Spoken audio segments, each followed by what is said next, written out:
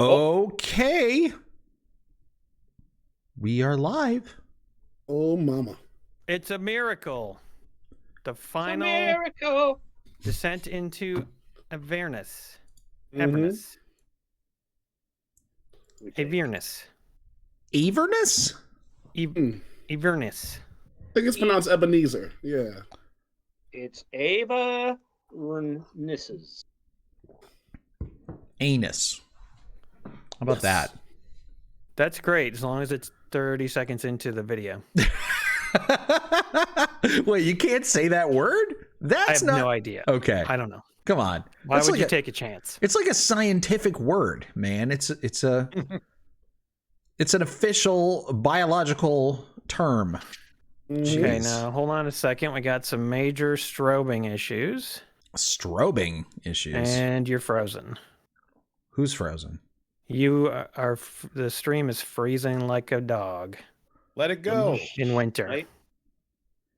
The stream is freezing. Oh boy. We're working on it, guys. Unless it's just me. Yeah, let's. Anybody else see that? And it's not freezing for other people? Okay, never mind then. We're good. Okay. God, you scared me for a second, Aaron. Yeah. Guys, a hype train is closing in. Oh my God. Don't you put that evil on. I don't have my suitcase. The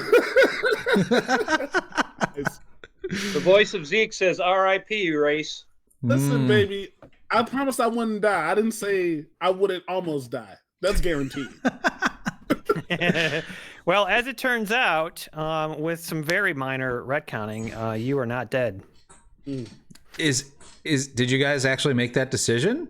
Maybe we should talk about it a little bit. I don't think we made that decision, Aaron. All right. Well, Yeah. I thought we did, but that's fine. Let's discuss it for everybody. I think that's smart.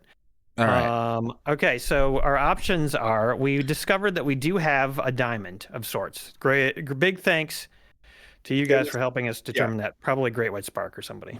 Grey Wolf 99 was the first one to bring it up, and then Great White Spark mentioned it. It was in episode 37 of the podcast, Race the Roasted. That time that we got mummy rot, we also got ourselves a diamond. Yes, you guys got a yellow diamond elemental spell gem. So that is a magic item that allows you to summon an earth elemental. But it also explicitly says that it's a diamond. And the spell Revivify, which several party members have, allows them to basically destroy a diamond worth 300 gold or more and revive someone who just recently died. So they could do that, and we could retcon that and have Race be back. But I want you guys to talk about it and be sure you want to do that before committing. All right. My thing is, if we're in like the dream world thing, right? And I thought it was kind of known that once we survive to a certain threshold, we're gonna go back to the real world, and this isn't like the final fight.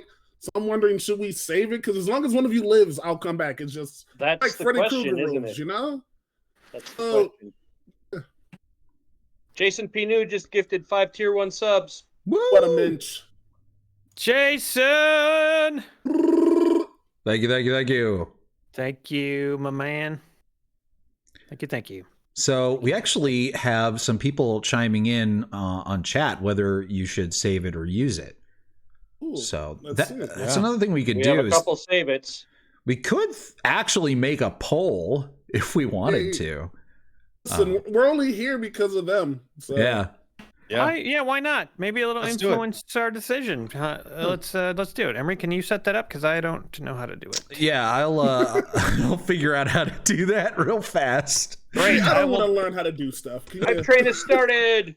Yay! Trade! We've already reached level 1. Stefan 500 subscribed for 25 months and says, "Unleash the beans." Well, how did you know, Stefan? That's exactly what's going to happen. We'll get to it. Teal Tonic subscribed at tier 1 for 12 months. And Jason P. gifted 400 bits, and now What we a have made it to legend. level Nice. 2 of the hype train. Ba-ba-ba-bum. Babooey. And then Shane, go ahead, Brad. You read it. Well, first, Tama 3 million gifted 200 bits, and then Shane Loves Games gifted 5 tier 1 subs. Yeah. Mercy. He gifted one to Dion Green Vibes and one to GSP Jason. How Look awesome at those is that? guys. Yay! Nice. Level. Thanks. We're at level 3. Oh, That's God. crazy. All right, finale, well, baby. the GSP tradition is if we make it to level 5, we all do a round. So I hope you guys got something to drink. Oh, True. yes, sir. I do. Good way to start off the final adventure into our Avernuses. Whether I live or not, we get in that goddamn house. If my We're at level ghost, 4. Level 4 now.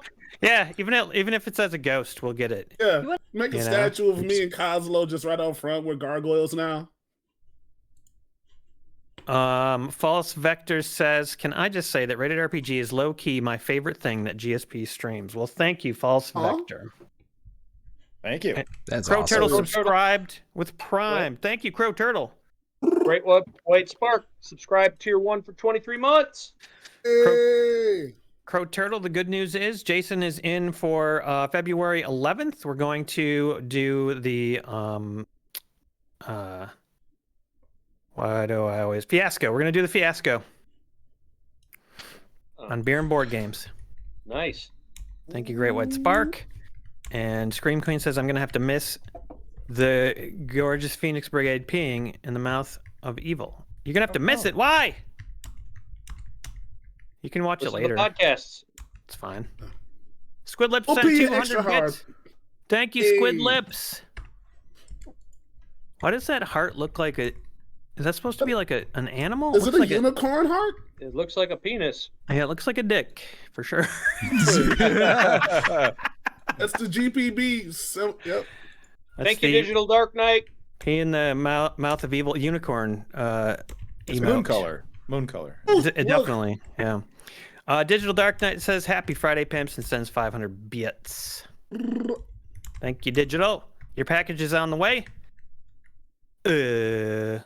Cool. Oh, they're gonna miss it because tonight's the last time. I get it. I think I get it. I don't know if I get it. It doesn't matter if I get it. Did you figure out the poll, Emery?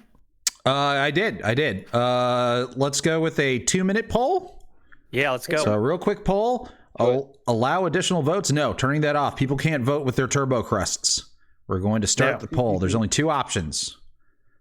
All right, started it. Poll: should they use the elemental gem to raise race? Oh boy. Ooh, it's even.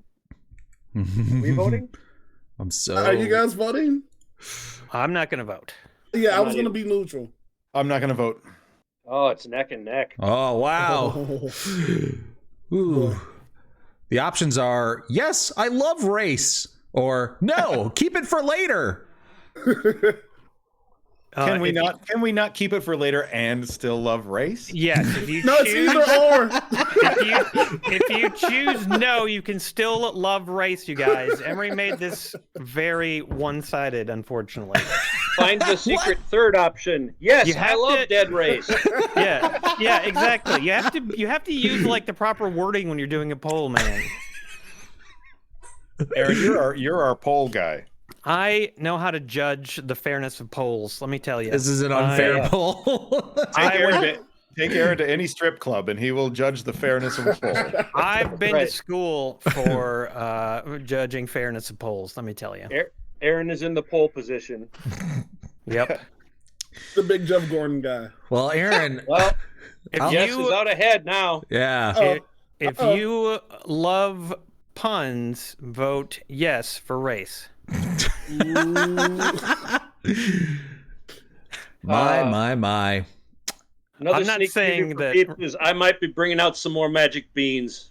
All right, well, it looks like we're going to love race.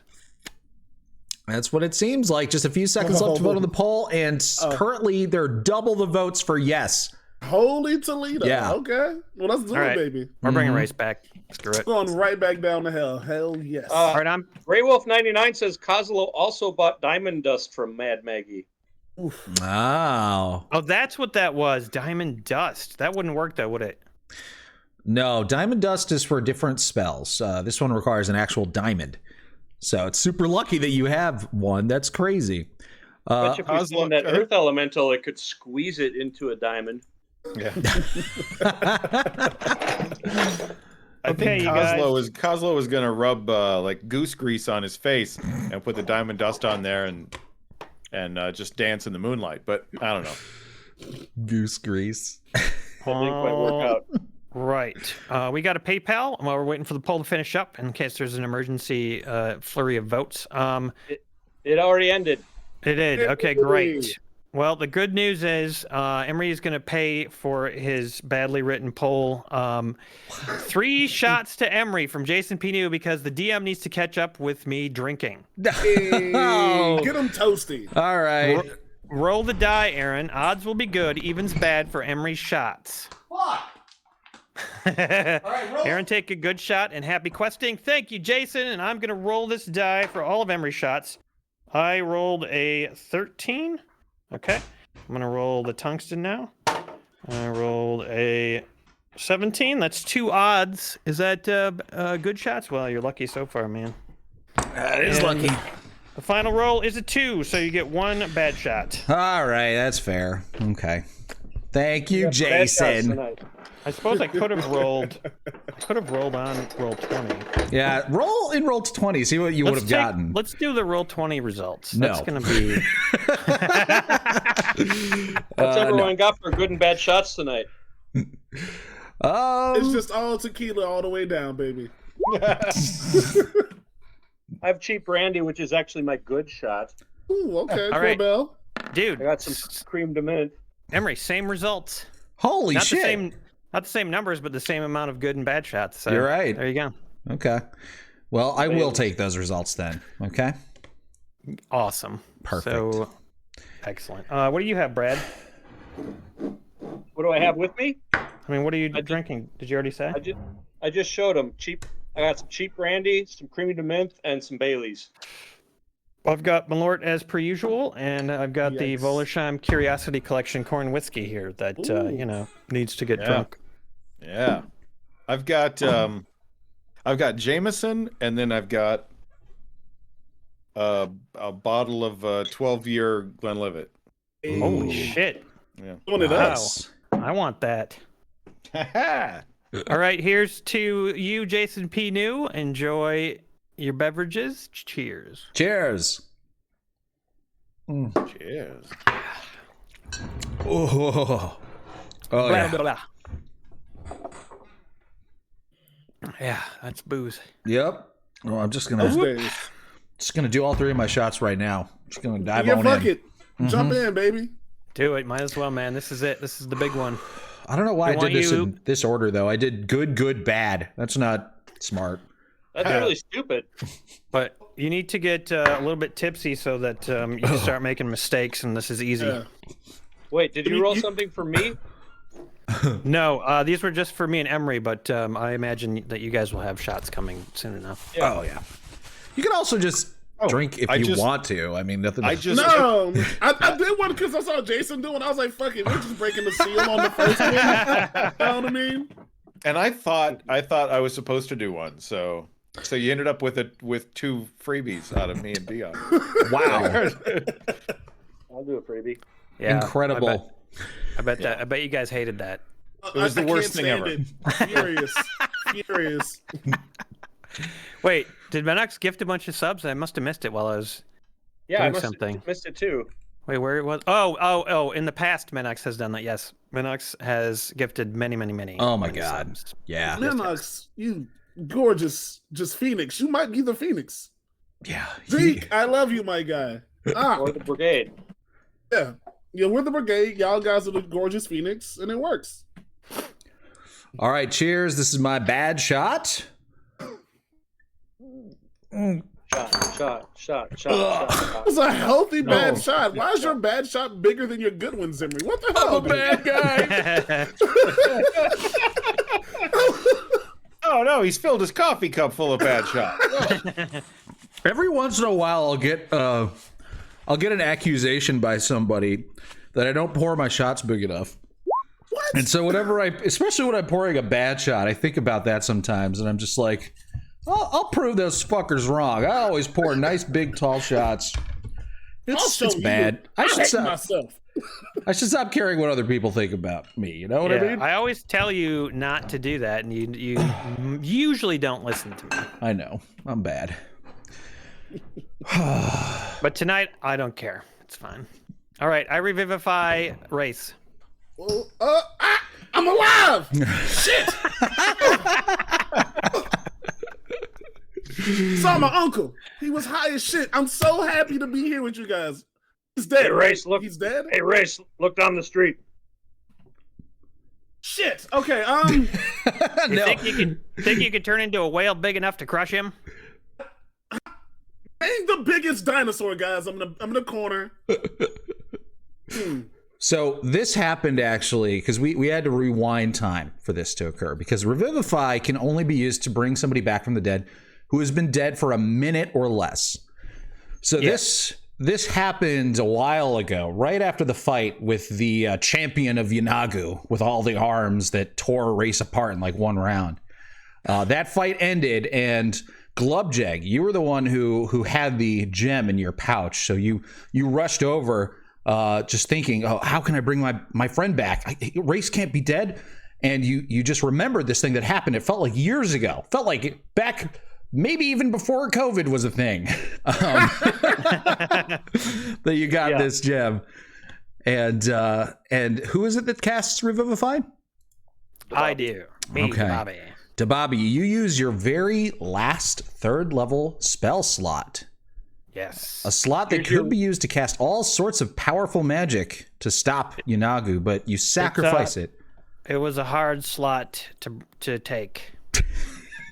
All right, here's your time rewind sound effects, everyone, and let's all do it. No,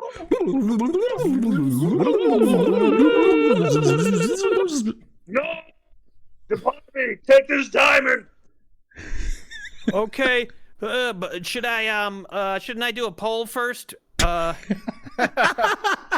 forget about it. We'll do one in the future. Okay, I'll do it. Screw it. Woo! Fast forward. I revivify the bucket of Race's remains.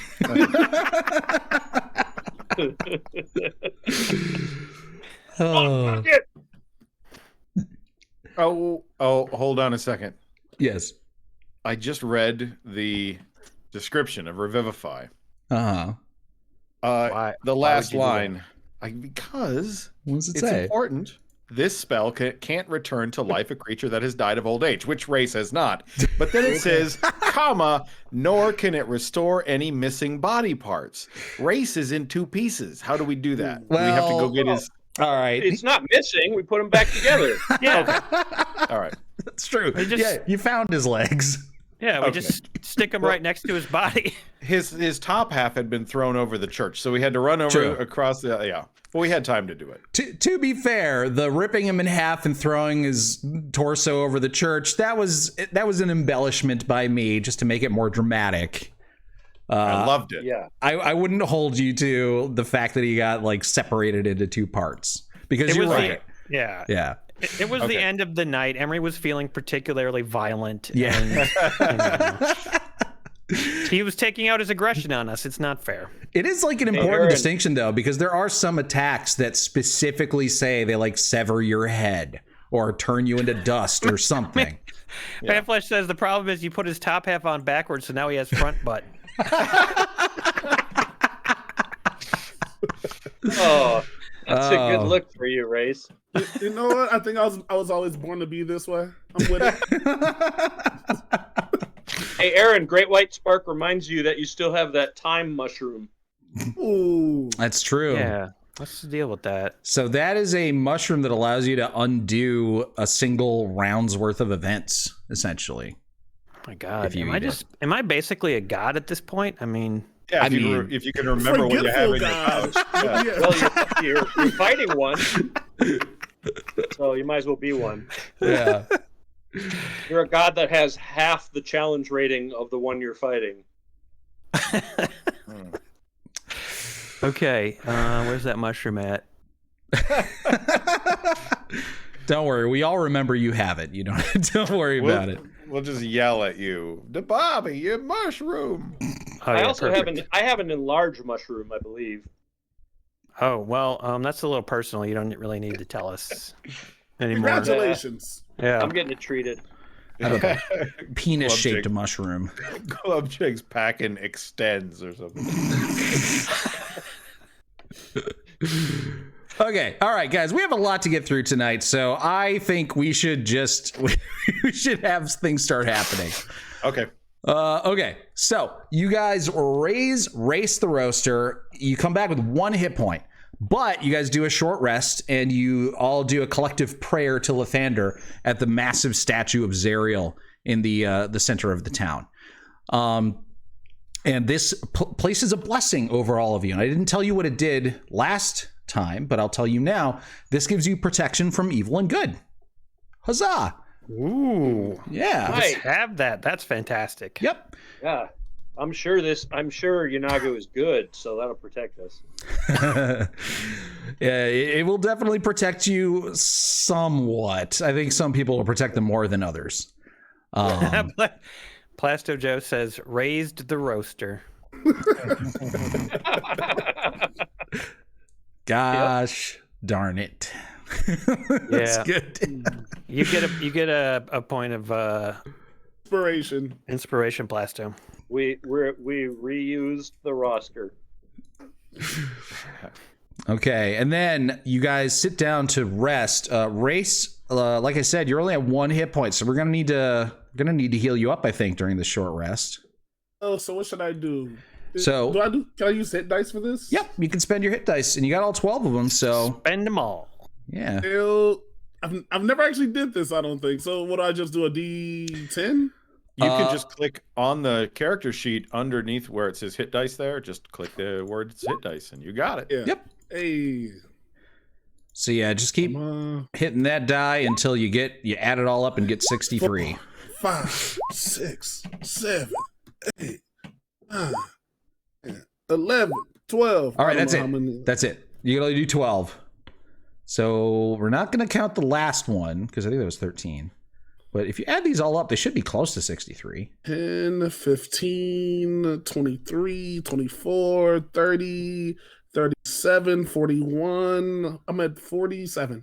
47. Okay. And I was spaced out, Race. Did you pray to the statue yet? I thought I had before I got murdered, but maybe not. No, because we didn't find the sign did that until at the after break. that. Yeah. Oh, well then. Oh, baby, don't fuck me. Don't you fuck me. I just came back from the death 3 times. Please don't fuck me. That's my prayer. Okay. Yeah. You whisper that prayer, and in halfling that sounds a lot more eloquent than it does in common. And the warm glow of holy light sort of washes over, and you feel a little bit more protected from the evils of the world. Okay, so you are healed up. Does anyone want to heal him any additional amount of hit points with any How many abilities? The total is 63, so I'm only 16 off of my normal. You got it. Yeah, I think I got like during a short rest, can I use like healing word or any of that? Yeah, you can heal yourself with spells and stuff. Sure. Oh hell yeah! As soon as You don't get spells back after a short rest though. No. that's okay, because I never use my level 1s anymore, so they're just kind of chilling. Yeah. Hamstone walks over to Race. I put my hand on his shoulder and I say, "I'm sorry that we let that happen to you, buddy. Here you go." And I give him 16 hit points out of my pool of 60. What a gentleman! Yeah, thank you. And then I'd like to also use my. Pardon me, I got a little catch in my throat. I want to use my not channel divinity, but my harness divine power. Yeah. So I can regain an expended spell slot. So that is, I can get a level 2 spell slot back. So I will do that. Nice. Okay. So you guys spend some time resting, recovering, healing with magic, and just kind of eating some rations or whatever. Maybe talking each other up and like kind of, I don't know. What do guys do? Slapping each other on the ass? whatever, hyping yourselves up. Yeah. Yeah. We hype ourselves up. We slap our. I slap my own ass. I don't let anyone else slap it. Do you have Slap an the automatic shield's ass slapper that you invented? I just take and I imbue some stones on the ground with the power of a slap. Thought you just slammed your wrench for everything you do. Yeah, I tap my booty with my wrench for I life. slap Race on the front of his body because that's where his ass is now. Slap my front butt. Glubjag, you get an idea as you're sort of waiting for this hour, because you actually don't have any wounds to yourself. You're perfectly fine. So you kind of have a boring hour ahead of yourself. So you find yourself thinking about possible ways you could sort of like set a trap for whatever might be coming for you. And it crosses your mind that you might want to plant a couple of your beans, right? Yep. Yeah, plant them. And if I recall correctly, you had mentioned that you wanted to maybe plant them in some sort of sack or container or something so that you could throw said planted That's beans. Right. Okay. That's right. All right. So Glubjag kind of forages around in the town and finds some suitable containers. And your plan is to plant these beans about a minute before the enemy arrives, whoever that enemy might be. Yeah, because we knew it was going to be an hour. Yes. And I'm gonna do the same thing with my I'm gonna use a level 3 spell slot to do a dancing performance. So because it only lasts an hour right before the guy gets there as well. So I'll have another little dude. Oh, sure. Yeah. You're summoning, you're animating an object to fight with you, right? Okay. Are Cool, you cool. allowing us to do other prep stuff before the hour's up? Yeah, whatever you can do in an hour, go for it. I'm going to cast haste. Oh, okay. Yeah, you can cast haste like when you hear the enemy approaching. I have That's a fine. guys. I got a thought. Yep. You know, if I were to do a abjure enemy, there's this thing I could do where I just, I see an enemy within 60 feet of me and I like call them an evil son of a bitch and I denounce them, and then even if they make their save, their speed is halved for a minute or until they take damage. Now, hey, let's say there's this big bad guy and he could chase us around. It'd be like kind of funny if we just ran around and he couldn't catch us for a minute, right? Yeah. But then we can't, if we do damage to him, then it's done. I just wanted to throw that out there. If you happen to hear me do that, then you know that's the score. Yeah. Sweet. Is there some music that comes with it, like some yakety sax kind of vibe? Or Of course there is. okay.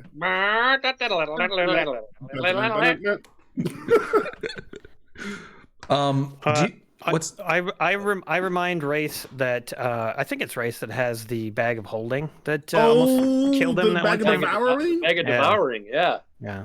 Ooh, how can I set it up? Can I turn it invisible and have it be like the reverse of like a mine? Because you know how mines shoot up and they get sucked in.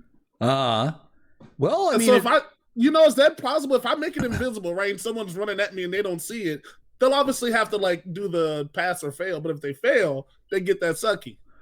yeah, I mean, if you do cast invisibility on it, which you can cast invisibility on objects. Is that a concentration? I wonder. Let's see. It is. I Yeah. feel like any sort of creature worth its salt would be able to see an invisible bag of holding, probably. But So it could be should wrong. I punch somebody in my hand? You know what I mean? You should just You try could, to. like- You should just try to bag him. Just try to bag him up. If you guys would have saw Inuyasha, it's like Sango. He had this like hole that was a curse, right? And when he unwrapped it, he could like suck up everything. It was like a black hole. So maybe I could like do some Inuyasha black hole hand shit. Put it over his hand, yeah. Yeah, anything. All right, Any part of fuck his it. body. You could go for his package. You could give it a try. Sure. Yeah. I mean, listen, guys, this is the final session. I'm throwing all my tricks out there. Of course, you got I have ball bearings. Oh yeah, don't forget ball bearings. Yeah. Yeah. So this is what I'm going to do also in front of us, in front of both Dababi and Hamstone, I'm going to put out some ball bearings. Okay. And then between those ball bearings, I'm going to cast the spell Snare. Oh, sure. All right, well, let's see. Ball bearings, 10-foot square, centered on a point within range. Okay. This will No come problem. back to kill us all, probably. Jedi subscribes to tier 2 for 28 months and says, made it. Welcome, Jedi. Woo! What's up, Jedi? Okay. I don't really know if snare's going to do much to him, but All right, well, I'll draw out the ball bearings. What 4 squares do you want to have ball bearings on them? where are you going to line up, guys? Let me look. I'll move it around, but that's the size of the ball bearings. That Yeah. white square. That looks like a pretty good spot right there, maybe. Yeah, Maybe I think like one a there, A little bit closer one so we there, can't go like around one. Yeah, maybe. Well- yeah. I'll probably be up front because I'm a Yeah. paladin. I don't want to hide out. Right, but here's what I'm thinking. Like, you stand behind some of the ball bearings. Bobby, you stand behind the other, and then in between them, I'm going to cast Snare. it. Okay, Snare. Okay. Snare. I can handle this. So now you are only going to have time to cast one. You're only going to have time for one round before, like, you basically have like Snare a lasts surprise for round. 8 hours. 8 hours. Okay, cool. Then you can do that. Plenty of time for that. Snare. I'm just looking up that spell. As you cast a spell, you use the rope to create a circle with a 5-foot radius on the ground or the I floor. put it in the chat. Okay. Cool. Creatures. Okay, cool. Then I'll put another square down, and I guess I'll make it a different color. We'll make it green. And it's going to be between these two, right? Yep. All right. So green is the snare. And white is the ball bearings. Yeah. Okay. Neat. Then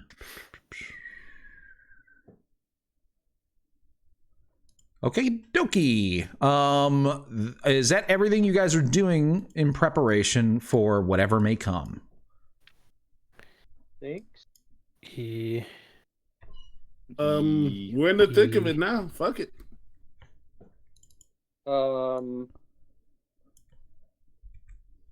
Duh. Yeah, I think so. Okay. Yeah, that's it. That's all. All right, put yourselves in the positions you wish to be in when initiative is rolled. God, this is too much pressure. Dance an item, I want you up front. That's what you're there for. So whoever's within 10 feet of them, you get an extra 10 feet of movement. Thank you. All right. I'm gonna be back here. Yeah, because I'm not T-Rexing right away, am I? Should I? I still have one. Why is the dancing item on top of me? Listen, you getting freaky earlier. Don't put that on an item. Hey, Bobby, what's your armor class? 24. Okay. All right. 24. All right, and so Glubjag, you are standing on top of the statue of Zariel. That's right. Okay, cool. And Race, you were standing kind of on the pedestal at the foot of the statue. Yeah. Sounds good to me. Alrighty, so the party takes positions as they hear the hideous cackling and howling of a hyena in the distance. This hyena sounds massive, enormous, and it sends a shiver down your spine, as this can only be the cackling of one creature, Yinagu, the demon lord of gnolls. And your worst fears are realized as you see the hulking figure emerge from the mists.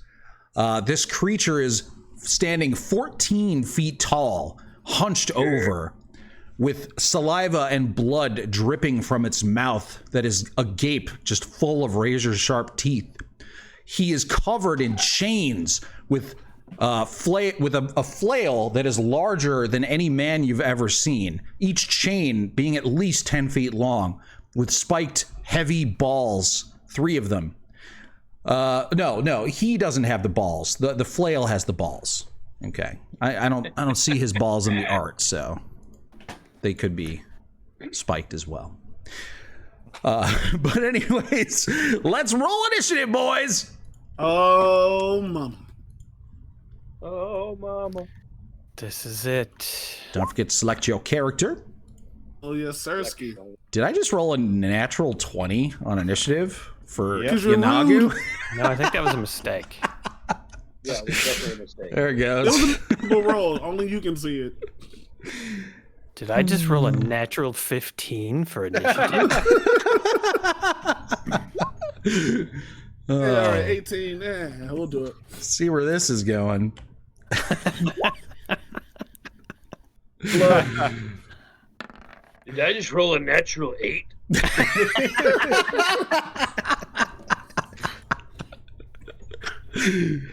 Oh. You know what? That's fine. Get that out of the way. Get that 20 out of the way. Get it over with. And Yeah, it's the only one you're rolling all Don't. night. don't do it Yeah. again. It's actually totally true. I'm glad for you guys that I rolled that on initiative. Okay. So I suppose I will Why did you just start. Huh? Aaron, why did you just roll a random D20? What? Oh, oops.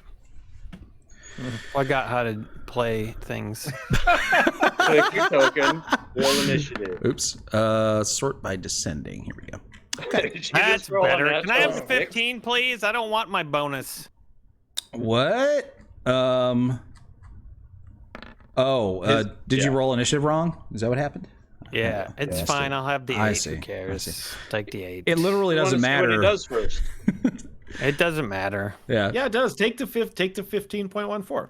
No, it's too late. I don't want it.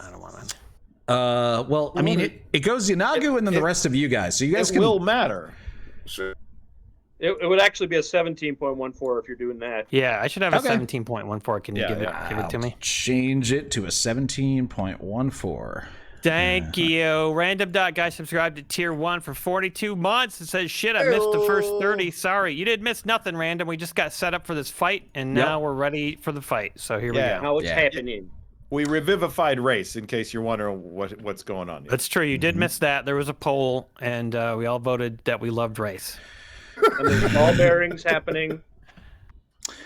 Yep, there are ball bearings happening. That's true.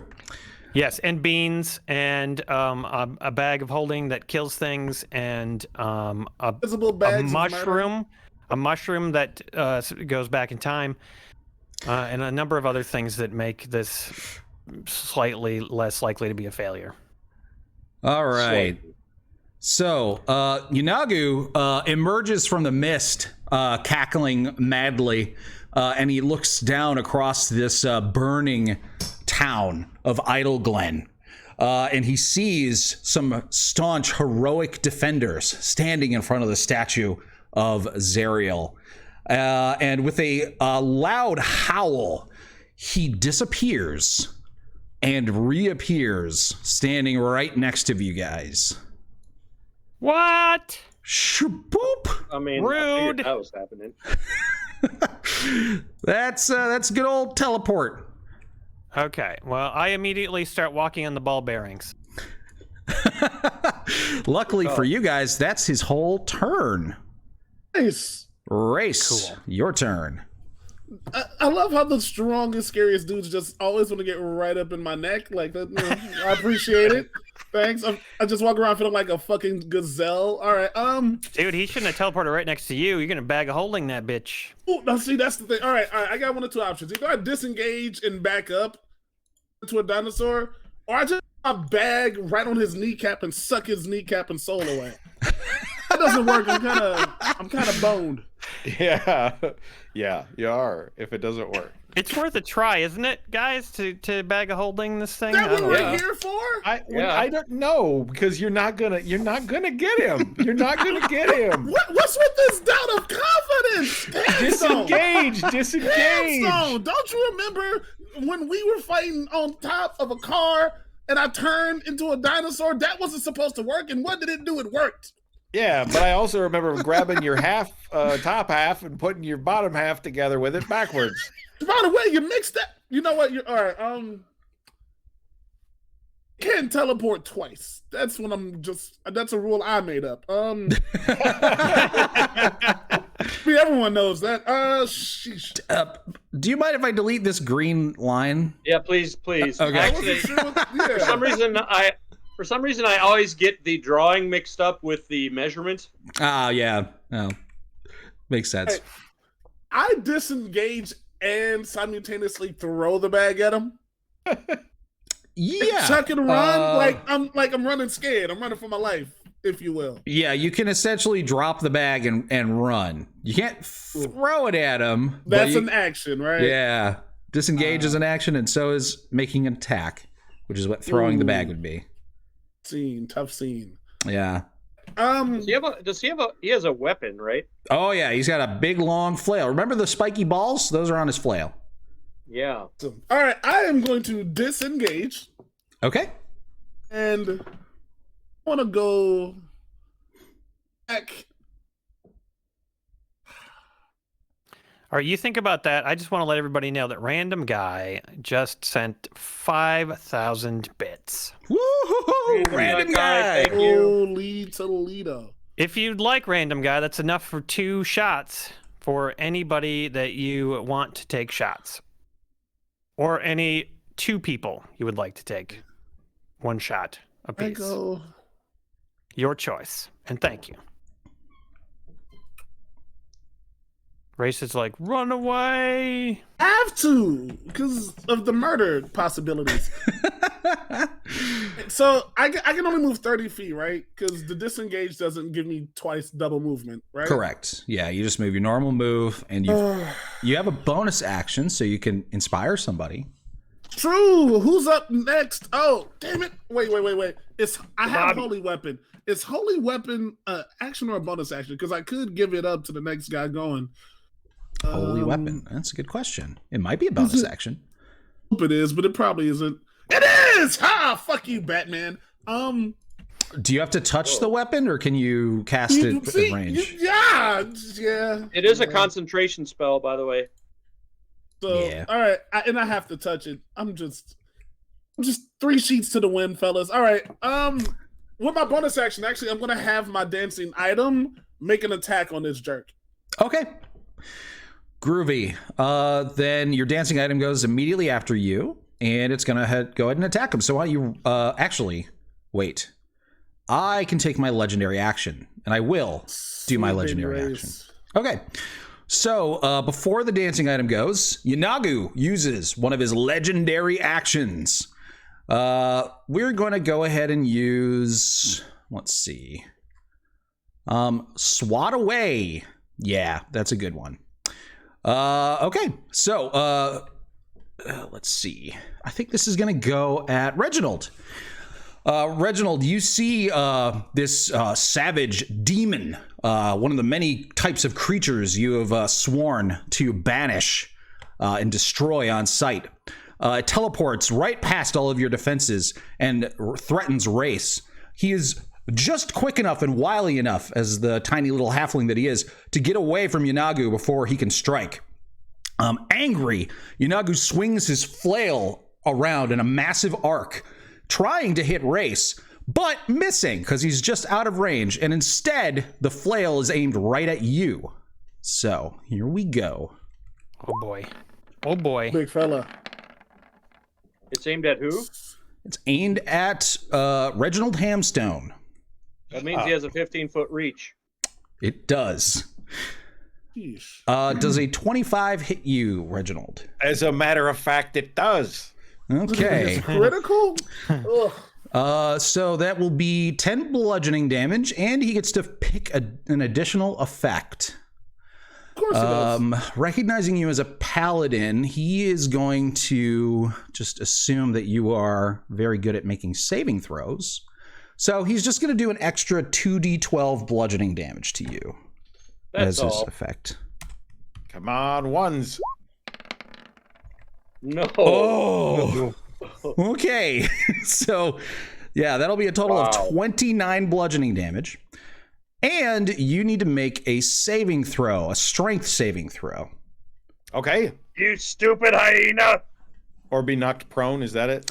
Possibly, yes. Oh. Strong as hell! Yeah! Oh, natural 20! Okay. Throw the damage back at him. All right. You feel this flail slam into your breastplate, and it does tremendous damage. You feel like your bones threatening to break inside of you. But you plant yourself firmly in anticipation, and you're almost lifted off your feet, but you hold your ground. Got legs like tree trunks. Yeah. Okay, now the dancing item is going to attack Yanagu. So go ahead and... Oh, Dion is gone. He not only slipped away out of range of Inagu, he also slipped away out of Discord. Oh, no. Meanwhile, random guy, I think, thought this was the starter of the adventures of the Green and Gold.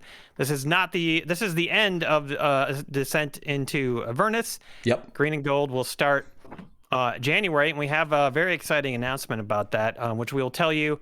Oh, in probably a half an hour or so. We'll take a break at halfway point and give you guys all of the news on what Rated RPG is doing for next year, and I think you're gonna love it because it's gonna mean more rated RPG for everyone. So yeah. Cool. And he says, random guy says, whoever wants shots should take them for those two. So who? Nice. I'll Who take wants- one if someone else I'll wants to do do one. one. All right, Deanna and Brad. Yeah. Winners. Winners. Here's big fella. Like I said, it's all tequila all the way down. But Cheers to you, little buddy. I'm glad you're back. Listen, I'm alive momentarily. Yeah, Jason, my plan there with that attack was if you had failed, you would have been knocked 15 feet back and knocked prone. So you would have had to spend your whole turn just like standing up and getting back to where you were. Yeah. So that was a great save you just made. Sure was, Emery. Yeah. Back to you, Emery. I hate you. So, Emery, is there any way for us to like do a history check and know how many of these legendary BS actions you got up your sleeve? Because that was just one. Yeah. Yeah, you guys can go ahead and make a let's say a religion check or an arcana check, whichever one. Ooh, You I want? mean, Can I I'm a just very interrupt for a magical- second Yeah. and Sure. share what Great White Spark just wrote? He wrote Tequila Mockingbird. See, this is why you guys are the gorgeous part of this whole deal. Yes. I gave him quadruple inspiration. That's incredible.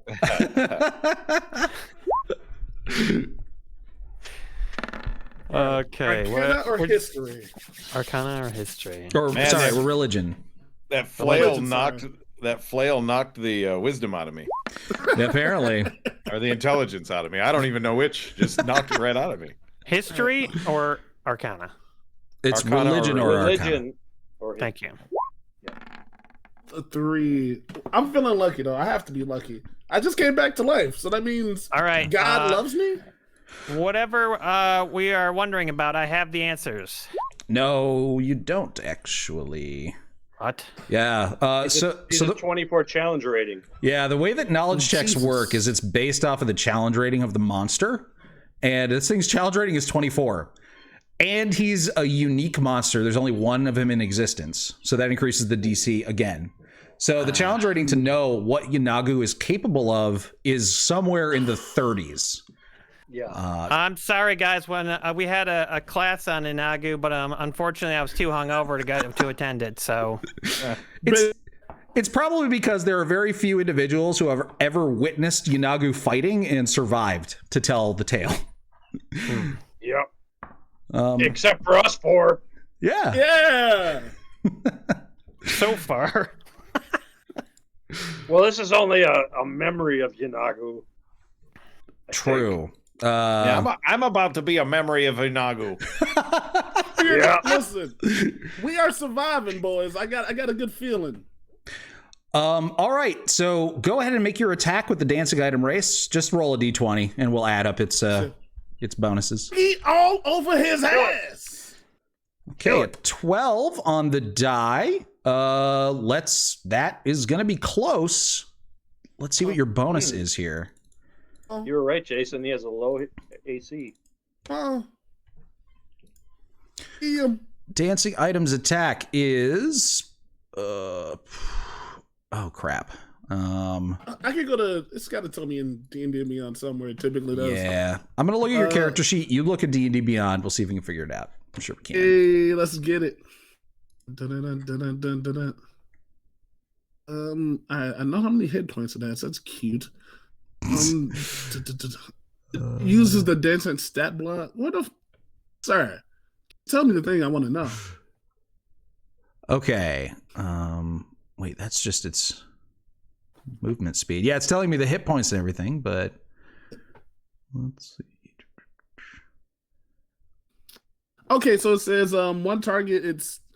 That just tells me the 1d10 plus 4. So plus 8 to hit a reach of 5 feet. Does that help? Okay, yeah, plus 8. Okay, so you roll a 20 to hit, and that does hit. Bam, boom. Yeah. Now, does it say anywhere in there about the nature of its attacks? Like it's force. It's force. Okay, that is good to know. Cool. So go ahead and roll your damage. 10 plus 4, 11. Hey, we're gonna chip 11? them down. 11 force damage. Yeah, that actually does work. So 11 force. It's not resistant to force. So there we go. Bam. So your what is this item, by the way, that you animated? Since we're at the end and I can kind of feel that, all of our books are cooked, this thing is kind of a chimera. So it's kind of like Voltron. So it's got the main head of Kozlo again, but then it's got like Clem on one hand, and then the legs are those two dwarves who like died on the bridge. Mm-hmm. Then the right arm is gonna be moon color, just because I feel like we haven't used them at all really. So it's like a Voltron with a bunch of heads. Okay, I love it. Okay, then that is the end of the dancing items turn. To Bobby, it is your turn. Okay. Have you described Inagu completely to us? Like, for example, what is he wearing? What is he carrying? What's the deal? He has a big old flail made of metal. He is covered in chains, and he's got a little bits of armor on him that are all made of metal. In case that's what you're specifically asking about. Yeah. Well. Okay. So, I'm curious about whether or not Enlarge Reduce could work on his flail. Enlarge Reduce can't be used, I don't believe, to affect people's items that they're carrying. I don't think. It says an object that is neither worn nor carried. So I guess if it's in his hand, that's considered carried. Yes. Yeah. Okay. So does he have any tires that I could reduce? No. Is he on a Segway? Help out so much. If you do successfully cast Reduce on him, that would reduce him to a 10-foot by 10-foot monster, which would eliminate his 15-foot reach. It would reduce his reach, so. Yeah, but I'm sure I would need like a natural 20 or he would need to roll a 1 or something to fail his save. That's possibly. Yeah. Assumption. Okay, so I'm not going to do that because it's probably a waste of time. I feel like most of my spells are going to be a waste of time with this dude. What kind of damage? If you want to try it, I'll throw you my Enlarge Mushroom. Do anything? Enlarge Mushroom, what would that do? Actually, if I was enlarged, it would make me have a 15-foot reach. Never mind. Should I enlarge you? I don't mean that the way it sounds either, by the way. Well, I'm going to be mostly doing ranged attacks, I think. So if you're going to enlarge anyone, it would probably be you or Hamstone. I could enlarge myself. It'd just make me easier to hit, though, wouldn't it? Probably, yeah. It would make you do a little bit more damage with your attacks. A little bit more damage, you'd have a longer reach, but and it doesn't quite seem like the right idea. I'm just going to attack him, I guess, and hopefully I can survive longer than you guys can all his damage. Yeah. Okay. Let's hold on. Let's get me moved up there. Where's my move my character? Okay, here we go. Yeah, there you go. I'll just go right here. Okay. Okay, wait, you know what? Actually, I'm going to come around this way because it'll be a little bit farther away, and then hopefully he can't do like a massive... I'm going to try to get like behind him, actually. Why not, right? Because I got... I can do it. Sure. Yeah. I Why get behind not? him. Cool. So yeah, I got behind him, and now I'm just gonna smack at him. What? Can I say something to him since we're telepathically bonded at the moment? Yes. Yeah. I'm gonna be throwing those beans at some point, and I wanted an angle that I could possibly help something fall on him, which was going to be down here somewhere.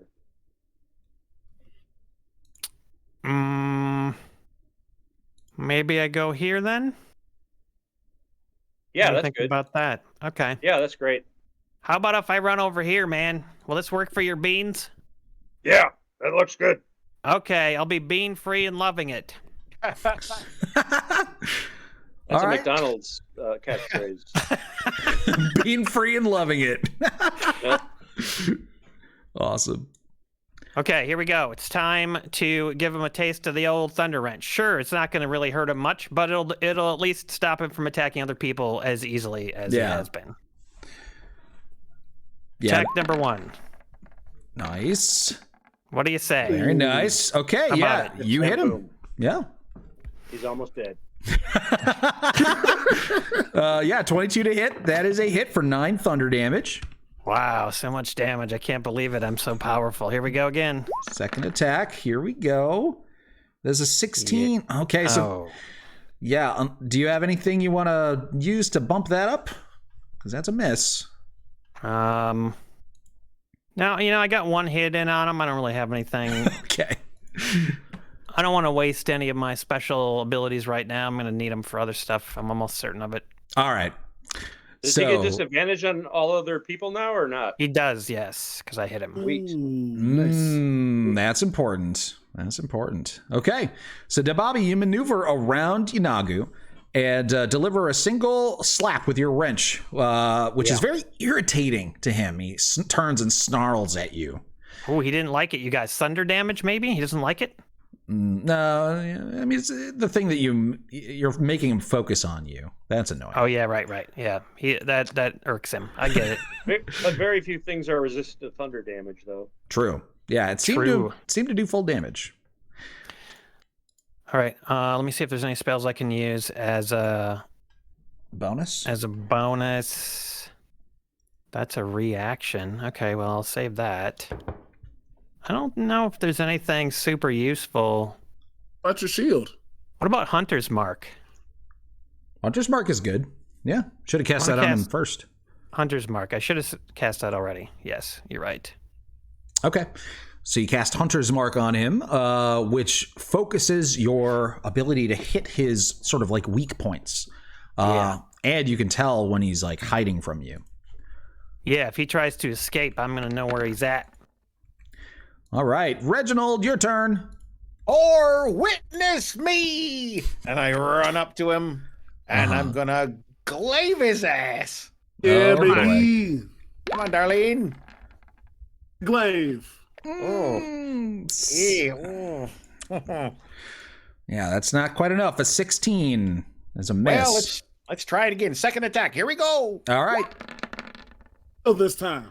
Oh, a 10. Also a miss. That is also a miss. All right. Well, I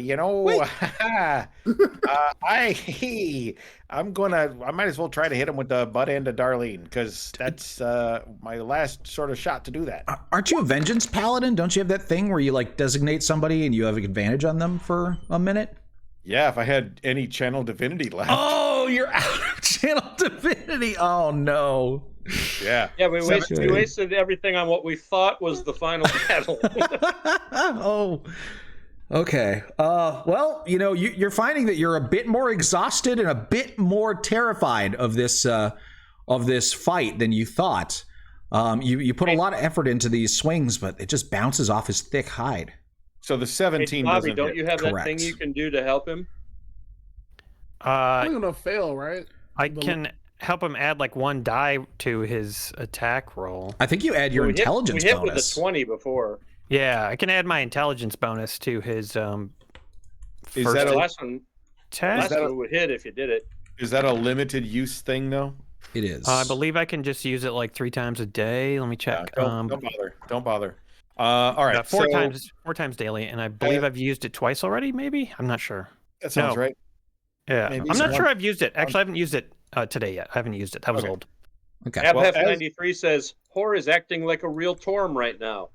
Oh, I didn't pray to. Ooh, I that's just a said low witness bar. me. Yeah, that's okay. I'm going to use, because of Polar Master, I made an attack, and now he can't get an opportunity attack on me, Okay. whether I hit or not the rest of my turn. So Okay. I'm going to move 5, 10, 15, 20. I'm going to move right back. Let's see, 5, 10. Right here. Oh, okay. Sounds good. Right next to Race. Yeah, that's an annoying spot to be in. Let's see. I think I know what I'm gonna do. All right, after your turn, Give up? Cheers, Gabby. Yanagu is going to go ahead and use another legendary action. It's actually going to be the same action, but he can use it up to 3 times. So, seeing this annoying, what are you even, Aaron? Genasi? This annoying fire that's right. Genasi? I'm a fire genasi, bitch. I'm Bobby the Enjoyable. Nice to meet you. Yeah, talk your shit. Yeah. Yanagu attempts to swat you away like the pitiful little insect you are. Here comes the flail. 30. Does that hit you, sir? Oh, man. Well, it Yeah. might hit me. I'm not sure. Is it just damage that this does? No, it's a lot more than that. Yeah, it's gonna knock me around if I fail and all the different things. I think your AC is not going to matter too much to this guy. I want to impress this guy. Okay. I am going to use my reaction to force him to reroll. Okay, you're going to use Lucky, I think? Yep, my Okay. one chance to use this, and I'm gonna. I think he's got a 50-50 chance to hit you every time. Probably. But I want to blow his mind right now. I want to scare him. Yeah, Piss him no. off. Makes a lot of sense. Here's the next attack. Rerolling. Oh, baby. 26. All right, fine. You can hit me this time. Okay.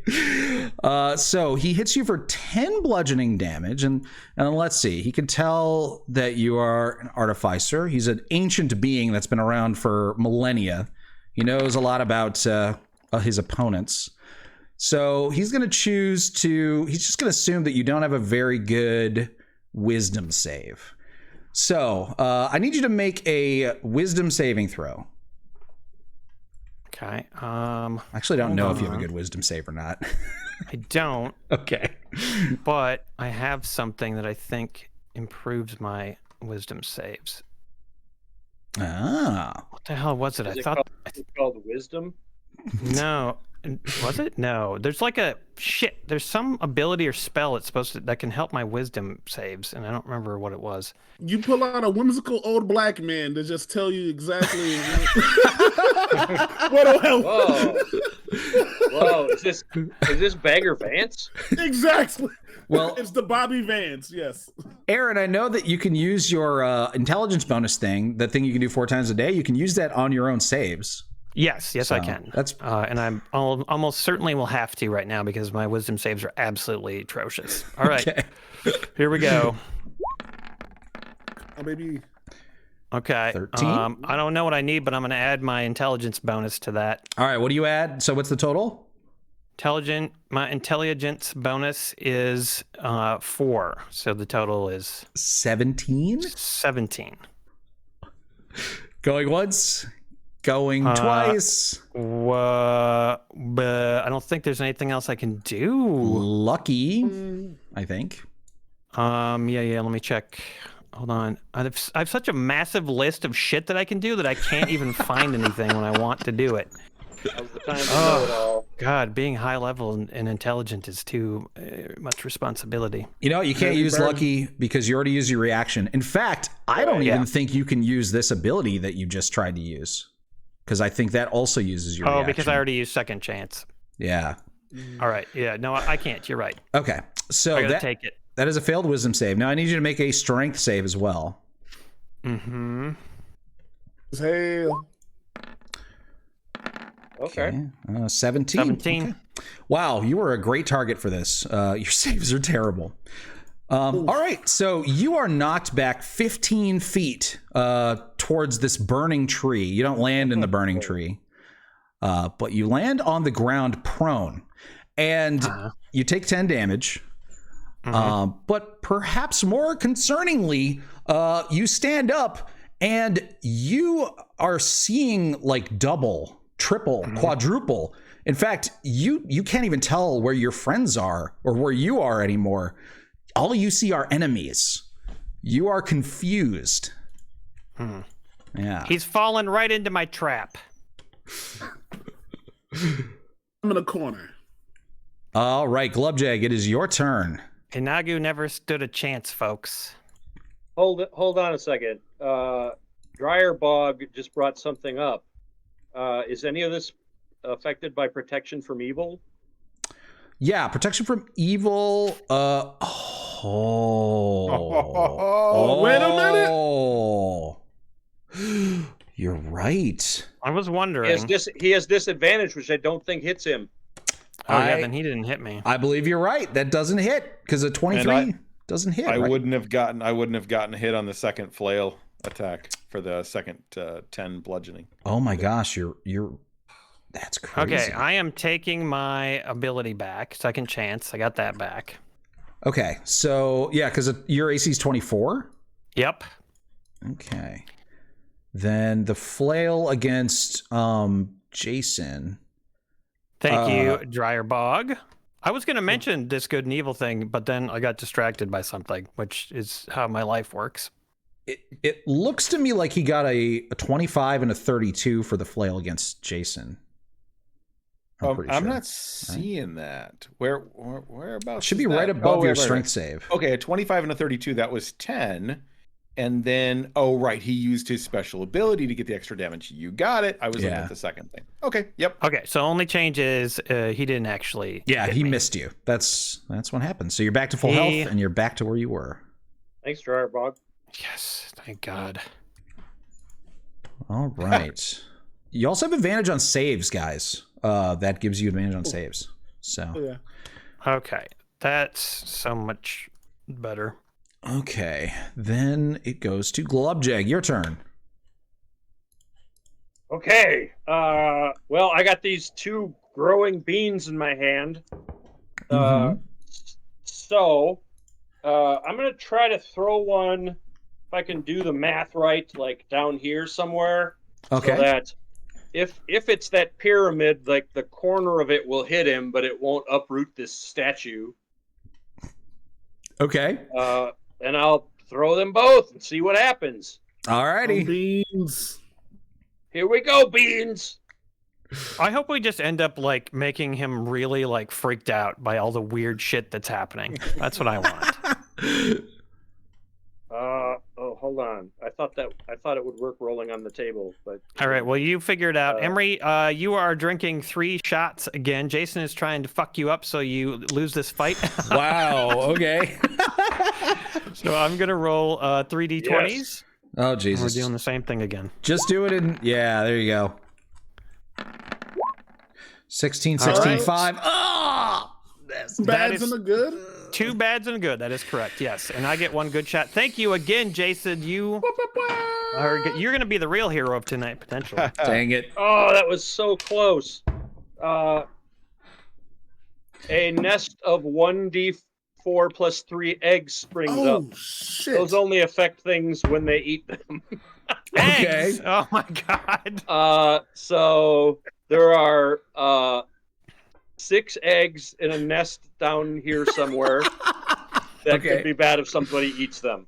That's Okay. 1. It was so close to the pyramid. Man, I haven't And number 2. 38.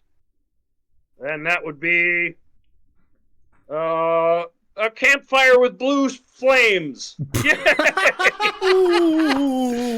Well, Man, you get a pan and you can make some Oh, wait, scrambled no, it eggs. was 56. I accidentally rolled it twice. 56 is 1d4 plus 8 bright pink toads. So there are also 9 pink toads down there that really only affect you when they're touched. Okay. Forgive me if I don't designate where those useless things are on the map. We're just gonna. Yes. Although if we touch them, if we touch those toads, they turn into a random large monster. Oh. Oh. Large or smaller monster of your choice. Of my choice. Oh, okay. All right. So we'll say that this large square here. Oh, I should change the color of that. I'm gonna make a little square here. It'll be a pink square. This will be where the toads and the eggs are. Right. If you feel so inspired, people, you can touch them. Yep. Am I dancing Adam touch him and make him transform? If you command it to, then yes. I believe it. Yes. Dude, I'm using my fucking rats on the toads. We're going all the way in. Nice. There are 9 of them. Boy. 3 whistles. Okay. Yeah, that's a good idea. Okay. And then all right. So and then I'm gonna move back here to the edge of this wing. Okay. Can you move me there? For some reason I can never move myself to that wing. Yeah, like there.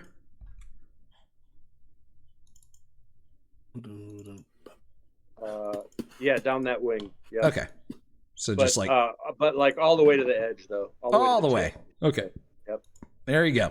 So Glubjag hucks his bombs of beans, which turn into various potentially useful eggs and toads, and then retreats to the furthest tip of Zariel's wing.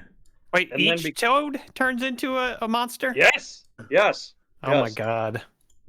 Yeah. And go ahead. I was gonna say, are they under your control or are they just monsters? They're just monsters. Okay. So stupid. Yep. Alrighty. Yeah, that's like an act of desperation, I would say. And that, well, there are several things that could have come that might have helped us, like a Bulette and a Treant and a pyramid with a mummy lord, Or toads. or toads. Yep. Yeah. All right. And for my last hasted action, I will attack with Okay. Planar Warrior. Oh yeah.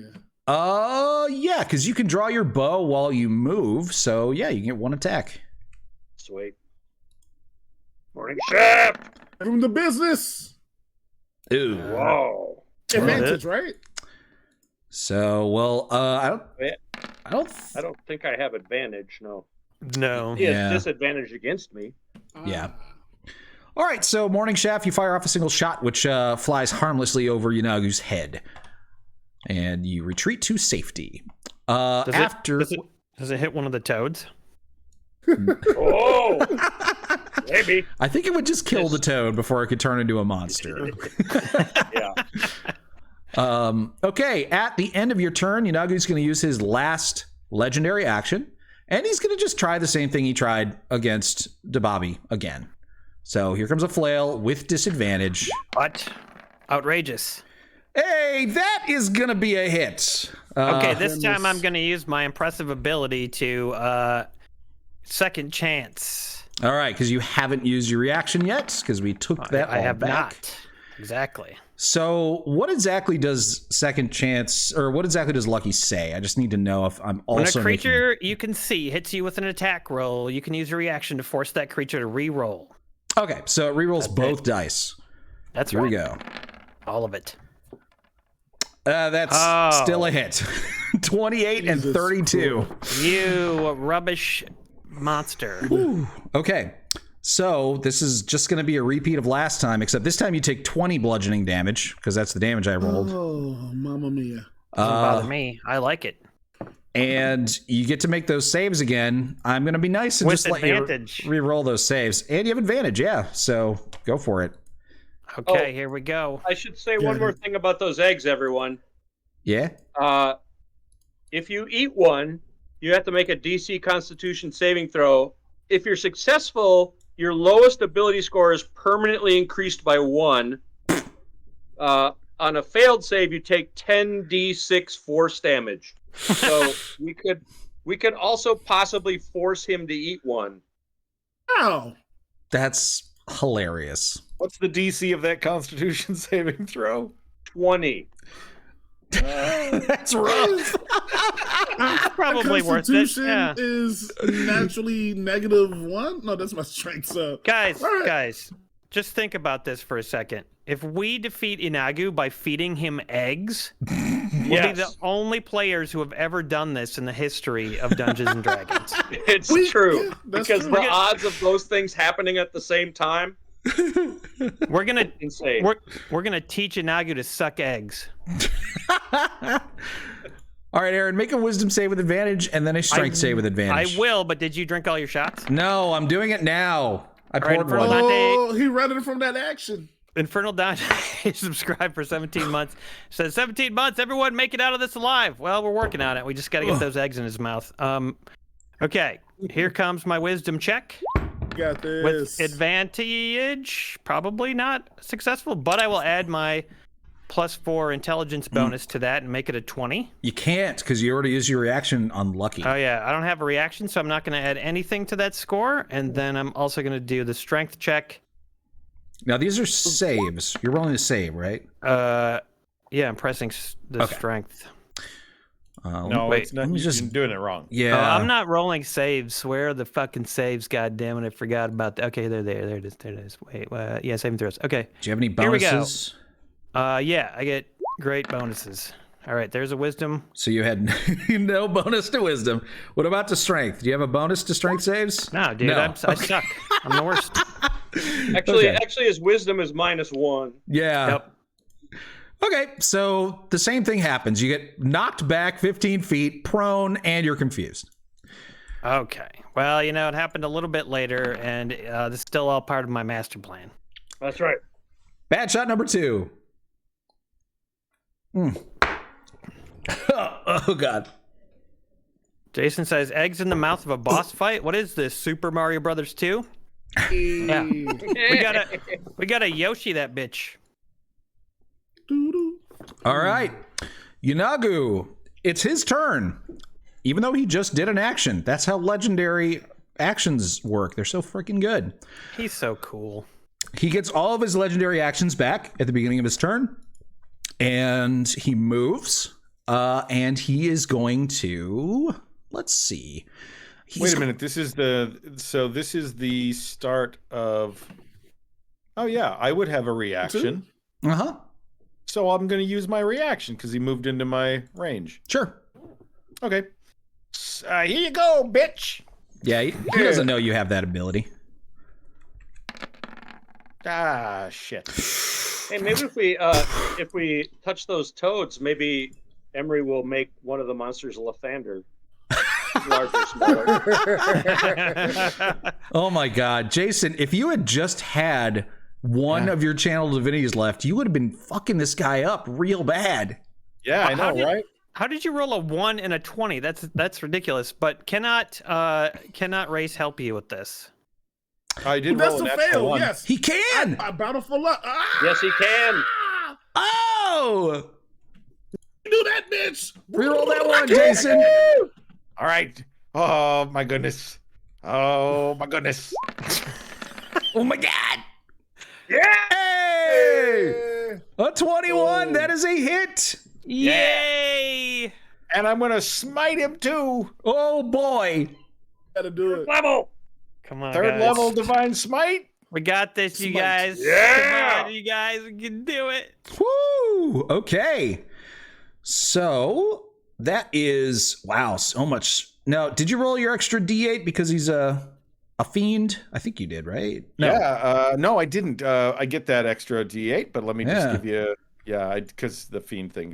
Can I just say that Okay. there alone may have been the best reason so far to revivify our buddy race. Yeah, no kidding, right? It's true.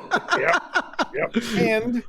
And because I hit him with an opportunity attack, I get to move half my speed right now, and he does not provoke. I do not provoke. Wow. Okay.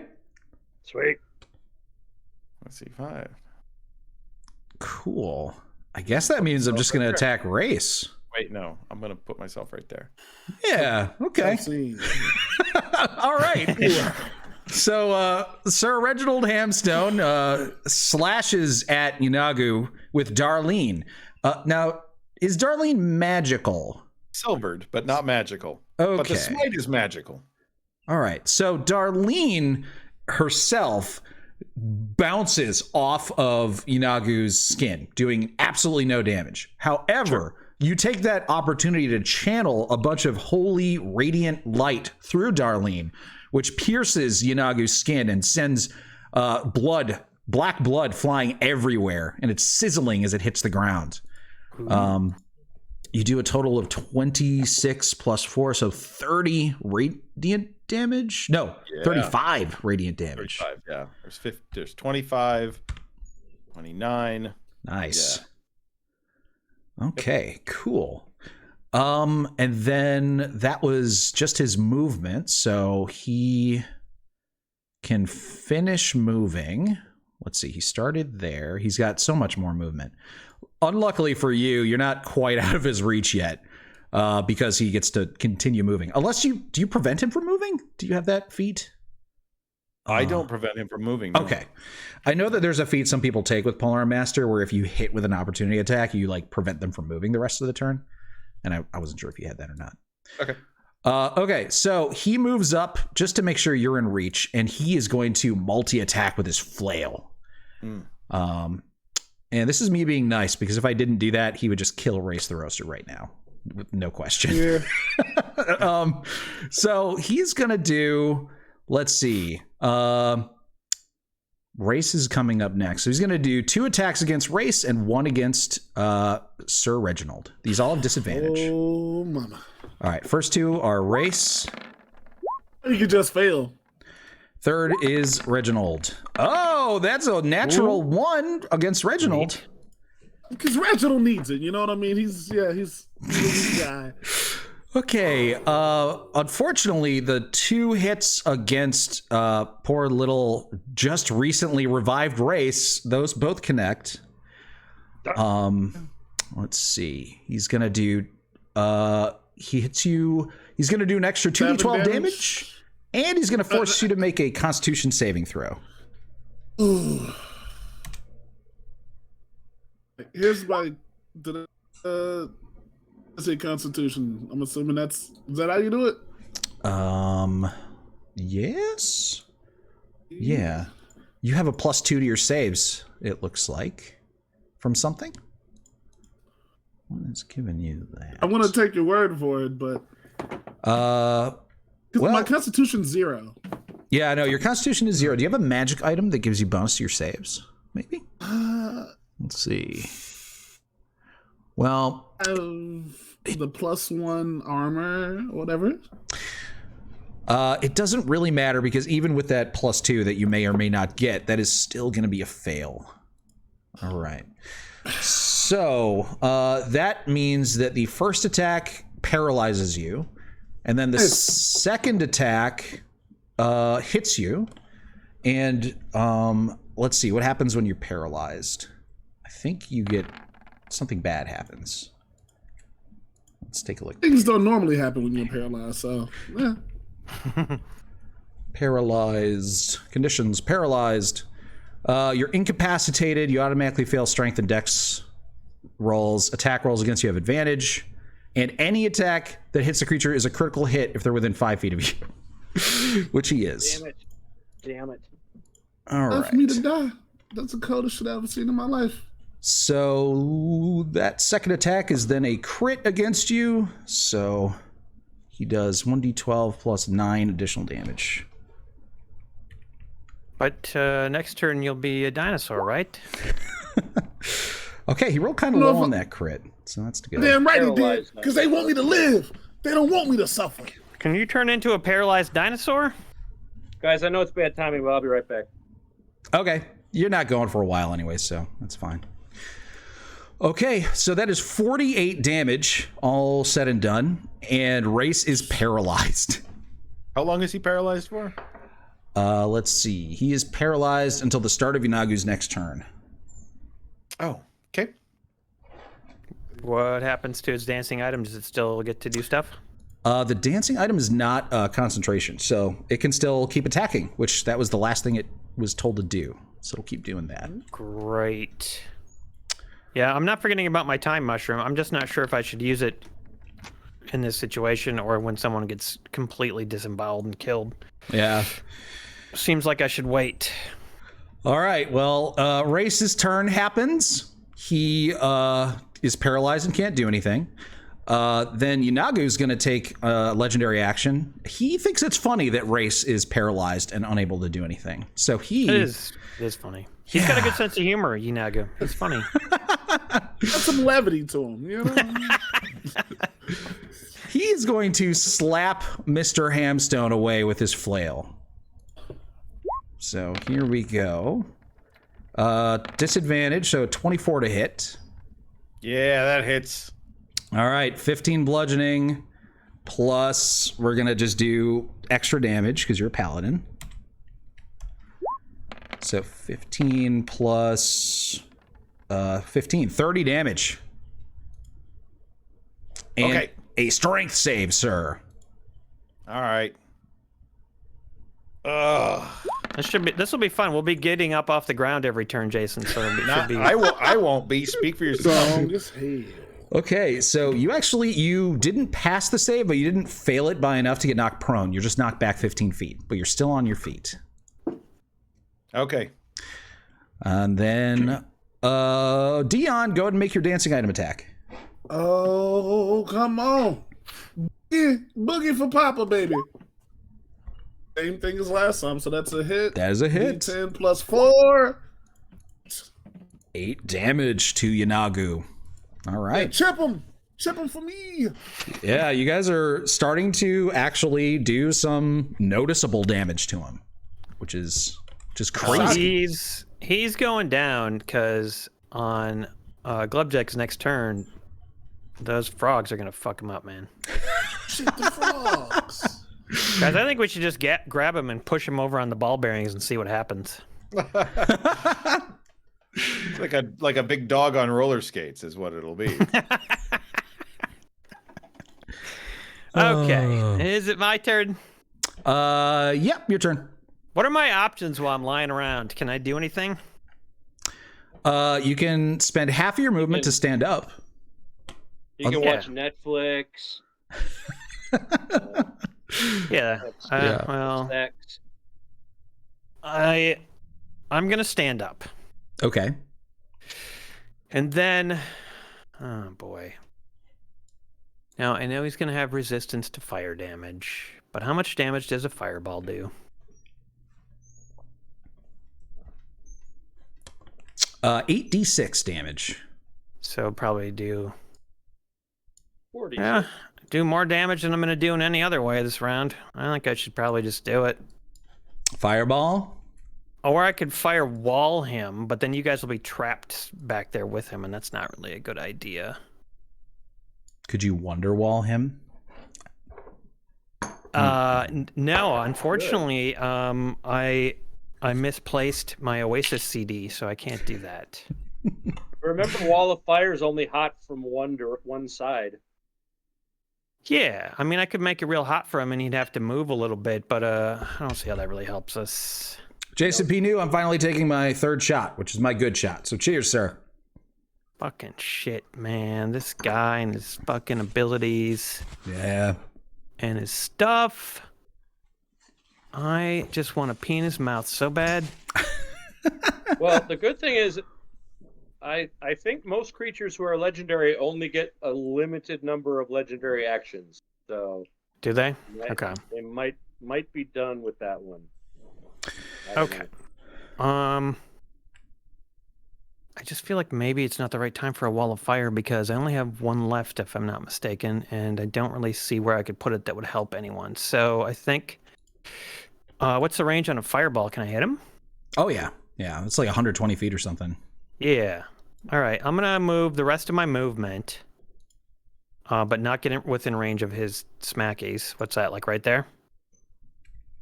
Yep. Basically, you put yourself 15 feet forward. Yeah, that's fine. Yeah. And then I'm going to hit him with the fireball. Is that going to do any splash damage to anybody, or can I just hit him? You can put it so it only hits him, yeah. That's what I like to hear. Okay. Okay, let's do it. So you go ahead and conjure up your fireball. Roll 8d6 damage. I will make my save.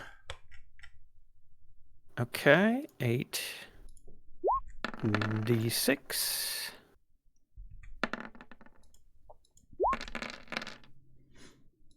Okay. How much damage did you do, sir? 27. 27 points of fire damage. What's your spell saving throw DC? My spell saving throw DC is 16. 16. Okay. He has advantage because he has advantage on all saves against spells. So he Sure gets he a does. 19. Okay. So he only takes half. So 27 divided by 2 is... I don't know why I'm doing this. He's immune to fire, guys. He's immune to fire. He's immune to fire. He is a demon lord, yeah. Shit. Yeah, you watch the fire wash over him, and it doesn't even singe a single hair on his body. Are you sure? Yeah, I'm sure. Oh, wait, no, you're right. He's only resistant. Yep. Thank you. Jesus Thank Christ. Those shots are kicking in. Yeah, the shots are kicking in. Oh God. Are you sure Race is paralyzed, Emery? I'm sure about that. Oh, yeah. Am I still confused? I'm glad. Oh, you are confused. So would that complicate shooting a fireball at him? It actually absolutely would. We're gonna need you to roll I think it's a D100. Thanks for reminding me, Tama. Yeah, you guys are the best. Thank you for reminding. Well, I don't want to accidentally fireball wait. somebody else. But this fireball emanates from the shield, not him. That the shield follows his. Yeah, I'm aiming yeah. the shield, man. Thank you, though. Yeah, but the shield would know if he's like, 14 pies in the butthole. He knows that means shoot a fireball. But actually, he's not there in the shield right now. He's actually not there, so. Oh yeah. Okay, dude, I'm confused. It's Yeah. important that I not cast this fireball. Okay? Roll a D10. Roll a D10. We'll see what happens. Will it kill somebody? Because I don't want to kill anybody. You will not fireball anyone other than Yanagu, potentially. Okay, I rolled a 10. Does that do double damage then? Nope, you do normally. You do your turn normally, so you do exactly what you said you did. Oh, Yes. thank God. Yeah. All right. I do scream out, 14 pies in the butthole. Your catchphrase you've heard so many times. When he's confused. Oh, Also, it seems like Yanagu cast Confused on the DM too, which is making this extremely exciting. I like it. This is good.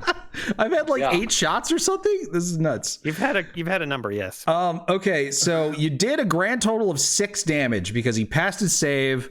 So half of 27 is 13, then half of that is 6, so 6 damage. They'll sing about me in the taverns for years to come, folks. Do I have any movement left? Nope. You used half to stand up and half to move where you are, so you're done. Okay. All right, cool. I'll just hang out, have some fun. All right, Inagu is going to use another legendary action. This time he's using a different one than you guys have seen. He is using the legendary action called Savage. Inagu makes a bite attack against each creature within 10 feet of him. If only you could have moved a little closer to Bobby. Yeah, no thanks. Wait, how many actions does he get? I'm just saying because I think don't most legendary creatures get like 3? He gets 3. SWAT costs 1. So last turn he did that 3 times. This turn, so you get them back at the beginning of your turn. So he did 1 SWAT and now he's doing Savage, which costs 2. Tolos subscribed for 16 months. Thank you, Tolos. Woo! Hello. All right, here's a bite against Race. That is only going to be a 19. Does that hit you? I think it does. I'm sure it does. Yeah, my AC is 16. Well, All he's right. paralyzed. Doesn't that give him like a massive lower AC, basically? Well, actually, yeah, you're right. It gives him advantage, so it cancels out the disadvantage. So it's actually a 20. And then it's an automatic crit because you're paralyzed. So 1d10 plus 9. Oh, Ouch. boy. Big ouch. All right, so you take a total of 29 points of damage. Luckily, I had 15 left, so we're fine. Yeah, you just are brought down to 0 and you're dying. I've been here before. It's kind of what I do. Yeah. This is the attack against your item, which is a hit. Takes 15 damage. All right. 55 left for the big fella. Okay. And then looks like he is finished, so you could take your turn, Reginald. Great. Is picking something up a free action? Yeah, interacting with one object per turn is part of your move action. Yeah. Okay. Hey, I All just found out I can actually look this guy up in the compendium. Yeah. Oh wait. I think you might be determining his legendary actions incorrectly. Really? Ooh. It says he can do one at a time Uh-huh. at the end of another creature's turn, and he doesn't regain any spent ones until the start of his turn. Yeah. His turn was First. first. But Yeah. hasn't he done like It 4 of feels them? like he's done like 10 additional actions, but I don't think he has. So Yeah? first turn he teleported. That was his whole turn. Then he did Okay. 3 swats, and then it got to Okay, his but turn again, and then But he you can attacked. only do one at a time. Yeah, he only did one at a time. It was one swat, then somebody went, then another swat, then somebody went, and then Okay. another swat, and then somebody went. Okay. Yeah, it just means that I can't, like, at the end of Race's turn just swat 3 times. You know? He's swatting. He's swatting correctly, Brad. Yeah. He's swatting Okay. correctly. Oh, okay. So his regular action is 3 attacks. I think Yes. that's where I was getting confused. Yeah. Got it. Okay. Jason P. New gifted Never 10. mind. Count them, 10 Holy smokes. tier 1 Woo. subs. And Great White Spark says, and thank you, Jason. Great White Spark says, does anyone need inspiration? I have 4 to give, apparently. Oh. I think we all need it. Can you give us each all one? You can each And have Jason one, sure. Pinu also he also gifted 5 tier 1 subs before that. Damn, Jason.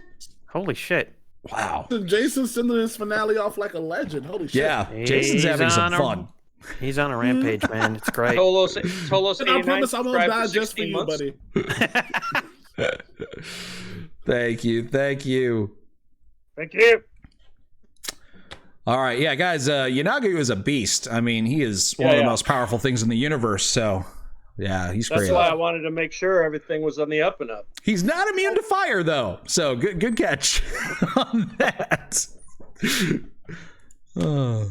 It's true. Jason is a legendary Indeed. bit giver on Twitch. So Yeah, he Yes. just did a legendary action. it's Yeah. true. He actually, he did 10 legendary actions, and then he had 5 before that. He gets to do his legendary actions whenever the fuck he wants. Yeah. He's a little bit different than Inagu. Yep. All right, where are we? Who's going and what's happening? Mr. Hamstone's turn, yes. So, my first thing is to cast Haste using my final level 3 spell. Ooh, okay. That is an action, but I Yep. get 2 actions. I gain a second action on this turn. Okay. It'll cost me, you say we do the first diagonal is 5, second diagonal is 10 in terms of movement, right? Yeah. So that would put me here at 30 feet. Okay. I would have, Yep. because I'm using haste, my movement is doubled. Okay. Correct. Sure. Yeah. Right? So action. Wait, no, it's not doubled. haste. Wait a minute. Am I not seeing? Oh, it? you're right. No, you can use a bonus action to move again, I think, right? Okay, but I'm not going to use a bonus action to move. As part of my move, I have 10 feet left of my movement. So as part of my move, I'm picking Race the Roaster up off the ground. Yeah, okay. And as my second action, or as my action, well, it would be my action, but second action, I'm attacking Yinagu. I'll attack Yinagu first, And then then pick Race. him. Yeah, okay. Yeah. All right. Sounds good. All right. Come on, bud. You can do it. Oh my God, yes. That is a hit. 24. Okay, are you gonna smite him?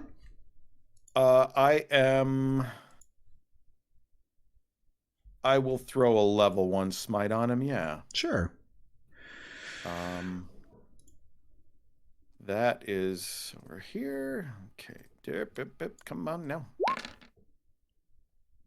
All right. So that's that.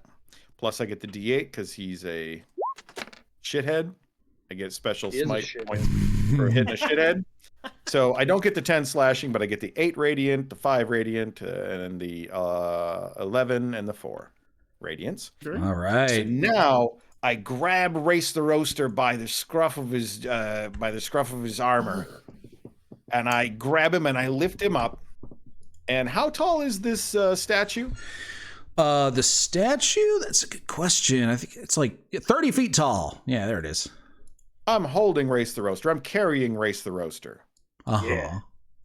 So I take a step here, and then I misty step me and Race on the wing of Zariel's statue. Oh my God. Oh my God, you bitch. You cowardly slut. I call it smart.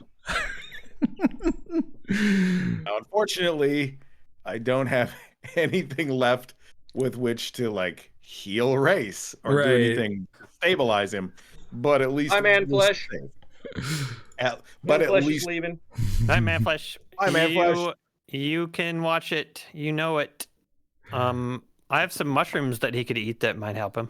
Yeah, you're very far away. So Yeah. All right. Oh, that's great. I suppose I could Misty step up onto the statue as well. Yeah. You could. And help out. I don't really understand why you're up there, but it seems like a good idea. Well, we're out of his reach. Yeah, he can't reach 30 feet up. Definitely can't. He's only 14 feet tall, and he has only got a 15-foot reach. Oh, he doesn't have a range attack? What's up with this dude? I know, right? We haven't seen one anyway. Yeah, well, he'll come up with something or teleport, yeah. Exactly. All right, well, he doesn't seem like a ranged sort of guy. Yeah, he doesn't. All right, well, that's my... Oh, go ahead. That's my turn. That's it. All right. Reginald bravely taps Yinagu on the shin with Darlene. Does a little bit of damage, and then grabs Race and teleports up using Misty Step to the top of the statue of Zariel to safety. Very nice. When danger reared its Hamstone quickly ran away. When danger reared its ugly head, he bravely turned his tail and fled. Hey, no. Don't you fucking miscategorize this shit. That is a strategic retreat. I saved... Very smart. Fuckers. I saved the fucking halfling. I saved Race. He was going to fucking die. Some Python. I know what Monty Python is. I'm playing D&D. Jesus. Fuck, guys. I already said you were smart. Oh, boy. All right, Glubjag, your turn. I don't know if this statue could support that dude. All right. Well, let's see here.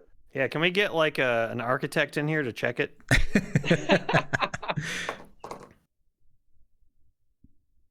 So, first thing I'm going to do is I'm going to bamf down here. Bamf. Come on, Brad. You can do this. You can do like 1 million damage to him I know you can. Yeah. And I'm going to attack him with my planar warrior. Okay. I'll use my inspiration up. What the hell?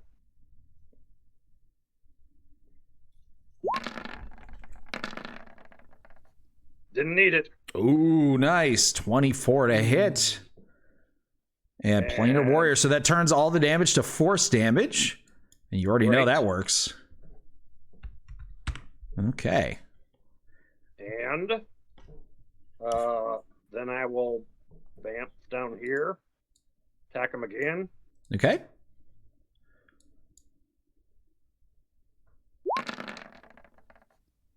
Um, 17 to hit is going to be a miss. Very good. ABF says, I keep hoping the statue of Zariel is going to come to life and save them. Yeah, me too. It doesn't need to come to life to save them. Look, it's saving them right now. Apparently it is. How far did he teleport that first round? Do we know? Like 70 feet or so. Okay. All right. So I will shoot him again. Okay.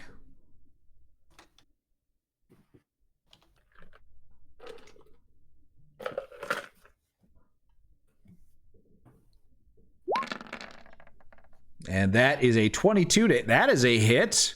Nice. Unfortunately, Planar Warrior was not in effect that round. But Okay, but you still do 14 points of damage. So far you've done 29 points of damage this turn. Pretty good. yeah. And then I'm gonna head over. Can you put me at the tip of the other wing? Sure. Right, you're hasted, so yeah, you can move real far. Okay. So Glubjag runs across the statue of Zariel, popping off shots every split second. Two of them connect and seem to draw some blood on Yinagu.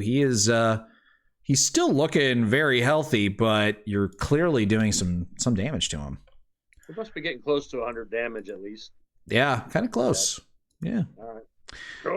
Cool. Now it is Yinagu's turn. And he is going to... what is he going to do?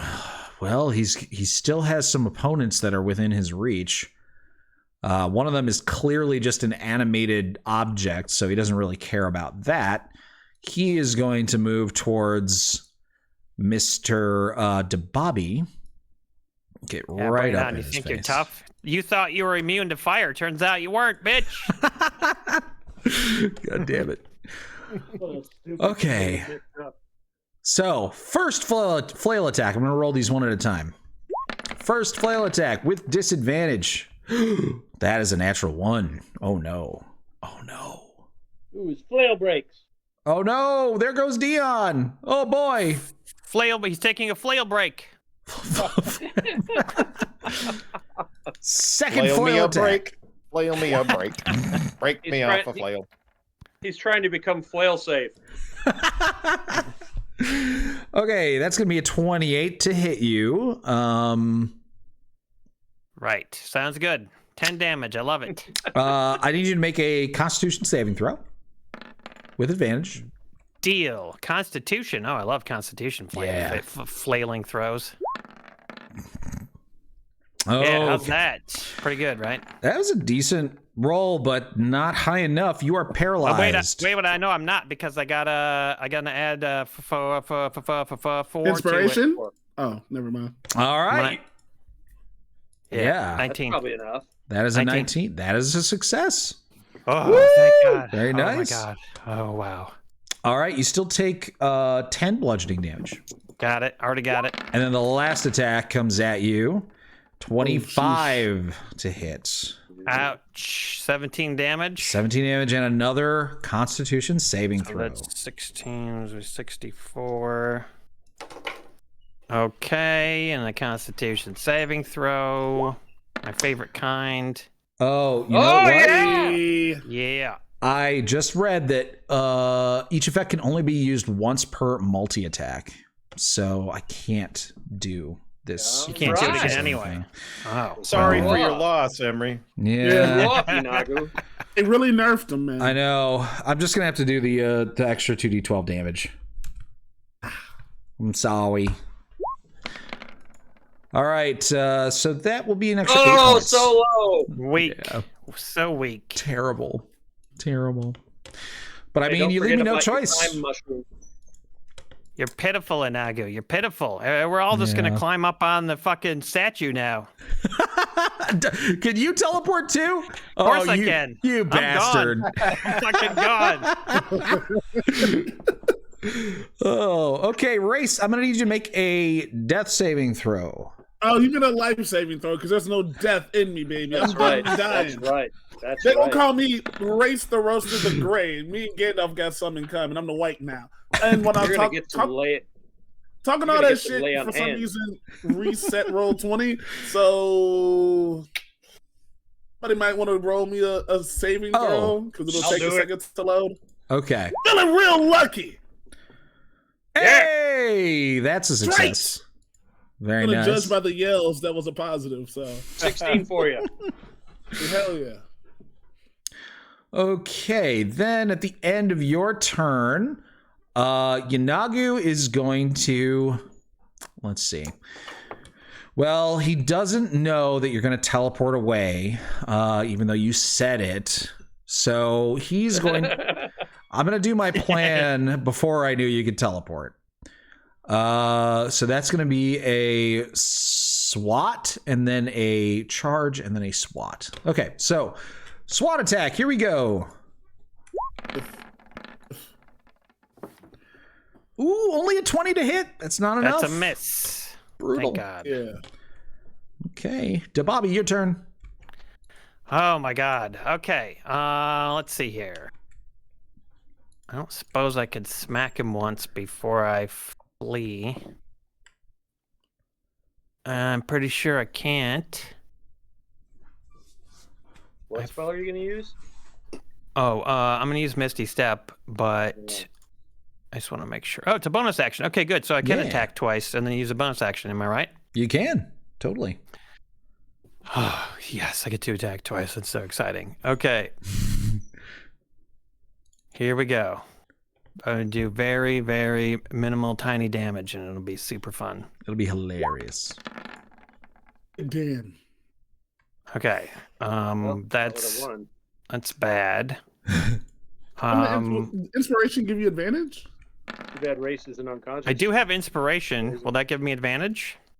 You would have to choose to do that before you make the roll. Okay. I did fair. not. I did not. Okay. So that's a miss. That's a miss with your first attack.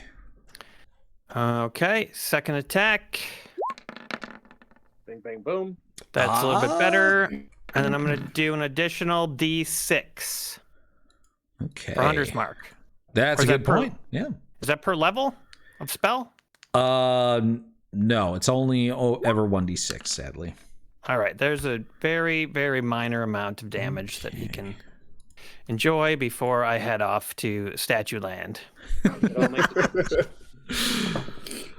All right. So I'm gonna go hang yeah. out up here. Yeah, there we go. I like it back here on the wings where he can't see us. Okay, Bobby gets a little hit in and then teleports up to the statue of Zariel. And my goodness, she is just saving your lives right here, this statue. Who needs Zariel when we have the statue? Yeah. Yes. How brave. Totally. Totally brave. All right. At the end of Bobby's turn, Yunagu's going to take another legendary action. So he sees what you guys are up to. And he knows, well, I'm a strong lad. This statue isn't anything special.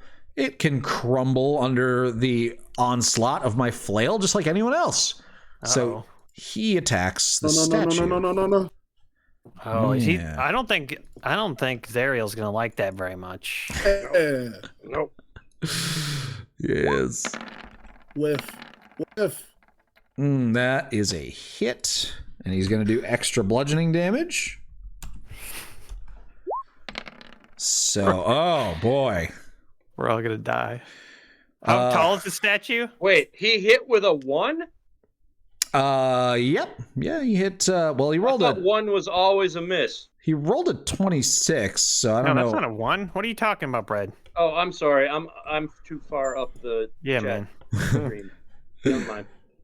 All right, so 32 bludgeoning damage. Yeah, he slams the flail into the statue, and a big, massive chunk of its left leg goes flying. It's still holding, but you guys can feel the entire statue shaking. That statue probably has like 2,000 hit points, man. Yeah. Yeah, right? Not One me. more leg and it'll still be standing somehow. I'm floating. That's what the wings are for. Reginald, your turn. All right, I look down at Race the Roaster, and he's unconscious. I just reach down and I lay hands on him. I give him 30 hit points, just like that. Nice. A gift from Whore, my friend. A Bing gift bong from bing. Whore. Bing bong bing to you. And then the fun shit happens. Baby. The fun Okay. shit. I jump up onto top of Zerial's head here, which I can't do in the image, but imagine this. This giant winged statue of Zerial. Yinagu's whacking it with his flail. I run up on top of the head of the statue, and I say, Yinagu, taste vengeance from the blade of Whore! And I jump off the head of Zerial, and I want to come down and slide, just smack him with my glaive. Yeah. Yeah. Whoa. Yeah. Yeah. Our turn. Woo. Yeah. Now, I don't know where I'm going to land, so you'll have to figure that out. But here we go. All right. Yeah, you just land right on him. That is a 1. Come on. Come on. Jeez. Well, you know who's conscious Wait. now. Hey, that's goddamn right. I use bountiful luck. Re-roll that shit, boy. Let's go. Stop Yeah. playing with us. Hey! Oh yeah. Oh yeah. 25. That is a hit. Are you smiting, sir? I am going to use my last level 1 smite. And I got to add that D8 Yup. because he's a bitch. Dirty scoundrel. All right. Well, with that, That was my first attack. okay. Sure. Go ahead. Are you Sorry. on him now? No. Well, let's see. Do you want to try to be on him, or do you want to just fall down prone on the ground? If I can be on him, I'm going to be on him. All right. Yeah. So we're gonna make opposed athletics and acrobatics checks. If you beat him, then you land on him. All right.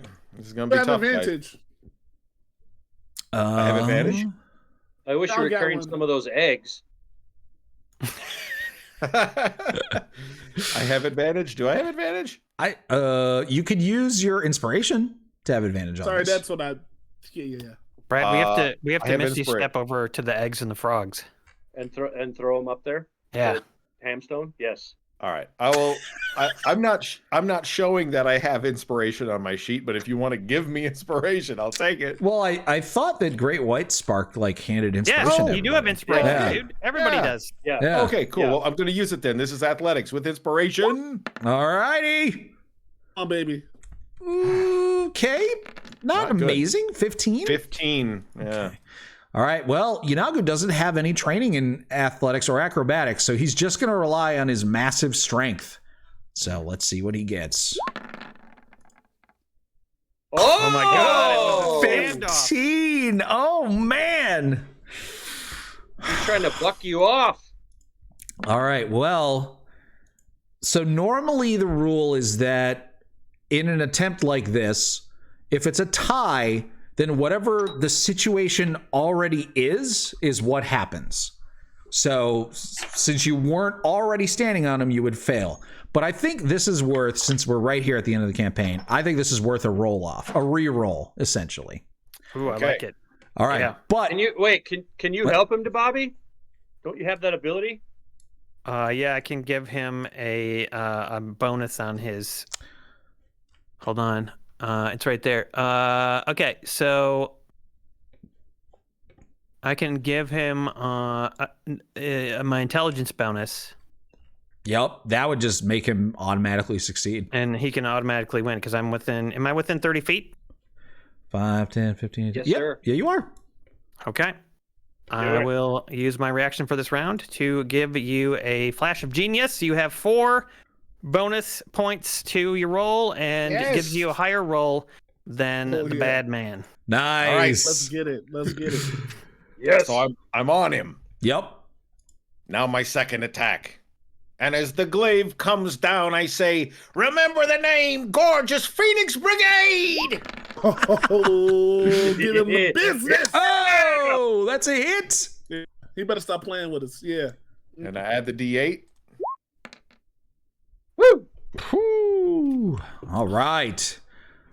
Damn, And with those mighty blows, you actually manage to draw some blood from Yanagu in significant amounts. Like, he is looking kind of wounded now, like about halfway dead. Yes. Very All right. impressive. You know, it's really impressive. What? I'm going to use my bonus action, not to hit him with the butt of Darlene, but to Misty Step back up on the statue. Yeah. Wow. Well, oh. Wouldn't he have to hit himself though if you're up there? No, he could probably just grab me and throw me or something. Yeah. He's not going to get a chance. Brilliant. But now who's going Okay. to put the eggs in his mouth? You are. Right. All right, I'll get ready to do that. I don't know if anyone's going to be doing that. It doesn't seem like anyone's willing to I mean, he risk does that. have, I think he has to swallow them. So I don't know. I guess we could Yeah. shove him up his ass. What if we? Oh wait, what if we shoved one of those frogs in his mouth Oh yeah. and it turned into some sort of monster inside of him? Wow, trying to do the Ant-Man versus Thanos move, huh? Does anyone Exactly. does anyone have mage hand? I believe I do, actually. You can take those things and like manipulate them into him. You could, Wow. you could stick one of the frogs up his ass. Or the egg, which does 10d6 force damage.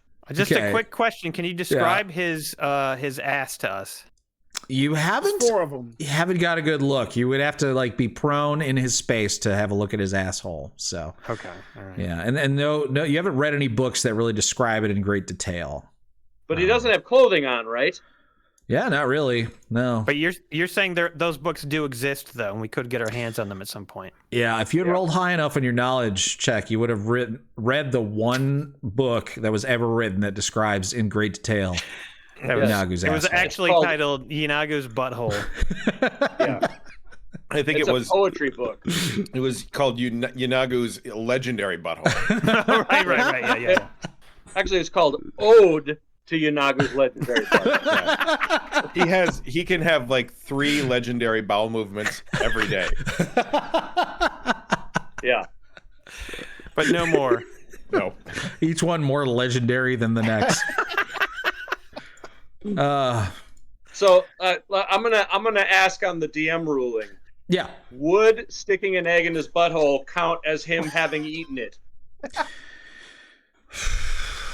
I mean, Okay, have Sure. you ever been to a proctologist, Brad? Yes, I have. When they put a finger in your butt, would you say that you ate their finger? Well, Object permanence is real, man. yeah, but their finger doesn't do 10d6 force damage when it's inside your body. That's because they're doctors. Yeah, they're really Yeah. good. They're good at it. okay. Yeah. That is a good question. Squid Lips says 14 pies. Okay. At the end of your turn, he's going to use his last legendary action before he gets more to smack the statue again. That is a hit for 17 plus 2d12 damage. It's a lot of damage. Oh boy, 28 more damage. Another big chunk of the statue flies off. You guys think the statue's going to hold for a little while longer, but you'd be surprised if it lasts more than maybe another turn or two, tops. And what turn is this? Third? This is round, third turn, yeah. Third round. Third round, yeah. if we get that egg thing going, we could do 70d6 of force damage to it. Okay, but feeding him an egg with a mage hand up his butthole would be at least as hard as actually feeding him an egg with your hand in his mouth. Right. So I have an idea. Okay. Yeah. My plan is to turn into a giant ape, right? Okay. I need my hands. And when I turn into this giant ape, can I hold his mouth open? Like if I do a strength check against him, if I outmuscle him, can I hold his mouth open while they chug eggs in his mouth? Is that a thing? So yeah, it's like King Kong. I would say, dude, listen, this is a kaiju battle at this point. Let's go. I would say that in a legitimately trying to rule that, I would say that what you need to do is first succeed at a grapple and then succeed at another grapple check. So the first one represents you physically overpowering him. Then the second check represents you then once he's essentially been submitted, now you force his mouth open. And some characters can do that in one turn because a grapple check is just an attack. So like a very strong barbarian could do it all in one turn. And apes, they have multi-attack, and multi-attack doesn't work the same way as regular attacks do. So you can only do one grapple check when you are maybe I might be wrong about that. I think I'm wrong about that. Does anybody in chat know? Can you replace multi-attacks with grapple checks? If somebody could look that up, that'd be fantastic. But anyways, if you can do that, then yeah, just do enough grapple checks and you can get his mouth open. Oh, see, Jensen, one of you guys has to throw 486. him. See, Jensen 486 reminded me I could go ethereal. I can ethereal inside of him. What? I don't believe you And can end drop the inside egg. of. I don't think you can end inside of creatures when you're ethereal. I'm pretty sure. Well, it would just shunt me out, wouldn't it? Yes, and the eggs out as well. Oh shit! Not if I Or drop him. I'm gonna grapple him, and then I'm gonna use my bag of devouring on that motherfucker. Oh my god, you guys are going crazy. Okay. Well, Glubjag, it's your turn. All right. Shit. Let's see here. The eggs. The frogs.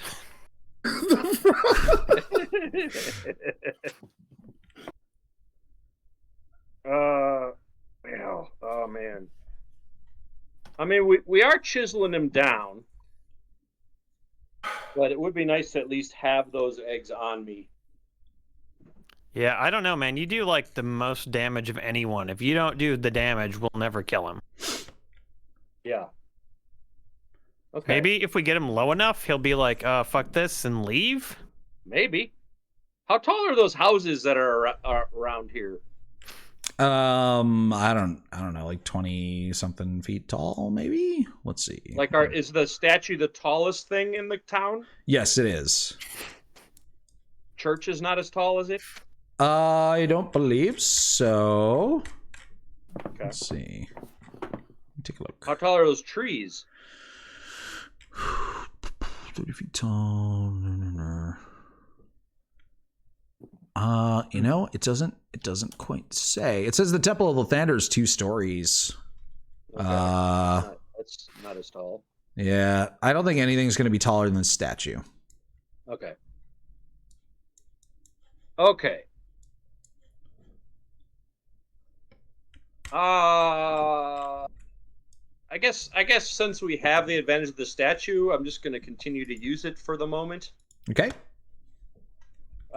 And I will shoot him with Planar Warrior. Okie dokie. Again, I had inspiration that I used, but then I think I got another one from Great White Spark, right? I don't know. I know that everybody got inspiration from Great White Spark, so yeah.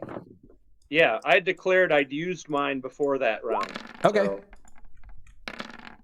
still not enough. Oh man, a 17. Yeah, not enough. Blah. Well, I will try again. Go for it. Hits. 12. Oof. Tough Okay. scene. I guess you should have went and got the eggs. Well, I All get one more roads lead attack. to eggs, man. Third and final attack. God Oh my damn it! God. Oh! Wait. Fail. My Oh, yeah. ability.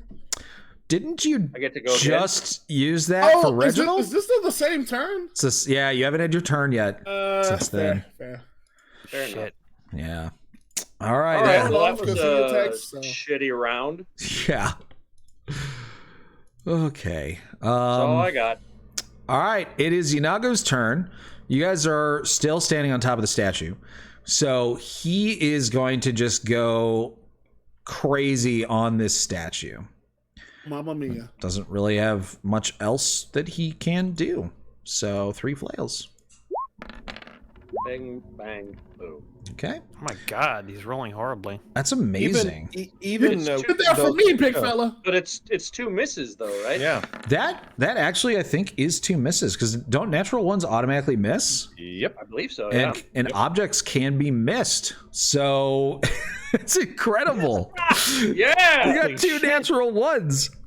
Goes Ariel. He's so berserk that he couldn't even aim.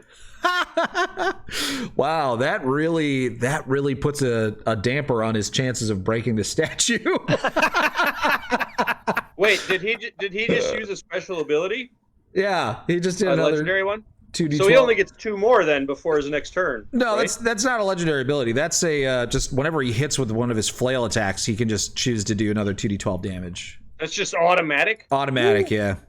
Okay. All right, Buddy. so he did 30 damage with all 3 of his attacks. That is just terrible. Absolutely terrible. Oh, he's distracted. What is he thinking about? Did he have a fight with the wife or something? Think about those eggs, man. All right, boys. It's time to get stupid. This is how we started. This is how we finish. Okay. 5 Entertainment says PayPal incoming. Oh boy. We hang out too much.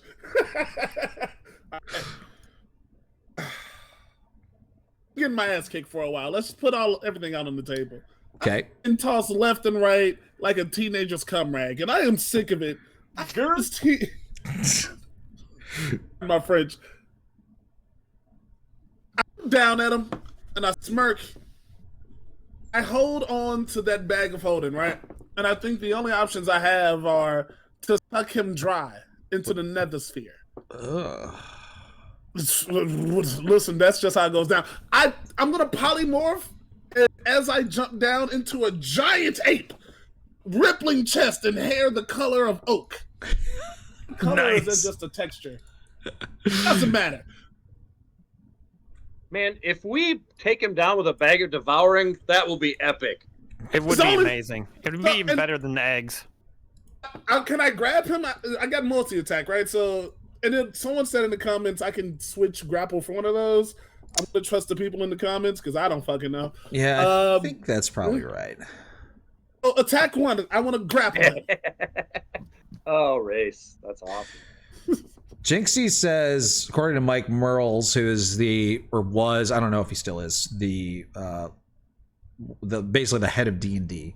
Multi-attack usually specifies which attacks the creature must use. Grapple can't be one of them unless listed. Yeah, but from Crawford, if you take the attack action and have multiple attacks, you can replace any of them with a grapple shove. Yes, but Jason GSP knew the attack action is different from the multi-attack action. I knew there was a difference there. So I think that when you multi-attack, you can choose to do all of your multi-attacks or one grapple check. And that's sort of the difference between like a monster who's normally multi-attacking or a trained fighter who has extra attacks. Oh, that makes Okay. sense to me. Yeah. Fair enough. Alright. So But, is it so smarter? yeah, Go ahead, does go he ahead. have to grapple him to get that bag like over his hand? Isn't that more of like a dexterous kind of thing to do? I would Or his foot? So he could do an athletics or acrobatics check. Yeah, what are you best at? What are you best at, man? As a great ape, my dex is Athletics for sure. For- Great or oh, my athletics is +9. Fuck yeah. Yeah, that's what you want.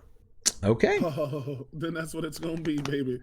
All right. We're gonna while you get that going, we got a PayPal from 5 Entertainment. Here's some crazy shit I think is funny. Pick one. Number 1, the Ghost of Kozlo shows up and gives Hamstone a kick-ass magic item for continuing his legacy. Number 2, a young Smiler the Defiler shows up with a gat and does a sick fucking drive-by on Inagu. Number 3, even more shots for Emery. Number 4, everyone gets more inspiration. Oh my god. All right. We laughed the hardest at Smiler. He sent 50, so I think that merits one of those happening.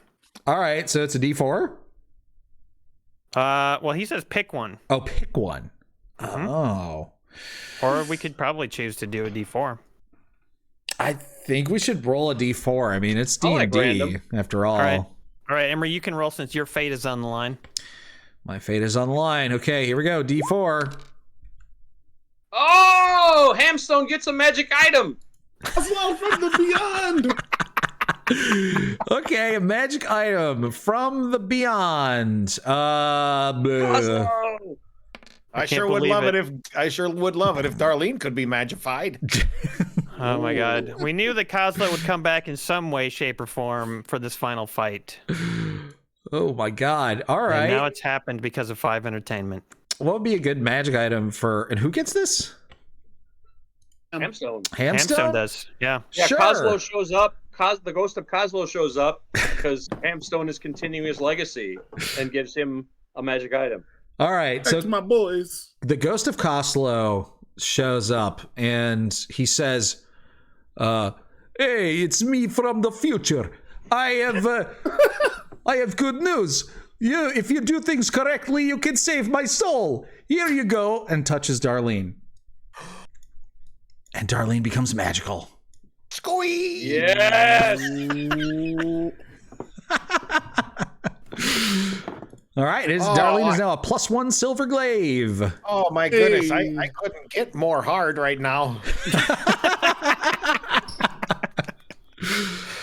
Okay. Oh, you met Kozlo. Who? Yeah, he was our buddy that died. Oh, we found the guy you. in the bucket. Yeah, okay. I got Yeah. you. Awesome. Carry on his legacy, sir. You can do this. And fire tornadoes. If you ever get a turn. All right. All right, Ape, what are you doing? Athletics. Yep. Oh, well, you have more than just a +1. I know that. So it's a +9. Yeah, Okay. that's +9. All right, here we go. Shit. So you're just gonna be strong as a motherfucker right now. I see how it is. Yeah.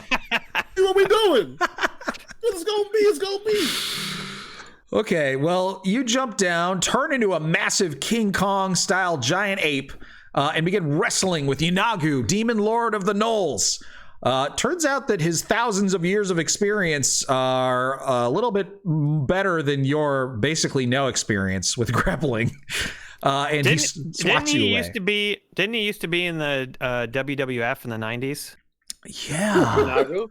Inagu, Yeah. yeah. Yeah. Yep, he did. He had a He's really about cool nation of entrance. domination. Okay, well, but you are now presenting a very nice target for Inagu to attack, Bring it on. which is going to buy Bring your it friend some on. time. Yeah, because he's been really frustrated trying to beat that statue down. He just can't seem to hit it for some reason.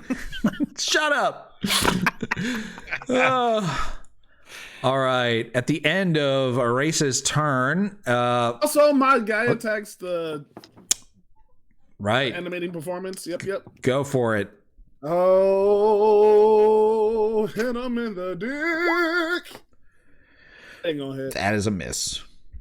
He's actually going to do a SWAT at you, Mr. Ape Man, Why? at the end of your Leave turn. me alone.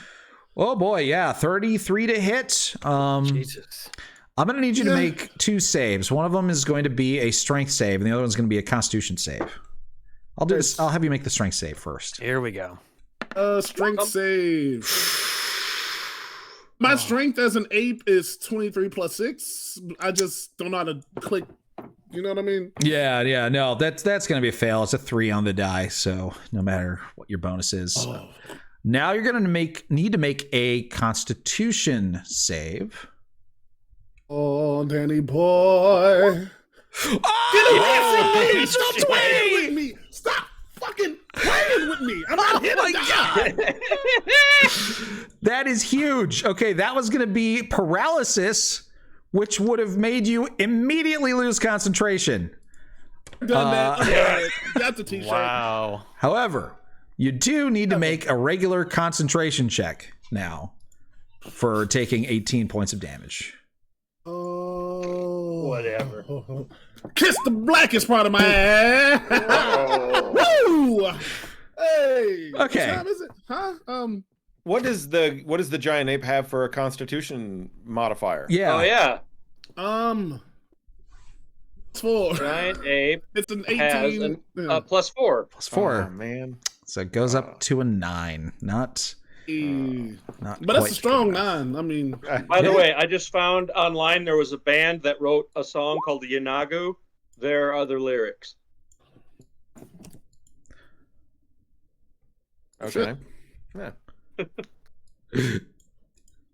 All right. You are knocked prone. And no. luckily, the damage was suffered before you lost the spell. So you don't actually take any damage to your hit points. But you are very far away and on the ground. I'll be back. Oh! Bobby, your turn. Hang in there, little buddy. Oh God. I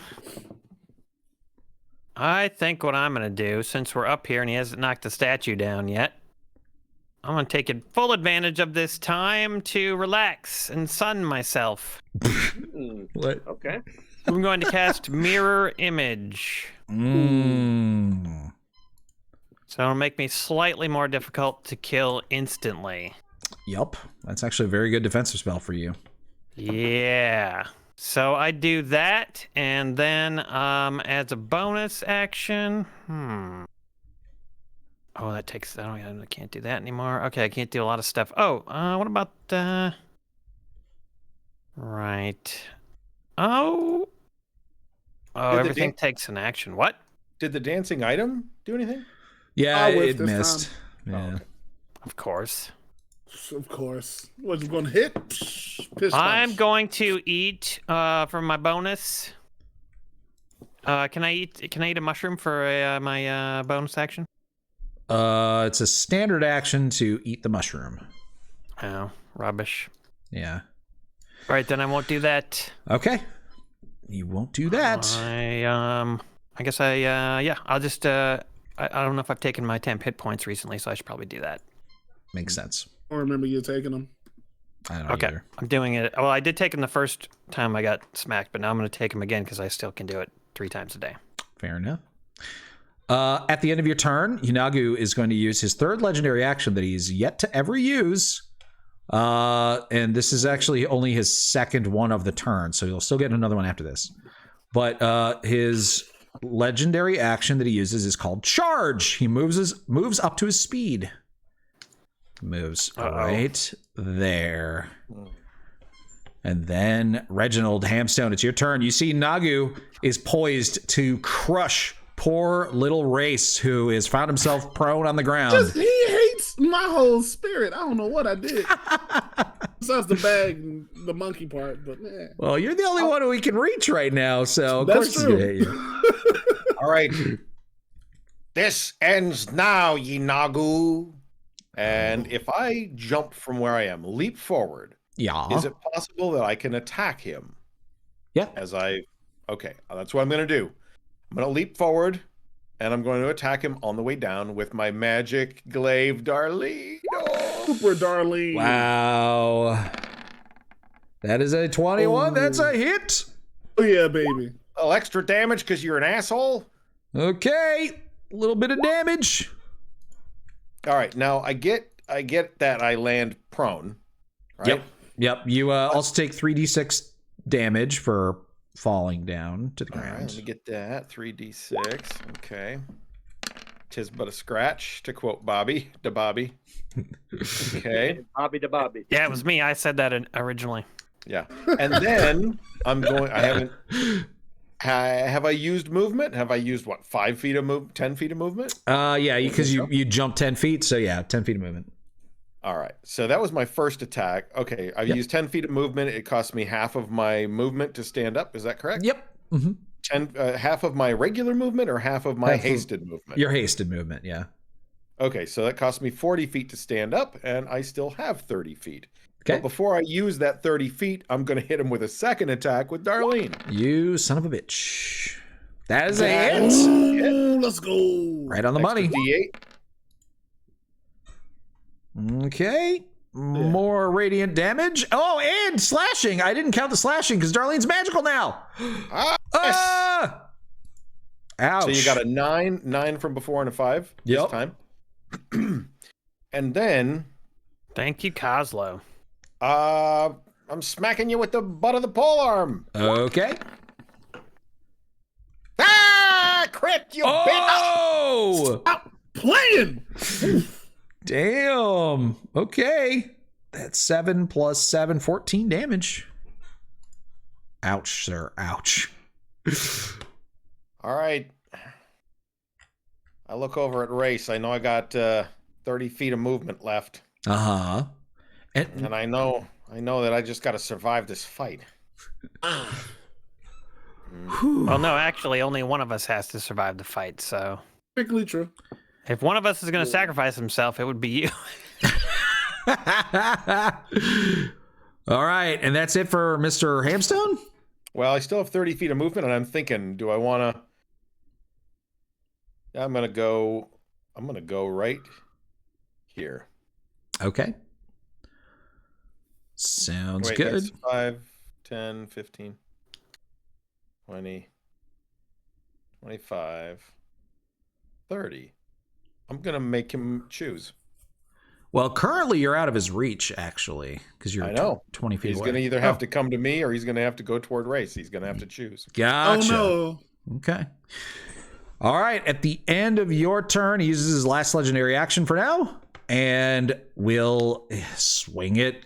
Race, who's the only living actual creature that's within his Are you reach. telling me I'm within 15 feet of him? That is preposterous. Yeah, 5 He's feet. got the longest arms in the world. I swear to God. Yeah, it's 15 feet exactly. No, listen, I believe you. It just hurts my feelings. You know? Ooh. Okay, 33 to hit. He almost got it. He almost hit. Yep. He almost. Yeah. And he's going to do the extra damage since you're all Hey, almost dead. Word, get away from me, boy. Oh, not quite enough. What's 26? 26? when you Oh, got he didn't 30? kill you? 26, Nice. yeah. I not am enough. invulnerable. Yes. Okay, Galubjag, your turn. Okie dokie. Well, Is this still the 4th round? this is the end of the 3rd round, about to be the top of the 4th round. Okay. If we have to survive 2 more rounds, according to your theory, Jason, I think that we're doomed. No. No. I think we're all right. Impossible. Yeah. Well, I guess while the statue.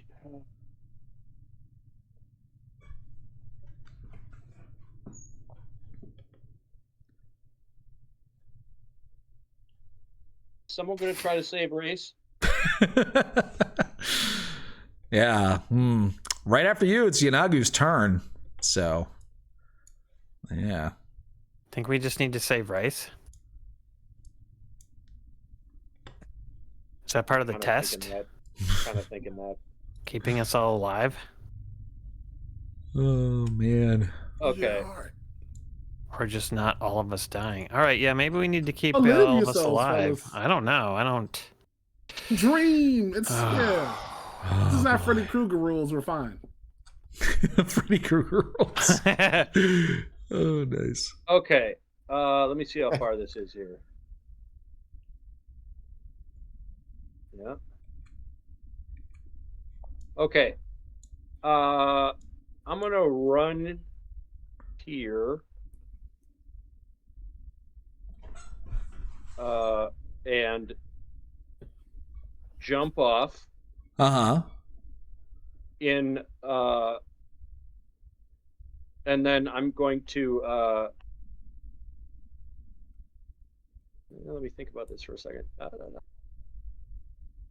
Can I take someone with me when I Misty Step? Yes. You pick 'em up. Okay. I believe. You know what's funny is I actually don't even think you can do that. I think we've been doing that wrong. Doing what? I don't think you can bring people with you when you Misty Step normally. No. Yeah, that seems weird. I know you specifically can with Dimension Door, but Right. I don't think you're supposed to be able to do that. But I've just kind of been Yeah, allowing it it. says- So It just says self. yeah. Are you still allowing it or not? I mean, yeah, I've been allowing it. I'll keep allowing it for now, but I never ever will in the future unless I fuck up. Never again, except maybe. Keep Keep the those way, shots coming for Emery. Exactly. I wish I was 13th level because I could cast banishment at that level. Yeah. That If would you- have been very convenient. If you succeeded at a banishment on him, that would be insane. Yeah. Okay. Well, since we're just keeping consistent, then I will. I'm gonna poof off. I'm gonna shoot him from. Well, no, I'm gonna use part of my movement to go part way down the statue, and then I'm gonna poof off in midair to get to the ground. Okay. Does it Poof take an off. action to pick him up? So picking him up is not an action, but putting your bow away would be part of a move action. Mm-hmm. So yeah, you don't have to spend an action to pick him up. No. Okay. So I'm going to shoot at the dude. Uh-huh. Let me make sure I can do this. I was going to use my 2 attacks, pick him up, and as a bonus action, Misty Step up to the top of the statue. Is that all doable? Yeah, that's pretty much exactly what Hamstone did on that one turn. Okay. So yeah. Okay. So I will take my shots. This is with Planar Warrior. Okay. Well, I have something gone really cold on my rolls. Yeah, that is a 14. That is a miss. Second attack. Ooh, Okay. there you go. I got him. 20 damage, or 20 on the nose for 18. Do you have 15 Planar damage. Warrior on this shot? Or I used it this first one. So gotcha. Nope. All right, 15 points is still pretty good. Yep. Then I will grab Race, and we will Misty Step up here. All righty. Rescued for the second or third time so far, depending on if you count the resurrecting Look, if you you. go back far enough to yellow mode, I think I've been rescued a clean dozen, bub. So. I am the head damsel of this campaign. Because of haste, I get another attack. All right. Well, Jason, if we need it, All right. We'll 13 come to more you. damage. if Race needs a restoration, we'll come to you for the cash. Hell yes, morning chef. Whew, Yes. All right. You guys have done some pretty good damage to Yanagu. And several of you are pretty injured. The statue looks like it might be able to sustain another turn of attacks from him, or possibly even 2. But there is one person who is looking pretty tasty and pretty vulnerable, and that is Mr. Reginald Hamstone. What? No. Yeah. And Yanagu starts to take his turn. He's a very marbled piece of meat. He swings Great his A. flail once at you, right out of your reach. Oh, man. That'd be a critical hit, sir. Yeah. It would be, but luckily for you, you still Protection have from good and protection evil. from good. Yeah. Oh! Praise Hey. horror! Hello, praise whore. Make a Constitution save, please. At this easy. Ooh. That'd be a fail. Okay, you're paralyzed. Oh boy. Second attack. That would be a 28 to hit. I'm paralyzed, so that's an automatic crit, isn't it? It is. Yep. All right, so you'll have to just tell me the damage when we're done with this. Yep. Absolutely. And then the third attack. Also an automatic crit. What's your AC though? 19. Okay. No. You know what? On the first hit that he hit me on, Haste. haste. So Yeah. but I had a +2 armor class to that critical hit, that 36. Sure. So 20. No, I guess that still hit me. Yeah. No. Yeah. Yeah. So I'll just I'm exhaust. What does haste do? Exhaustion, paralyzed. You just don't get to take a turn until. You don't get a turn. Yeah. Okay, that's okay. Yep. All right. So he. Oh, sorry. I've been rolling that a little bit wrong. It does 1d12 plus 9. So. And then, okay, so I'm not going to count that second 2d12. I just got to add up all the damage here. Okay, so the Great third. White says no crits on Hamstone. He has adamantine plate. Ooh, Is that true? a thing? So it says. Do you have adamantine plate armor? I don't know that. I'm not. Maybe, I'm just maybe seeing that was a Play-Doh. I think it's a joke. Oh, okay. I was going to say, that's awesome if you do, but I don't remember that at all. Yeah. Okay, 25 plus. Jason, you're just supposed to say 25. yes when I say stuff Well, like that. I know, but now he's saying it's not a 4. joke, but I don't remember. I feel like I remember, like, we got it Princess from COVID? Princeps Kovics. Yes. Did you get adamantine full plate from? Yes. Oh my Didn't god! Oh, yeah. Oh. Wow. Princess no crits. COVID. Why didn't you write that down on your sheet? Because I don't know. I was probably drunk or something. Wow. Okay.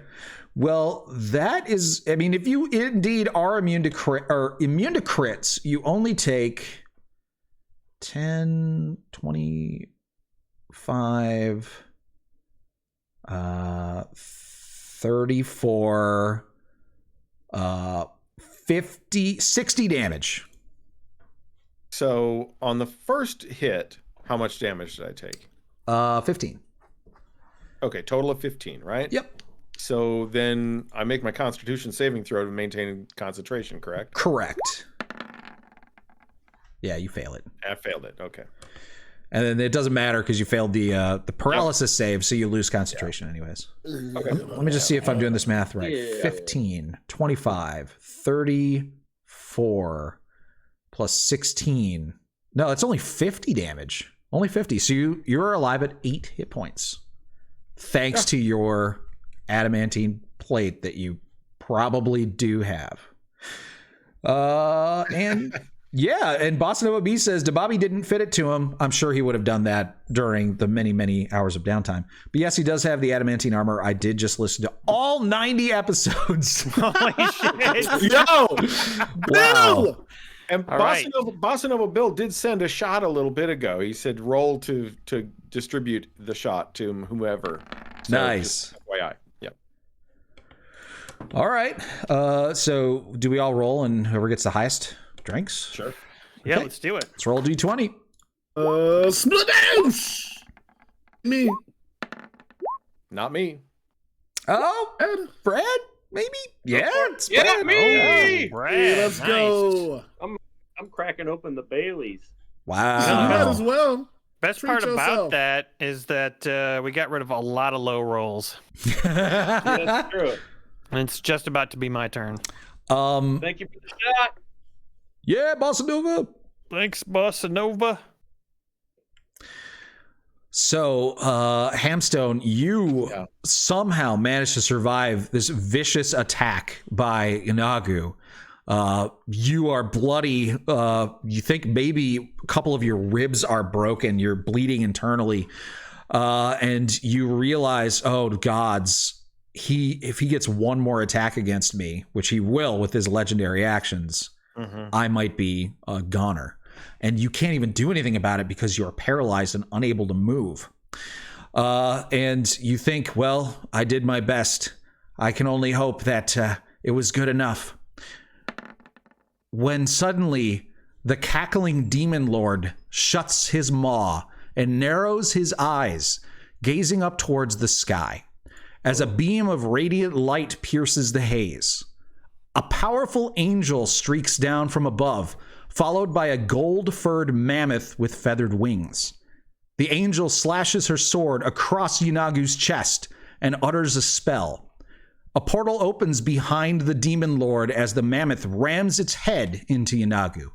The demon lord is sent tumbling through the portal, which quickly closes behind him. Oh shit. What? Yeah! What? I just peed in my armor. I was about to just jump down and save him, though. I was this close to actually using my true potential. It was almost over. Ooh. Ooh, lucky. Whew, nice job, guy. You actually did get him down to exactly 100 hit points. Oh, Hey. wow. Yeah. Bad. So was that a timed event or was it a hit point event? Both. Okay. Honestly, All I right. succeeded. I think we could have succeeded if we just tried to stick frogs up his ass. I think it would have been fine. If we would have got those eggs, oh boy, Yeah. wrap. Mage subscribed to tier 2 for 30 months. It says glad to be able to see some of this live before heading to work. Ew. You just saw the most epic takedown by a mammoth so far in this Yes. campaign. Yes. I can only assume there will be at least one more takedown by a mammoth at some point. Well, So he's just gone now? The mammoth just sped off with him? yeah. The dream over, or So Zariel slashed him on the chest, cast a spell, a portal opened, and then Lulu, the mammoth, slammed her head into his chest, which knocked him into the portal, which then immediately his ass. closed. Yeah, nice. nice. Yeah, so the angel and the mammoth land on the ground in front of the statue and look around.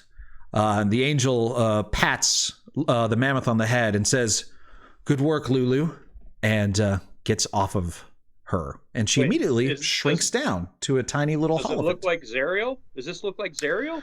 So this looks a lot like the statue that you guys are standing on.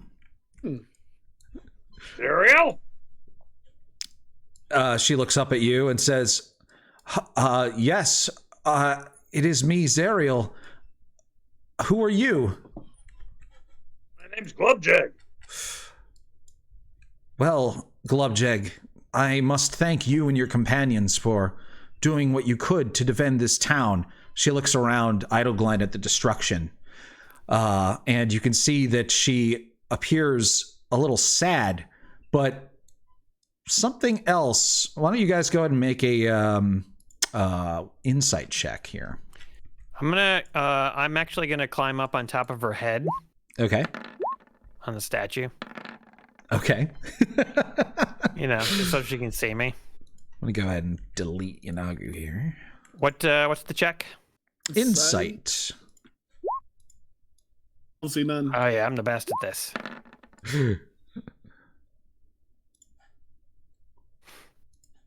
Okay.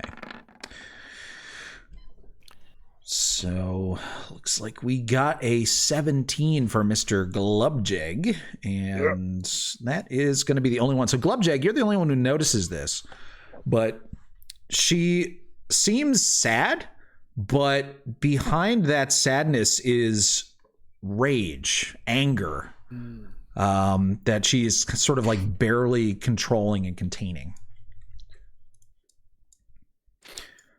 What's going on there, Zariel? As you're saying that, you notice that there are various warriors, knights on mounts, on horses, that are sort of charging through the haze that is surrounding this town. They all become visible, and it turns out that Zariel is not here on her own. She has brought with her a whole host of knights, Hell Knights, actually. They start charging through the town and slaying any gnolls that may have gotten away and trying to look for any people to rescue. So, Zariel, I can sense some anger in you. I think you might be thinking inside that you should fall from grace and fight demons and become a hell archdevil. Maybe don't do that. Yeah. Hi, I'm Race the Roaster. You saw Glubjag. We're a whole posse. This is the Gorgeous Phoenix Brigade. Honestly, you must be a big deal. We have heard tales of your strength, but more importantly than just tales of your strength, we've heard tales of your benevolence and your kindness throughout all the ugliness you've seen. And we're You from would the have fallen future. to. By the way, we're from the future. Hi, Lulu. You'll know us and forget us at some point in the future. What I'm saying is, you cannot let the good you've done be weighed down by the evil of dickheads. Don't let a dickhead ruin your vibe. For our mottos. She smiles and she says, "Of course, I would never let that happen. But I thank you for your concern." But here's the thing: is you do make that happen. It's going to happen. So you should maybe not do it. She doesn't seem to be like responding perfectly to you guys. You can almost see like that she doesn't even appear to be fully listening to the things that you're saying. And she will occasionally sort of like make little mistakes where she will be in one spot and then like be in a different spot a moment later. He's glitching out. Yeah. Video's glitching. And she, you notice that actually she fails to refer to you guys by your actual names. She just calls you like heroes and companions and things like that. And she thanks you though, but you can still tell that no matter what she says, like saying how brave you were and thanking you and all that, she still has this like, she's very distracted. She seems very upset. Meanwhile, one of the Hell Riders, a woman in her 30s with a fresh, deep cut on her cheek, gets off of her horse and walks up to the heroes. And same thing, she doesn't really use your name, so to speak, but she does introduce herself as Yale. Hey, I spit out a couple of my teeth and some blood from inside of my body, and I say, Yale, we met a friend of yours. Forget. Never mind. And then I fall over. And I come down from the statue and I say, You guys need to listen to us. And I do this in front of their faces. Hey!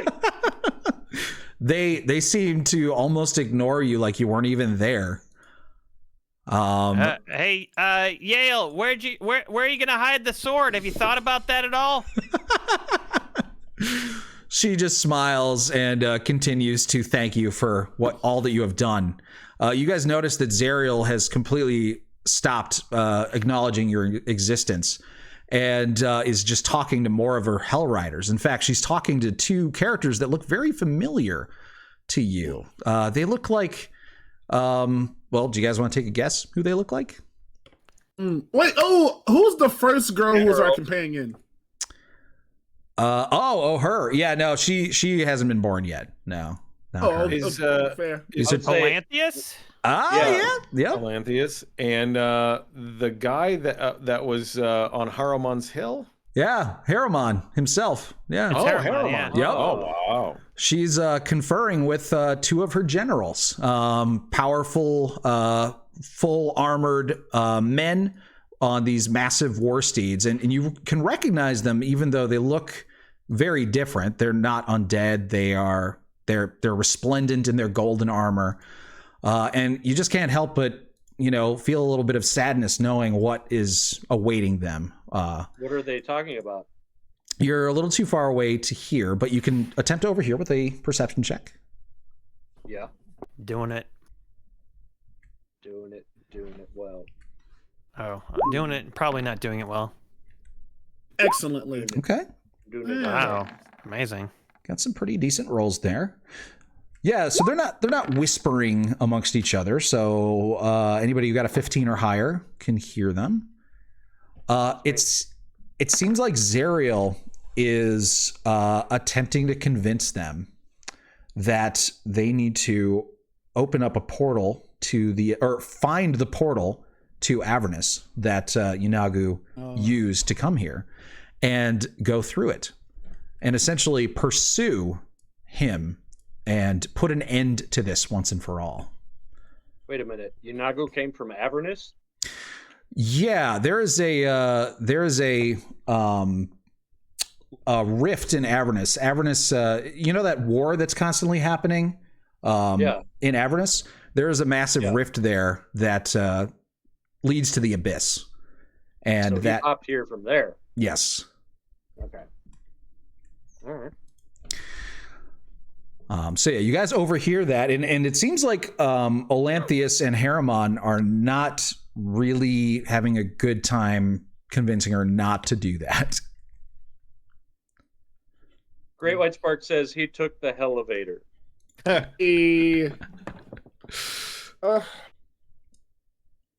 She turns to face you guys, unless you want to do something to interrupt her conversation. Yeah, I'm gonna go take her sword.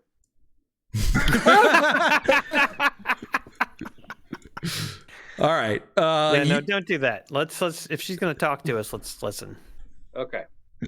All right. She turns to you, and you can see that her generals appear very concerned, and they're kind of shaking their heads and talking to each other.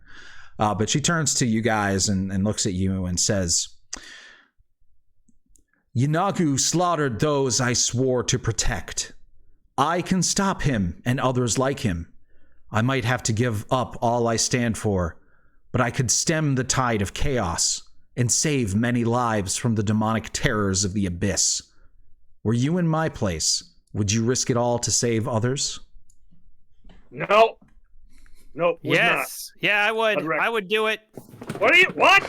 We have. I'll do it right now. Let me go. You and would stand go your become place. You would become a Hell Lord? I'm trying to help Zariel out and save everybody. I'll go take Zariel's place, and I'm I can barely do shit. I won't be able to rule over hell and cause lots of trouble like she did. It's perfect. Sorry, I'm kind of slow. Yeah, I'll go. Zariel, let me go. We'll do that for you.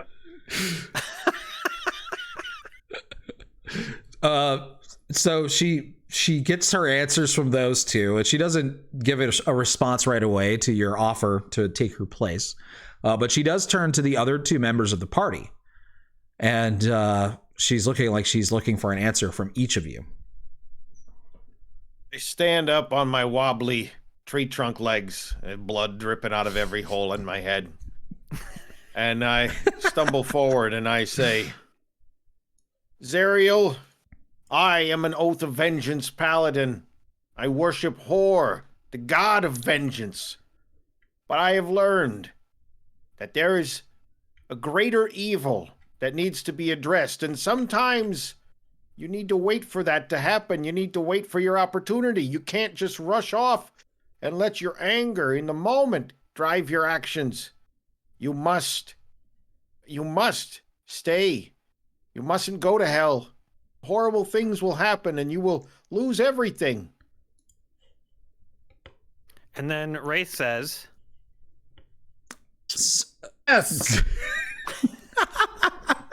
We will have to go in your place. I've heard everything they've said for the last minute, and I agree. Zariel, you have a power that if it's corrupted, it very well bring down the calamity that you so wish to prevent. If we go and we get lost to the sands of time, just a couple dudes getting lost to the sands of time, let us take your place. Listen to your men. You've known them for thousands of years. They would not steer you wrong. They follow you because of your just thoughts. Yeah. All right. Yeah. Yeah, listen. Listen to your friends. That's what we do every day, all day Your long. heart, not your You know, ego. like, you can't. You missions are important, and to have a goal and a mission is great, but you can't lose yourself. You know, like what makes you great is not just your law, but your goodness as well. And you can't do it alone because that would not be enjoyable. And let me tell you, I'm an expert on what is enjoyable. So yeah, you guys say these answers. It seems like for the most part, you guys are telling her. She asked you if you were in her place, would you risk it all to Yeah, we save said others? no. We'd listen to our friends and not do it. Okay, so you say no. Is that what all of you guys say? You would not risk it all to save others if you were in her place? Ego make a brash decision. Well, it depends Yes, on what's the poll here, because I'm not sure what the poll is right now. It's a pretty straightforward question. I'd Okay, risk well, it all. I'd risk it all, but I would not do what you're going to do, because we know, because we're from the future. No, not that. No, don't say that. Okay, what's the question? Why? Let's hear exactly what the question is. Okay. Yanagu slaughtered those I swore to protect. I can stop him and others like him.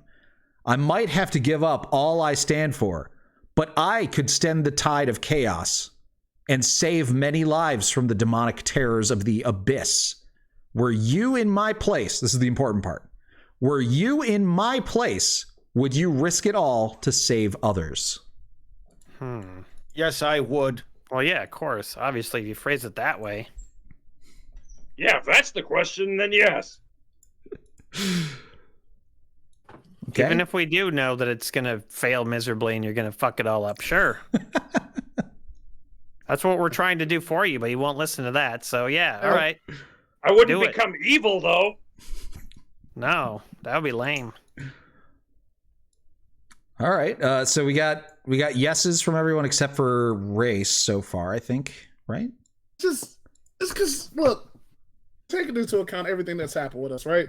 Mhm. And we have risked everything. And look, jokes aside, we've seen a lot of people die that we didn't intend to die. And that's kind of, that starts to weigh on you. I see this person, right? And coming as an orphan, I've seen people get corrupted by trying to do what they thought was right, but what they don't realize is they put themselves in a corner. I'm thinking out loud as I'm trying to say this to Zerial.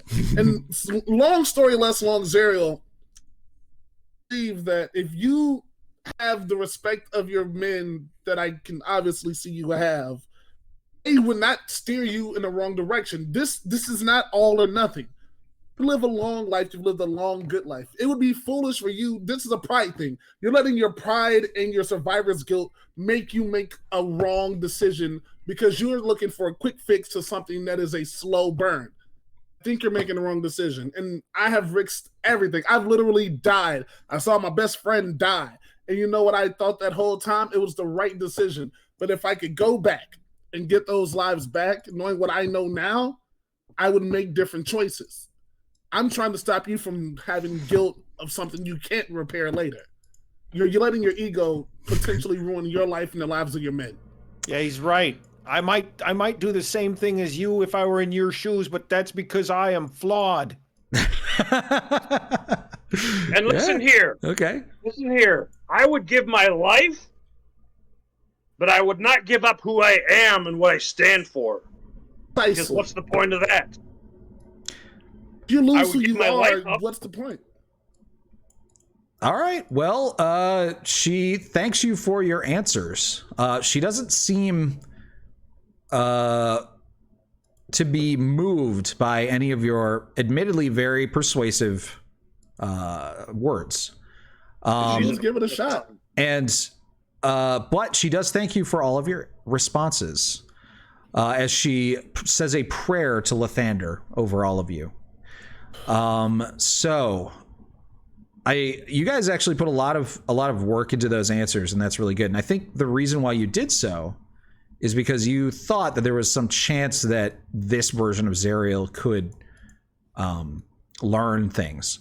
But as the world begins to sort of fade away from your view, you realize that this was just a memory of Zariel. This is not some manifestation of her. All of these things that you just experienced here were a very, very real memory. So this has given you some practice in what you might say to the real Zariel if you ever were to find her, but it didn't actually mean anything now, except for what your actual answer was, yes or no. That does matter. And it seems like it was a yes from everybody except for maybe Race. I'm still not entirely sure whether yours was a no or a yes more. The qualified yes. To be fair, look, there is a third option, which is just to not answer. That is totally a viable option if you guys want. Well, Jason P.I.T.M.O.E suggests a poll to decide. Yeah. And don't worry, guys. There's no right or wrong answer. This is a moral question. You know, this is like it's a conundrum. okay, well, if it is a conundrum. It's Yeah. a tough Yeah, question. but we won't, It would won't be have sick. access. We won't have access to certain conversation dialogues further in the game. I'm going for a Paragon build right now. I don't. Wait, All right. can we save it? Yeah. Saves coming. Yeah. All right. Yeah, I would. I'd go out. I'm gonna go third option. Can I neutral it? Yeah. Third option, so don't answer. Because, you know, at its face, this is a question that says if you were in her place, and I think some of you guys are not looking at it from her perspective because she doesn't know the things Fair. that you know.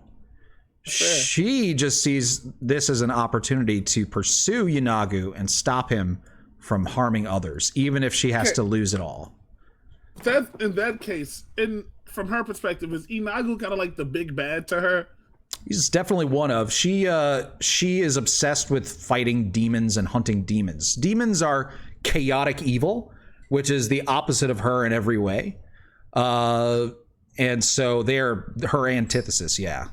So this is what she does. Like, Pretty it's not like much. she's gonna retire and like kick her feet up on the sand or whatever. Yeah, she no. is gonna live her life to kill these demons. She is an That's just it. immortal being, yeah, who will exist forever fighting demons. Then I guess I would give up everything because if I only have one job, if I hammer, my job is to continue hitting nails. Yeah. All right, so that's a yes. Continue hitting nails. Okay. Yeah. Sorry. Yeah. Sorry, everybody. That was a tough question. Okay. Shouldn't have been, but whatever. Yeah. So the memory ends, and you all feel that you have been blessed, given some sort of boon that will hopefully aid you in the coming trials here. Those who answered that they would risk it all, as Zariel did, each gain a charm of vitality. Ooh. Yes. Charm of Vitality says you get the benefit of a potion of vitality as an action. Once you do so, the charm vanishes from you. So once in your life, you can use an action to gain the benefits of a potion of vitality. Cool. I don't know what that is, but it sounds beneficial. What if we had said no? If you had said no, then you would gain the Charm of Restoration, which would allow you to cast Greater Restoration or Lesser Restoration a few times. I like it. So like I said, there really wasn't any wrong answer except for the non-committal no answer, in which case don't get anything. Well, I'm gonna go pick up my eggs. Wait, should you be touching those? You can touch the eggs. You just- Don't touch the frogs. Oh yeah, be careful because they're all right next to the toads. You know, like if you eat them and you make your saving throw, then you get to increase your lowest ability score by 1. Oh, my -1 strength will go to a 0. Yep. Tama 3 million worth it. says. Tama 3 million says, "Dude, Dion's speech was movingly awesome. I gotta say, I It agree, was. Tama. Yeah. I just wanted to agree with everything he was saying immediately because it was very moving." It was really Yeah. good. I was a little bit sad that like you weren't actually talking to Zariel right there. But Listen, I've had arguments with drunk girlfriends before. It felt just the same. I've been getting through. I tried. I love you. I was moved and I don't get moved. all right. I think we might want to take just a little brief break here. Just Oh, for, good. like, This is a 10 perfect minutes. chance for us to tell you about what's happening next year. Yeah. Right. So, Jason, do you want Yes. to head this up? I will head this up. So Jason's going to head this up, guys. I'll head part of it up. I of it. might need some help with some things. So our next adventure is, as many of you know, the Valley of Green Gold, which I will be dungeon mastering. And all of the NPCs, locations, and adventure hooks were provided by patrons. And we've got a bunch of NPCs. In fact, I've got them written on a board right here in my office. I have 34 NPCs that are named and fleshed out, which is amazing. And then we've got locations and adventure hooks. And Emery, Aaron, Brad, and Dion are all going to play new characters in that adventure. That adventure, the Valley of Green Gold, is only going to be a podcast, but that podcast you will be able to listen to. It's going to come out every week. We are going to record that podcast as audio only, so there won't be a live stream for the Valley of Green Gold adventure. But there will be a live streamed rated RPG adventure. Aaron, would you like to explain that? Yes. So, just like we're doing right now, there will be a rated RPG stream. Emery will be the dungeon master for that. It will be set in the same world as the Valley of Green and Gold, but it will be in a city, we are tentatively thinking. So it will be, this is all homebrew. This is all going to be homebrew, completely made up, not based on any pre-made modules. And yeah, Emery's going to DM that. It's going to be a live stream only. So you're going to come here just like you're doing now and watch it as a live stream. And it's also going to, we're going to have blurps on. It's going to be a little bit more rowdy. So you're going to get like the live stream with the rowdiness and the, you know, what we're doing right now.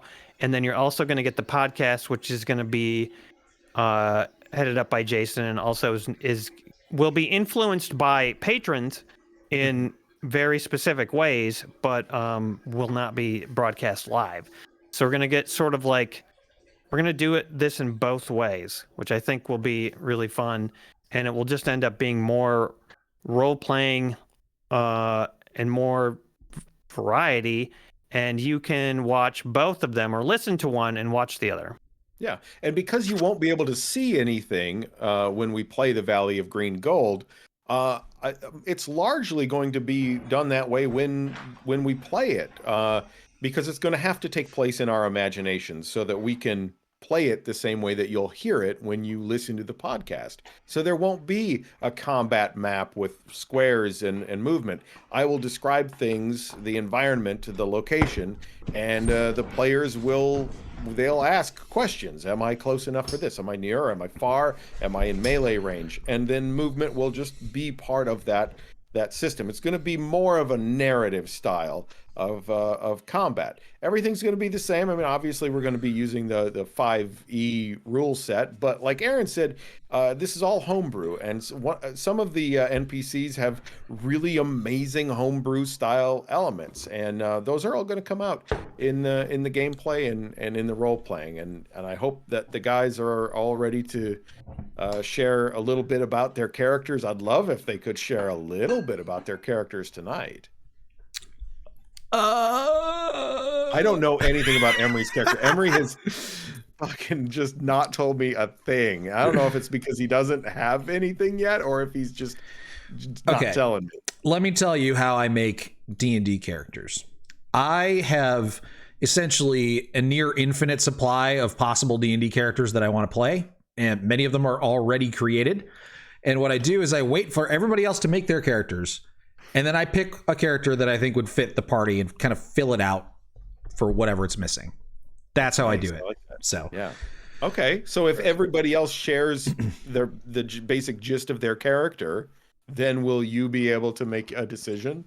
so that I can do a little bit more back end work on this? Yeah, I'm sorry. I didn't realize that you needed that so quickly. I guess I won't be able to do it right now on air, but Well, you won't be able to, possibly. but Yeah. once everybody else shares, then you'll at least know that. Absolutely. Yeah. Okay. That's like pretty much exactly the opposite of how I do it. I'm not too surprised. Yeah.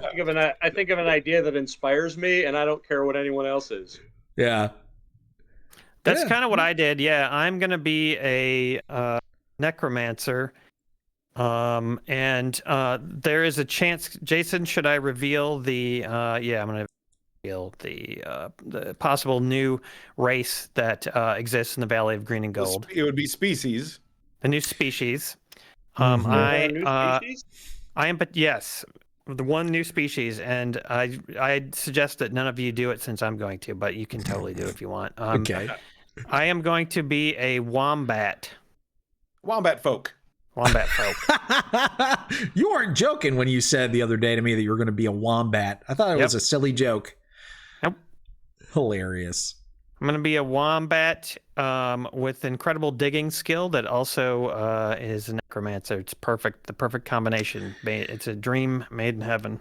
Man. I have to thank Spidey Mouse, one of our patrons, who submitted a Wombat Folk NPC. So there is already a Wombat Folk NPC in the game. Amazing. And it was something that Spidey Mouse came up with, and a There you necromancer. go. And now awesome. And because of that, now I'm gonna be a wombat folk. I'm so disappointed in you, Joe Aaron. says Aaron Yombat. Why didn't you make a fighter? Because then you could be a combat wombat. That's too on the nose. It's too on the nose. No? Okay. Yeah, like Aaron- Great White Spark says, digging up corpses has never been easier. That's what I'm saying. That's true. Wait, Paul's Vector says, did you know that wombats poop cubes? Is that why Yeah. That's why Mr. Jinxie said you shit cubes. I thought you were calling us shit cubes. You were like, you shit cubes? And I was like, why is Jinxie calling us shit cubes? Another interesting thing about wombats is they poop cubes. And then the other interesting thing about them is that when in the wild, in Australia, they dig and then they kind of go into their hole. Their butts are padded. Their butts have like a higher armor class because then they get attacked by predators. Wow. And the predator can't get through their thick ass. So far, They also stink. So far, everything you guys have said about wombats as a class is the most delightful thing I've heard in ages. Amazing. I can't wait. You lay eggs. No. Oh no, you don't Not lay true. eggs. Not But true. you lay undeveloped fetuses. So You don't decide what I do with my fetuses, Brad. Yeah. His body, That was a his command. choice. That was a My command. wombat body, my choice. I have not fully fleshed out my character yet, but I'm pretty certain she is going to be a wild magic sorceress, probably a Wanti pureblood, Ooh, damn. Fun. and And a gonna be a lot more subdued and sort of mysterious and maybe darker than Glubjag. That makes sense. Maybe focusing on like enchantment spells and stuff. And Yeah, and the cool thing, I haven't gotten full approval from Jason yet because I haven't finished them, but I'm asking his permission to create a number of wild magic tables that random effects can happen. When I trigger my wild magic. So Oh my god, the more hopefully there random, will the be- better. That's so great. Yeah. yeah. We can, I'd love to work with you on that, just to make sure that nothing's overbalanced or that it all Yeah. plays out the right way. Because there's going to be some stuff that probably would impact things within the Yeah. stories. Yeah.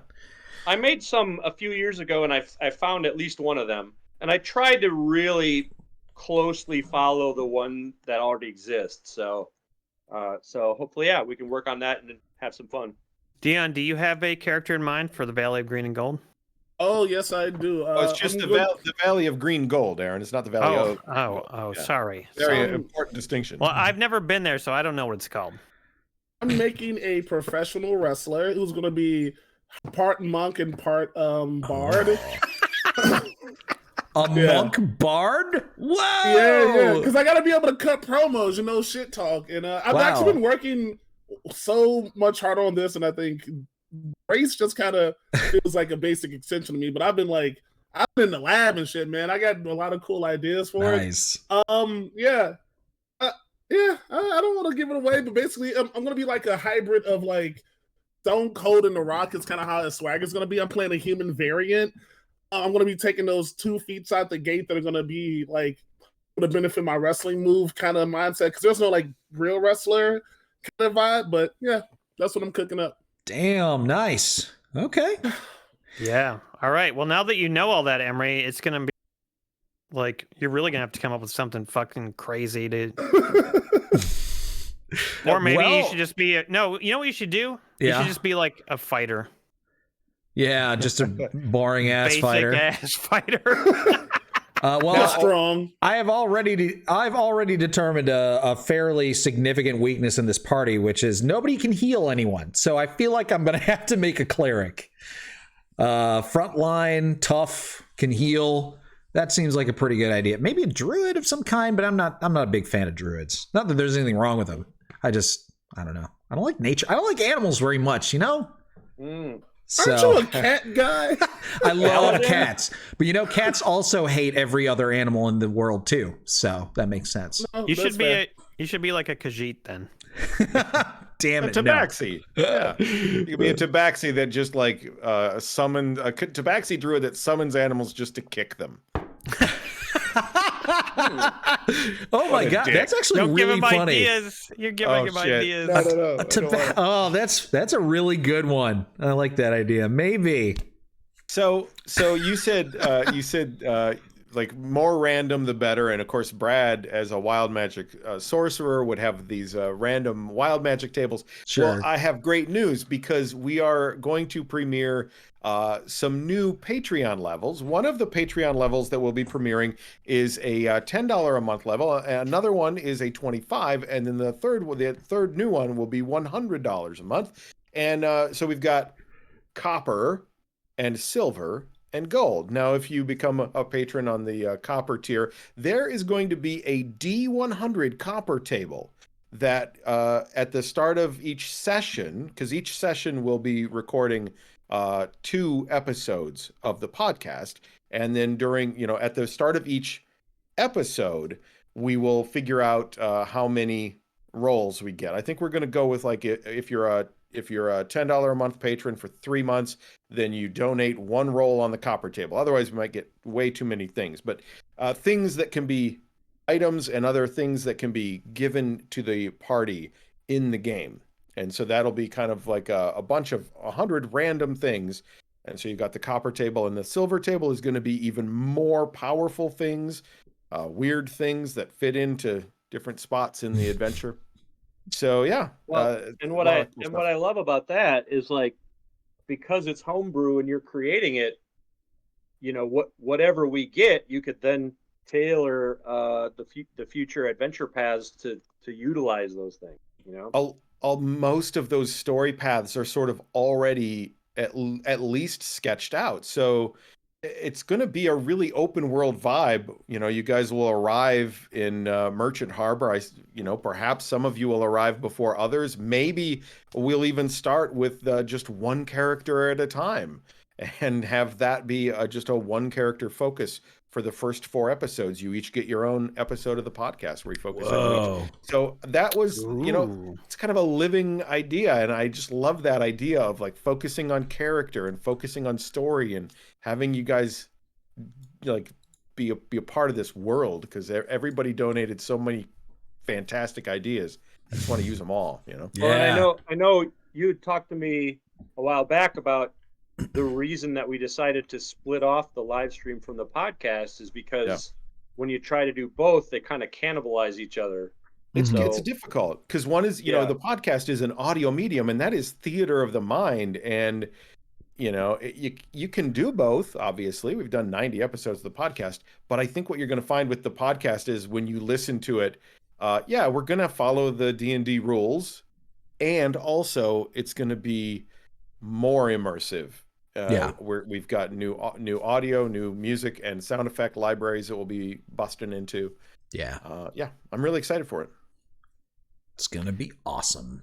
Cunning Among Us says a druid who hates animals would be great. I agree. I think that's your character, Emery. That's a great idea. Yeah, I mean, it'll be good for me to branch out and play a class I've never played because I generally don't like them. So there's some really cool druid subclasses. That okay. I will make a druid who hates animals. That will be my character. That's great. I will figure out how to make that work. You could be like an urban druid.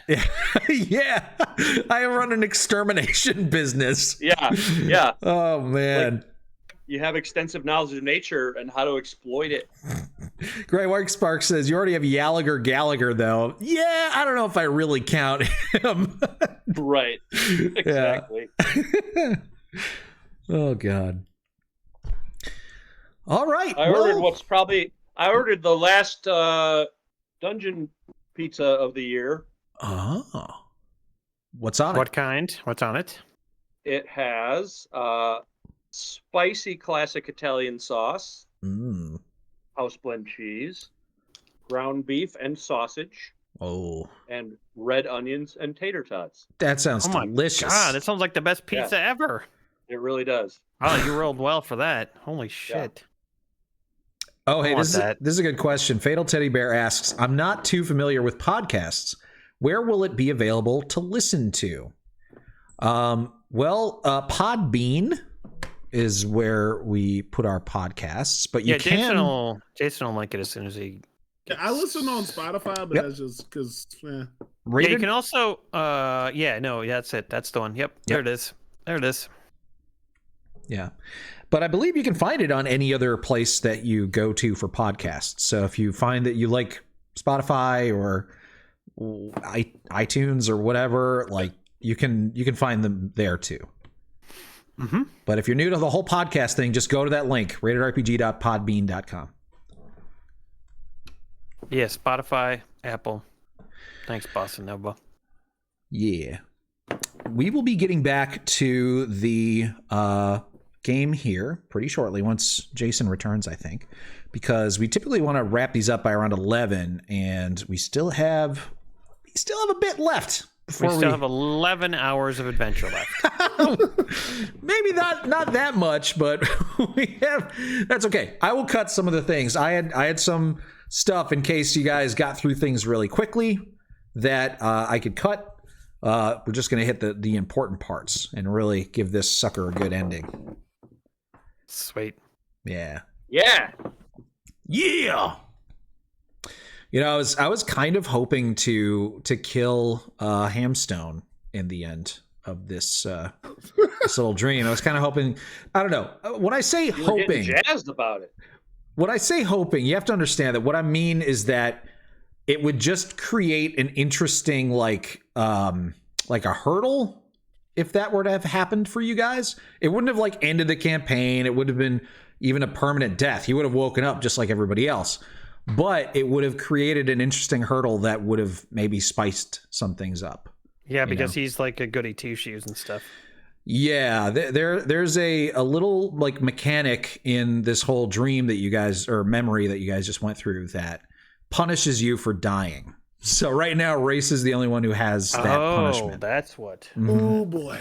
Even though he got brought back, he is still punished. Ah, interesting. Yeah. Still never got hit, by the way. Are you serious? Yeah, archers, man. That's what they do. Especially because a lot of like demons and devils don't really have ranged attacks. So especially the beefy ones. Exactly. They'll mess you up in melee, but you get 40 to 120 feet away from them, like on a wall or on a statue, you're golden. Yeah.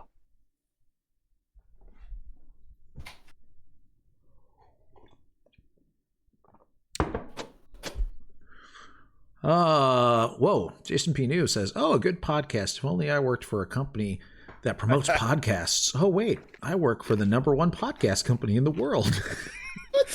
I sure would love to talk to you, Jason P.I.T.M.O.E. Wait, which Yeah. one is that?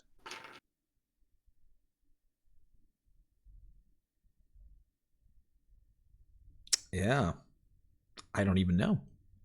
Okay, everybody's back, it seems Oh, like. iHeartRadio. Oh, fuck yeah. Holy Toledo. Huh. That's cool. Awesome. We should have a conversation with you, Jason. You're trying to share the homies. Yeah. Absolutely. We are the homies. All right, so we are going to get back now to the adventure. I'll be right back. I gotta check to see if my pizza's here. Sorry. My phone currently does not take calls. Oh, So, okay. Yeah. Not a phone. Oh, you have a Palm Pilot. Okay. You can't really call it a phone. He has a calculator / camera in his pocket. Actually, calls is one of the things that my phone does the least. Yeah. Yeah. I got a call. I'm like, somebody fucked up because you know the text.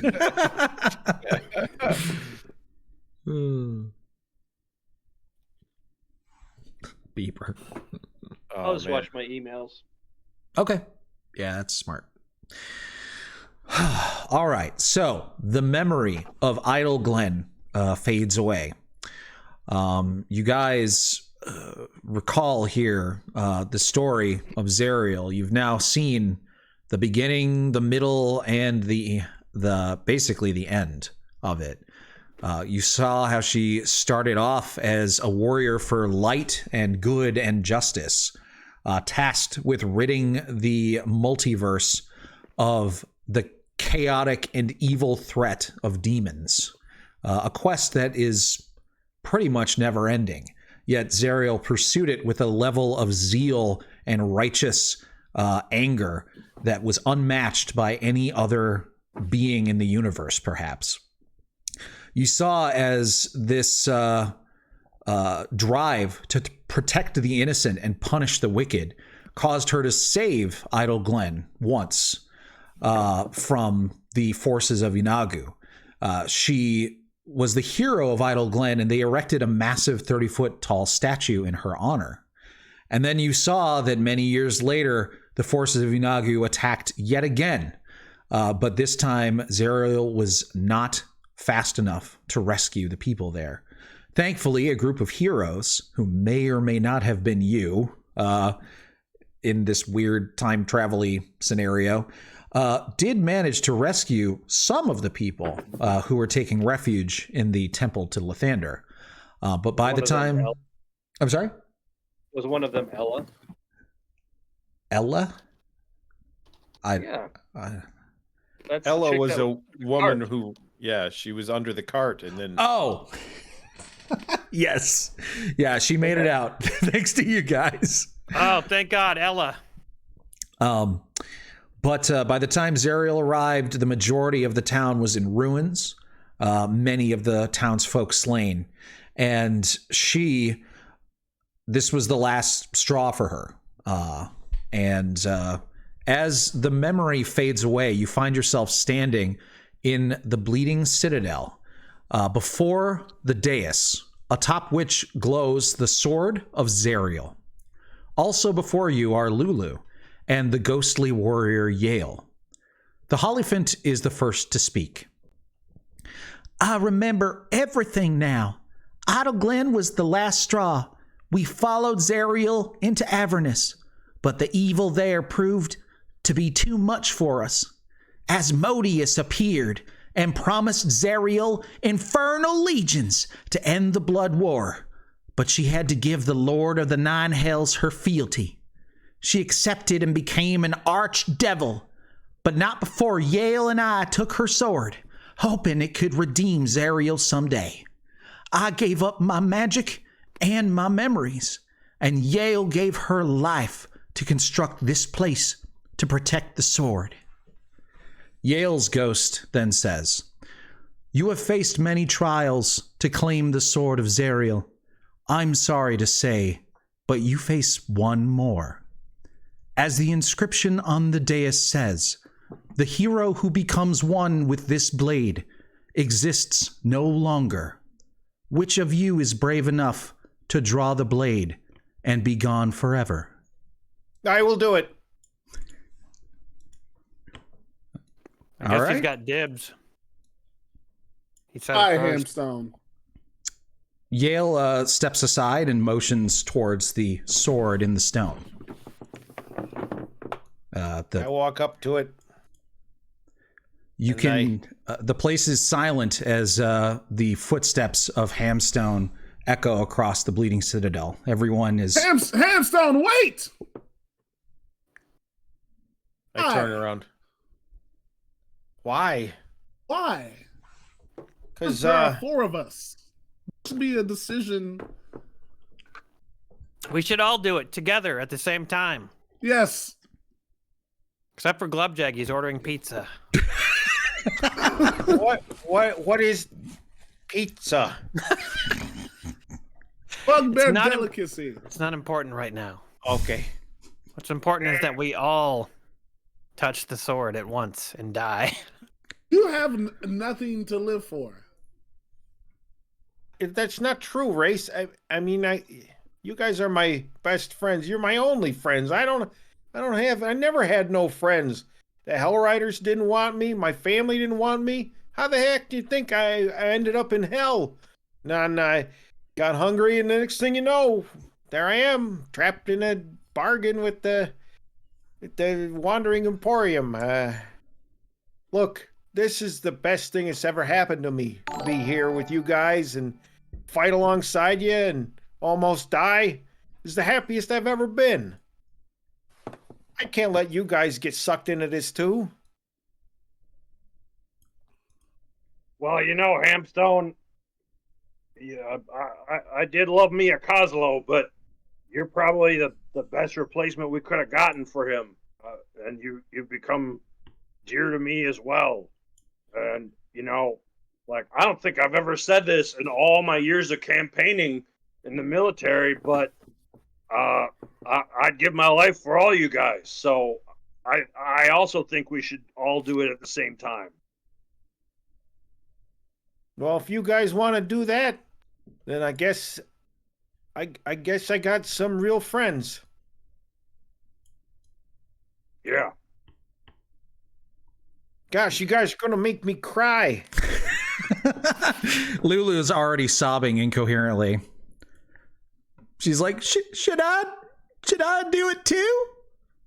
Oh, hell no, stop it. Oh, okay. Lulu, you're one of us, so if you want to, go ahead. Okay. I've been waiting so long for this. So, who is going to step up and pull the sword from the stone? Multiple people can do it if you want. All of us. Yeah, fuck it, man. Gorgeous Phoenix Brigade. All for one. GTB, baby. Come on. Can we all pee on it first? One last doesn't have a- piss. One doesn't have a last mouth. piss. One last piss. That's pissed. One. All right, one last piss. One last piss.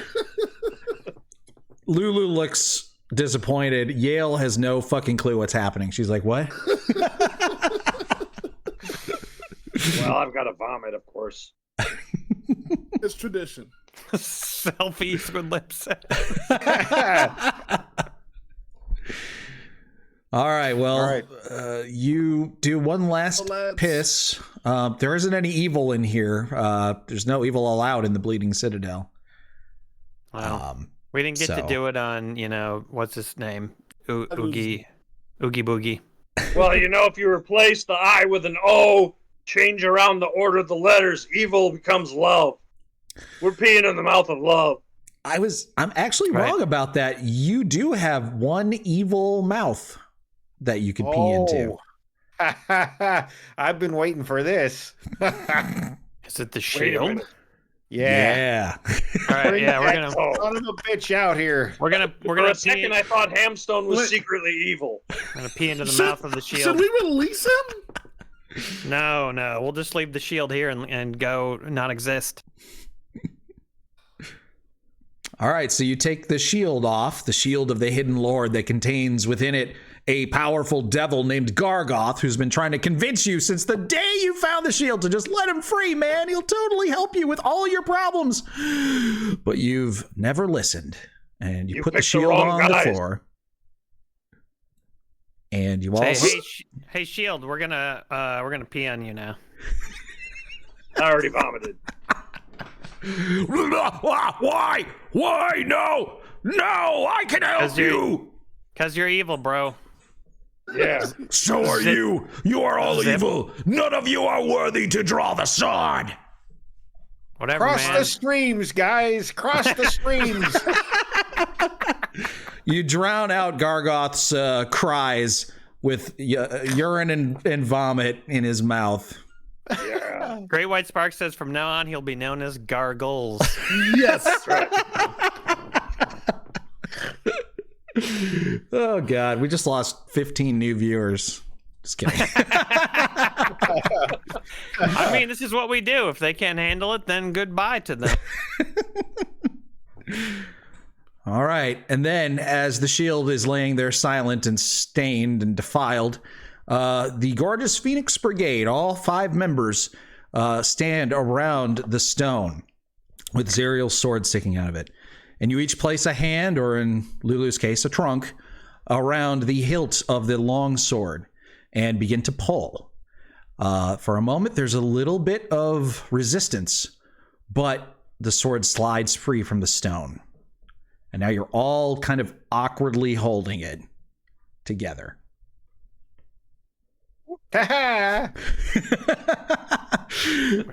We're doing it, guys. Yale smiles and says, "My work here is done. Good luck, and just know that when one of you unlocks this sword's powers, you will be gone forever. But it might be what you need to do to finally redeem Zerial. This sword has many powers, so use them wisely." And with that, she fades away into motes of light that drift upwards into the sky. I yell, Yale, come back now. You hear? I slap him. Oh. So you're left with those words about unlocking the power of this sword. And all of you at this point have had experience with magic items. So you get the feeling that she means when someone attunes to the sword, that's when things will happen. Can we attune simultaneously? I guess you could try. Okay. Well, we got to follow through with it, right? Let's try. Why not? Okay. Hey, guys! I just want to say, if we all fade into non-existence, it's been great being with you, and I hope we find some real estate wherever we end up. I Yeah, echo- big farm up north. Yeah, I echo that sentiment. I hope we have lots of eggs and frogs. Yeah. I look forward to wherever we end up, guys, together. Aqua Teen, Hunger Force. Food. Oh, God. Form of an iceberg. All right. So if you guys are all okay with this simultaneous attunement, then we will proceed. Yes. Yeah, Yes. do it. Okay.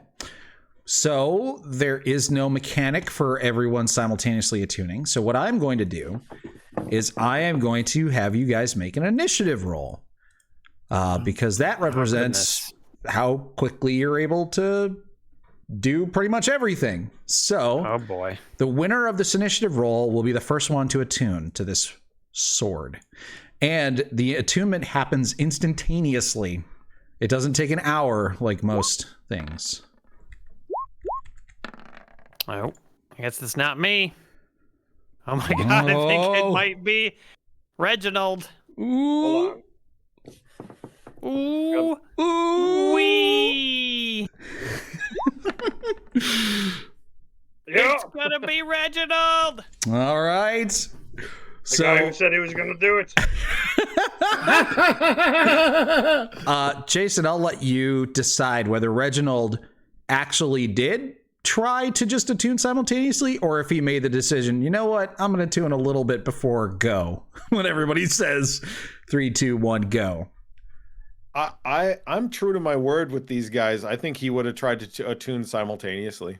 Okay.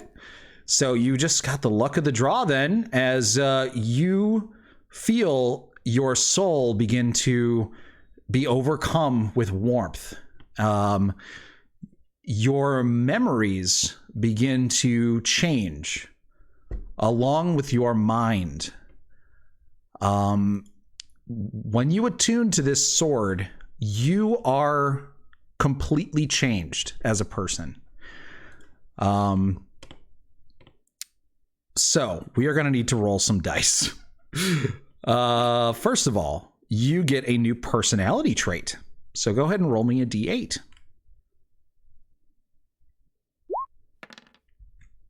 5.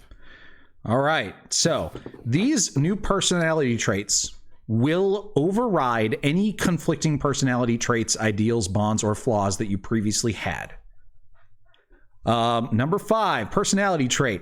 Reginald Hamstone now often quotes or misquotes religious texts. That seems more Reginald Hamstone than before.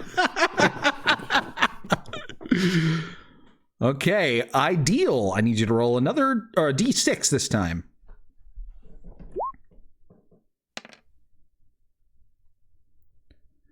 2. Faith. I choose to follow the tenets of a particular lawful good deity to the letter. Well, Now, horse served me well, but yeah, I have to give it up for Lathander. Yep. Yeah, whore is not lawful. Nope. Okay. Jedi says Reginald Hamstone now sells shitty pillows in the parking lot of a Mankato, Minnesota Hardee's. They took my phone. They took it. These machines. Whatever it says on Hamstone's alignment, by the way, whatever it said, it is now lawful good. Okay. What were you? I was chaotic good. Okay. Bonds. I'm going to need you to roll a d6. All right. Got a 5. 5. I seek to honor the angel Zerial by destroying fiends and other evildoers wherever I find them. That is a rough one. Oh, right. Gosh. Huh. Okay. That could be a problem coming up. Now a flaw. D6. A 5. Holy fuck. Okay. This is your flaw. I allow nothing to stand in the way of my crusade to eradicate evil from the multiverse. Oh boy. Yeah, it seems like Hamstone took a hard right. Yeah. So It was like, yeah. Go ahead. What were you saying? He used to be like, I'll let a thing slide now and then, just, as long as I fight the greater evil. And now he's just like, I'll murder everyone in my way. I will kill that tiny fiend. You basically are overcome with the essence of Zerial that had been maintained and like saved inside of this sword. So you find yourself understanding on a very deep level the reason why Zerial fell, because you feel the same way that she did. You believe that it is your job and your only purpose in existence to eradicate evil from the multiverse, and you will let nothing stop you from doing that, including eradicating the archdevil Zerial herself. Which is kind of rough. So, in addition to that, you have a really badass sword now. It is a long sword, and you are proficient with it, even if you normally weren't. You are transformed into a heavenly, idealized version of yourself, blessed with otherworldly beauty and a touch of heaven in your heart. So, what is the... Did I lose a little weight too, maybe? If that's idealized, yeah. Became a baddie. Yeah. So describe what you look like now. Well, I got bigger muscles, and you can actually kind of see a little tiny bit of toning. Like it's like I'm a heavyweight fighter. Like I'm still hamstone, but but you can see I got some muscle underneath there. Uh-huh. I got a lot of swagger too. I like to wink at people. I like to wink. You got the juice, yeah. You gain +2 charisma permanently. Oh my god. Every round, when you have at least 1 hit point remaining, you heal 1d6 hit points. Oh my god. Sheesh. Who is this guy? You have resistance to necrotic and radiant damage. Look at this good-looking pizza. Looks so good. Oof. God Product damn it. and radiant. I would Yeah. fuck that up. Oof. Oh, I'm sorry. Your charisma doesn't increase by 2. It becomes 22. Holy. What? Yeah. Sure. My bad. I thought you were going to be erased from existence. He is. This is essentially This a is different person. Yeah. Okay. The hamstone, you guys know, will never exist again. Okay, but we have one very important question. And does it say anything about whether or not he can still pee in the mouth of evil? He can. And I don't think any of his flaws overrode that desire. So Okay. All right. Well, then he can still be in the GPB. You I was also- a little worried. you also have a heavily idealized and beautiful penis now. So Yes, very nice. Statuesque, if you will. And those teeth that got knocked out probably grew back. That's good. yeah. You sprout a beautiful pair of feathered wings. Oh, look at my wings. You now have a flying speed of 90 feet and the ability to hover. Did he just become Zariel? Kind of like a mini version of her. Hamstone's penis grew by 3 sizes that day. I hope you're writing these things down, Jason. I am. Okay. I am. How did you describe the wings? Feathered, a beautiful. That's pretty much the only descriptions. They're angel wings, dude. Yeah. And my hair grew out, and now my hair just kind of like flows in the breeze when Yeah. my wings flap. Totally. Your eyes are now luminous pools of silver. You can see in normal and magical darkness, see invisible creatures and objects. It's true sight. Out to 60 feet. Is he still here physically? I mean, you watched him basically go Super Saiyan and turn into a taller, more beautiful and fitter version of himself. But you can tell that he still is Hamstone. You know, he just looks different. I'm no longer Hamstone. I am Steakstone. Ooh, Wagyu stone.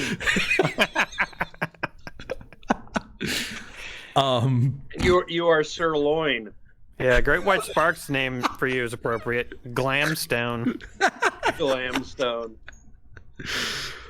Oh, God. Yeah, I love it. We're almost done. Almost done with your abilities. The sword is constantly glowing. It gives disadvantage to fiends who are within 5 feet of it on their attack rolls, which is awesome. And as a bonus action, you can make it grow brighter. So it's a 15-foot radius, and it gives them disadvantage in that radius. Okay. And then He's such an attention whore. it deals an extra 2d8 radiant damage to any creature that it hits, or 3d10 radiant damage if you're wielding it in 2 hands. Okay, so what was the first? I got 3d10 radiant two-handed and 2d8 radiant 2d10. one-handed. Additionally, any creature that takes this radiant damage that is evil must make a DC 17 con save or be blinded for a turn. All right. Wow. Yep.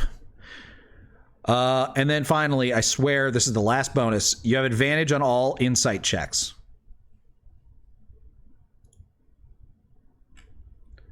Okay. Whew. Other than that, it is a magical I'm not longsword. sure I like you anymore. I smile at him. I like you.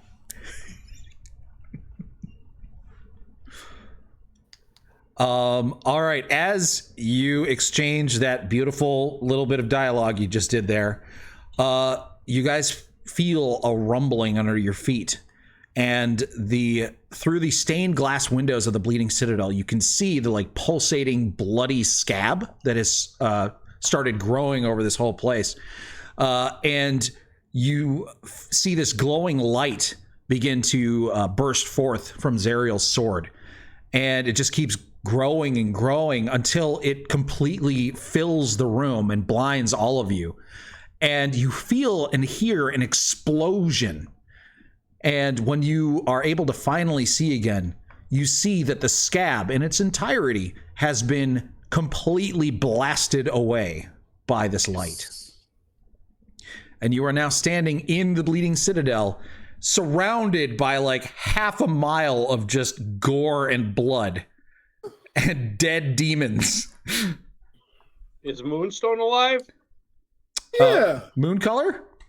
Or Mooncolor, I mean? Yes. This actually only does damage to evil things. So moon color's fine. Yeah. Yes. So, you guys have the Sword of Zariel. You have Elturel's companion has been opened, and the Planetar inside, Nacius, has pledged to help you raise Elturel back to the material realm. You have Glamstone, who wields the Sword of Zariel. All you need to do now is break the chains that hold Elturel into Avernus, and then get Nacius to lift it up into the material realm. That is all you need to do, and you will be finally home. What do you do?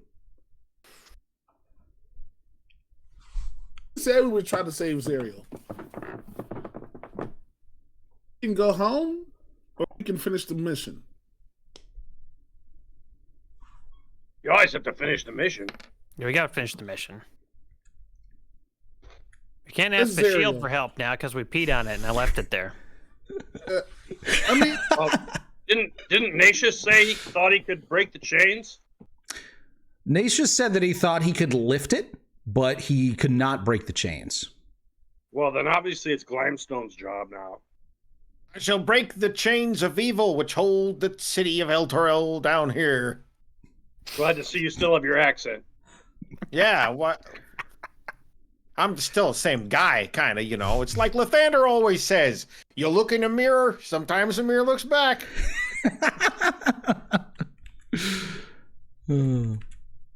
Okay.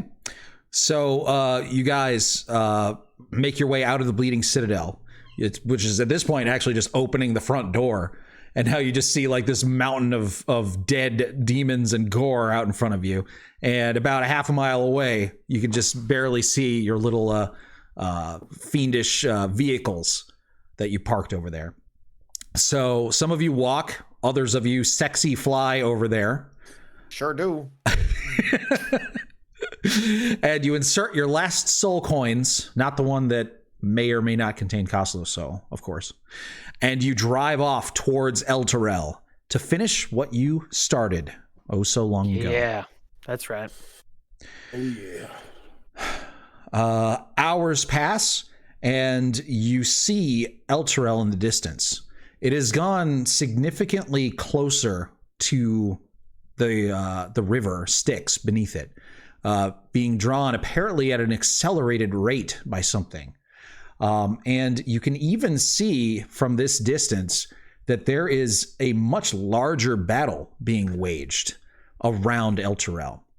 You see not only the swarms of devils and demons that are flying about, hurling fire at each other and shrieking and making each other go insane, but you also see the large reptilian figures of dragons flying around. And you realize that the forces of Tiamat have now joined in the chaotic battle that is occurring right around Elturel. Lulu looks at this and says to you guys, "Oh my gosh, I've never seen such fighting here in Avernus." And remember, I have my memories back, so this is like a legit thing. I know that Zariel would always want to be in the thickest part of the battle. We may be able to find her down there somewhere. I know where she'll be.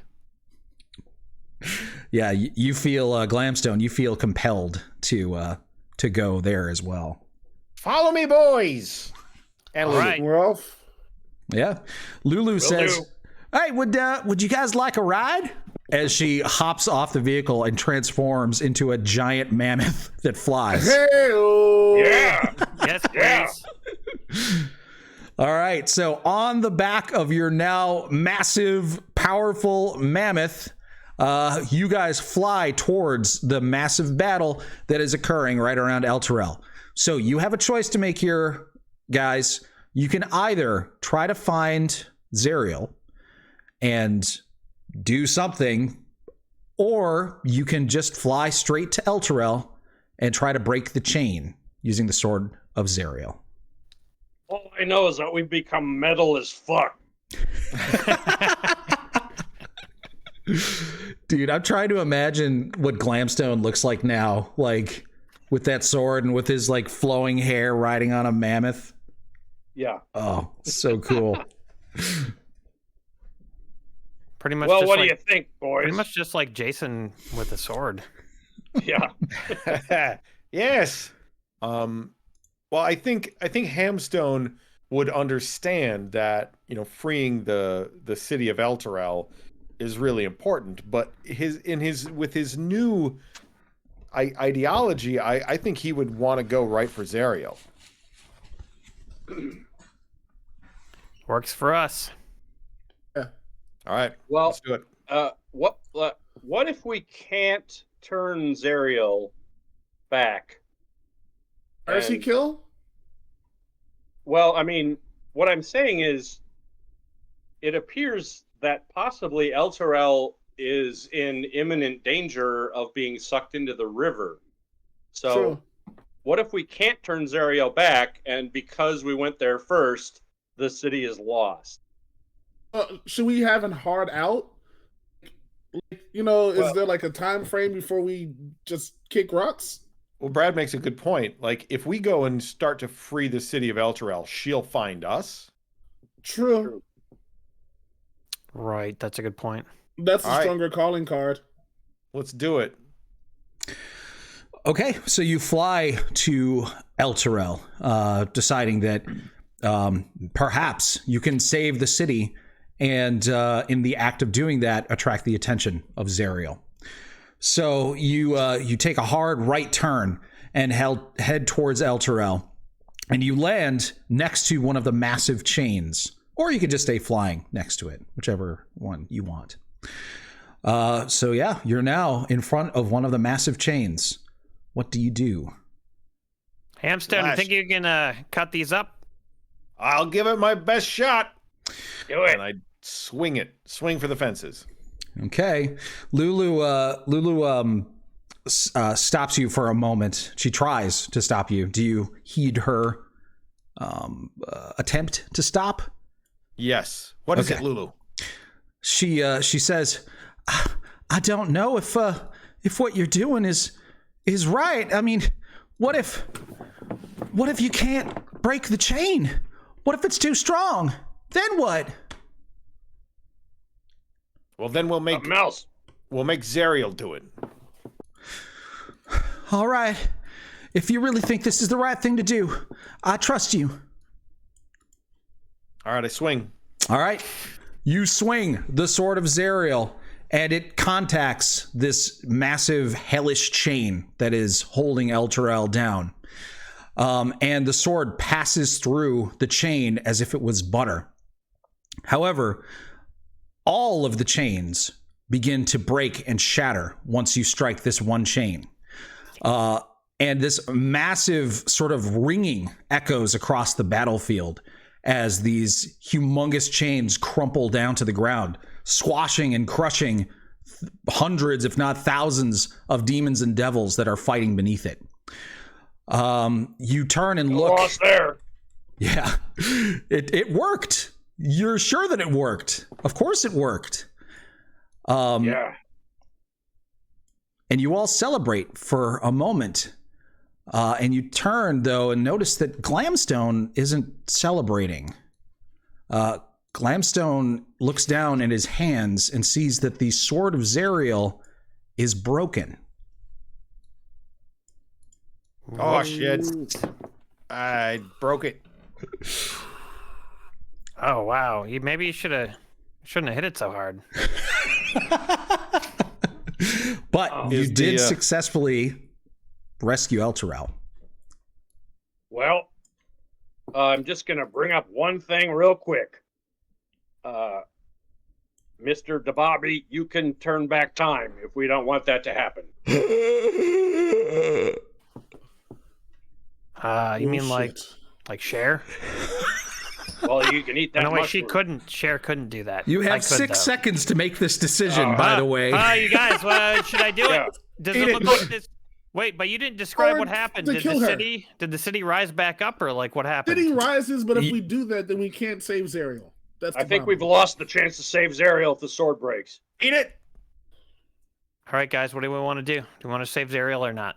Save her. Yeah. Okay, Yeah. I eat the mushroom. I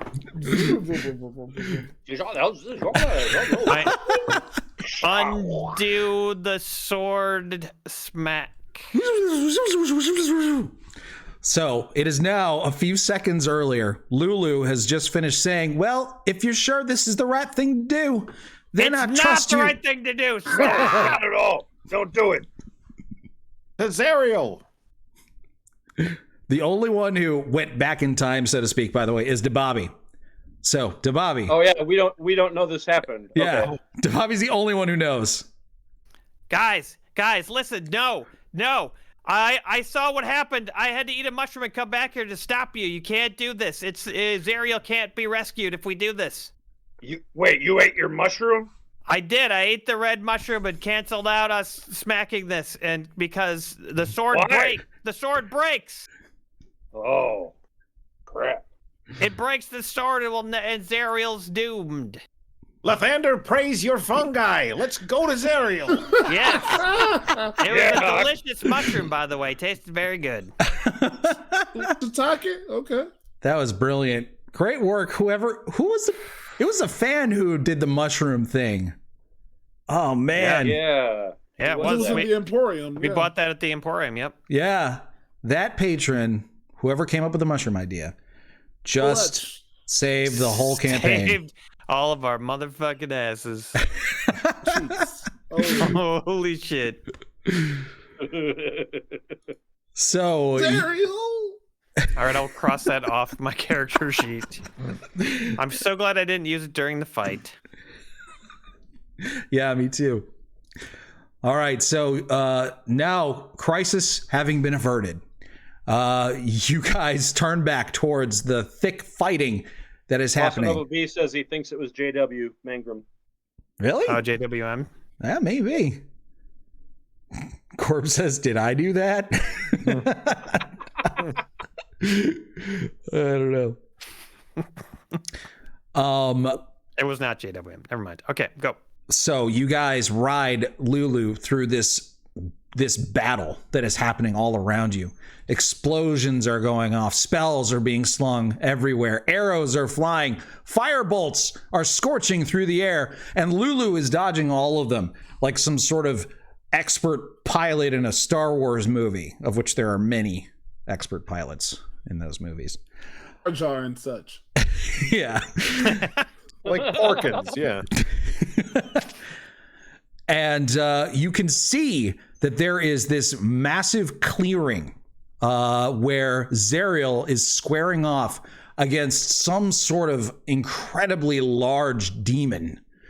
And as you break through the sort of like barrier of surrounding bodies and enter into this circle, this clearing, that is the moment when Zariel, with a swift swing of her hammer, crushes the skull of this demon, which explodes into gore and viscera.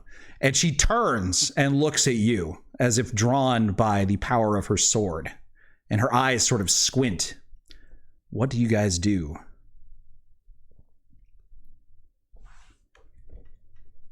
What's up, Zariel?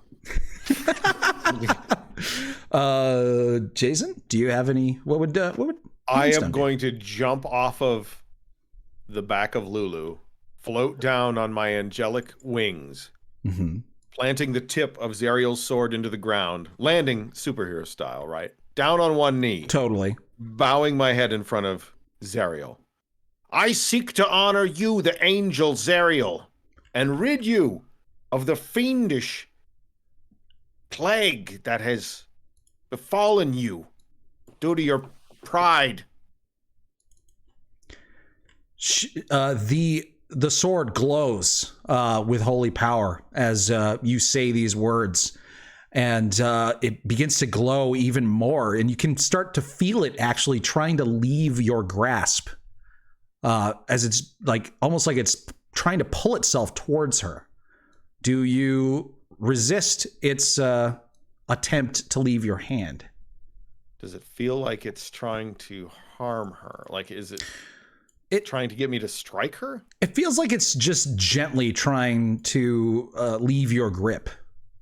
Almost like it's like has a will of its own. It might be able to redeem her by itself. But Yes. again, maybe not. No, I got no more mushrooms. No, I hold on to it.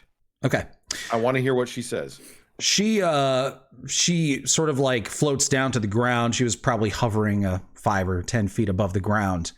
And she looks enraged at you. But when she gets close enough to really see the sword that you are holding, she pauses and is taken aback. And go ahead and make an insight check, only Glamstone, please. I get that big fat bonus on there. What was the bonus? Advantage. Oh, advantage. Okay. Well, I don't get any bonuses on it, so here goes nothing, guys. Yeah.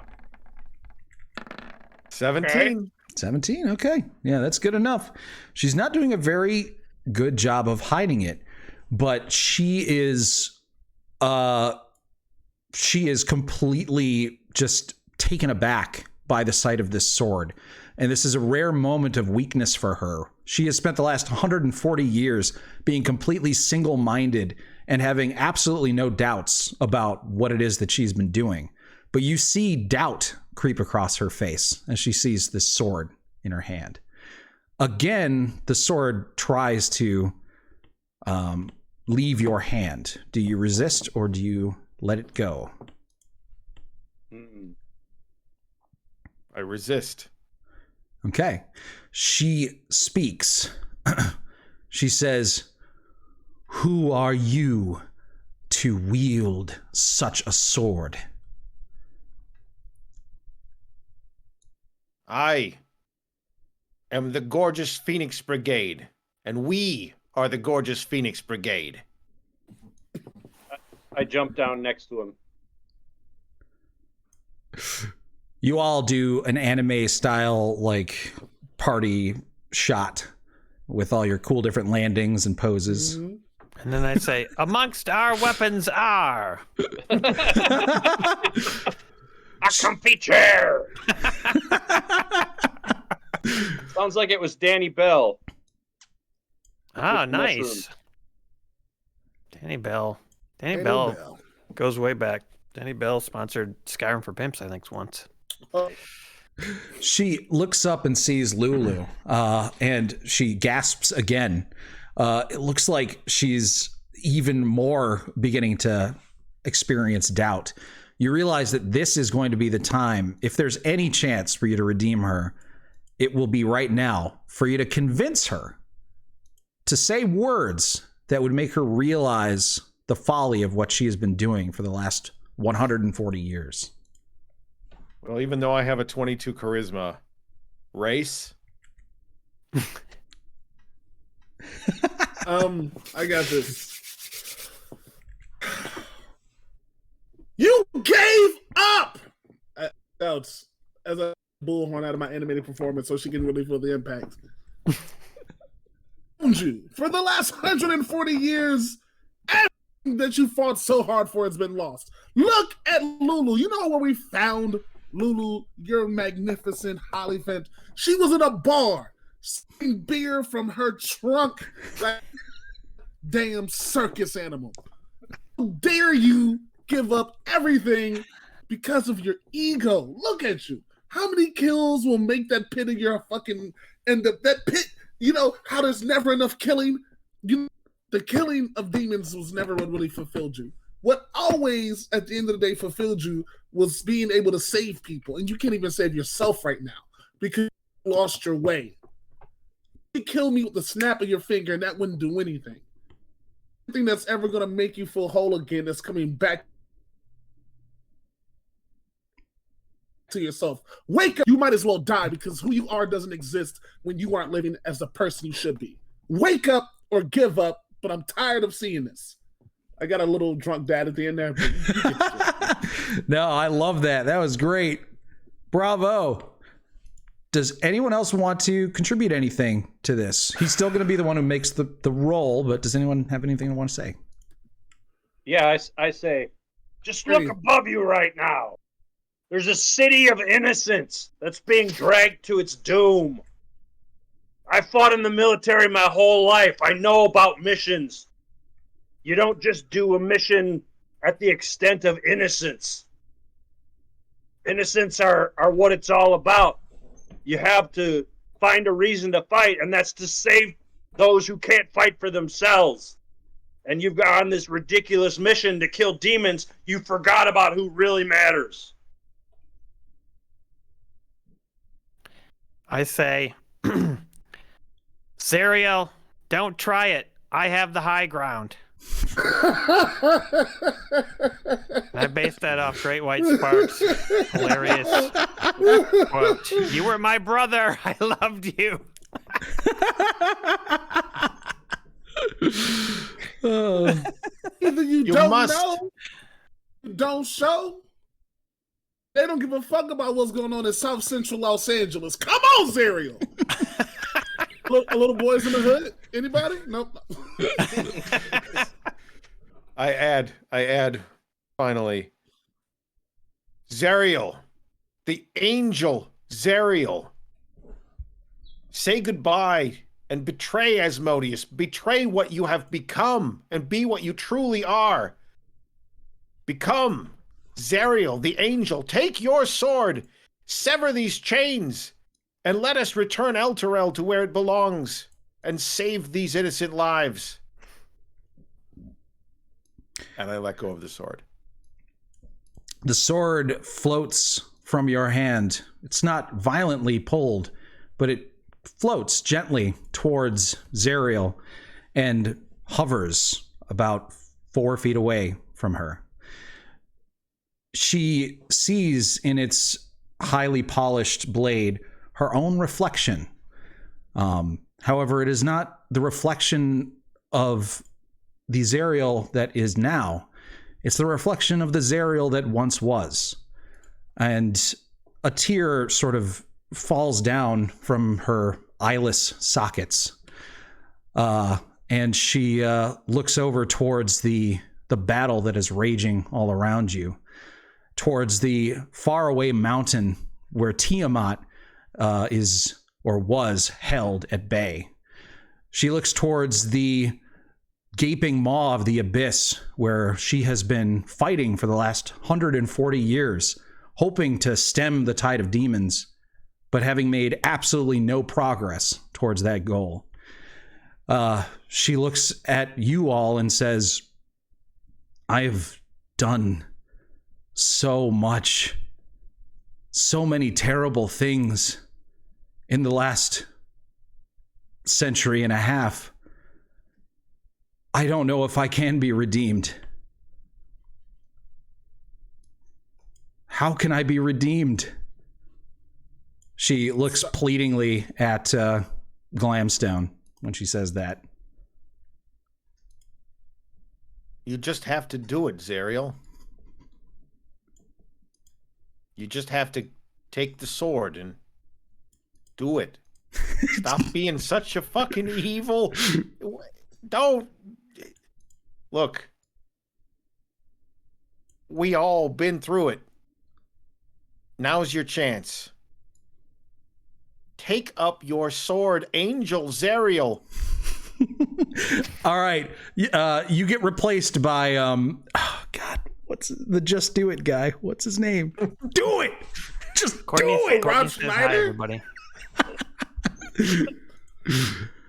I am going to need a check here, and Race the Roaster can roll it if he wishes. Shia LaBeouf. Shia What check in particular? Shia LaBeouf.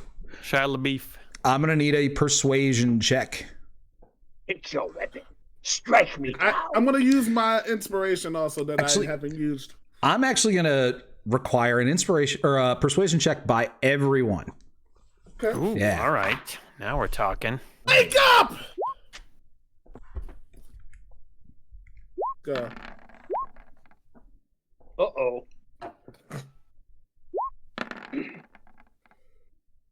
Whoa.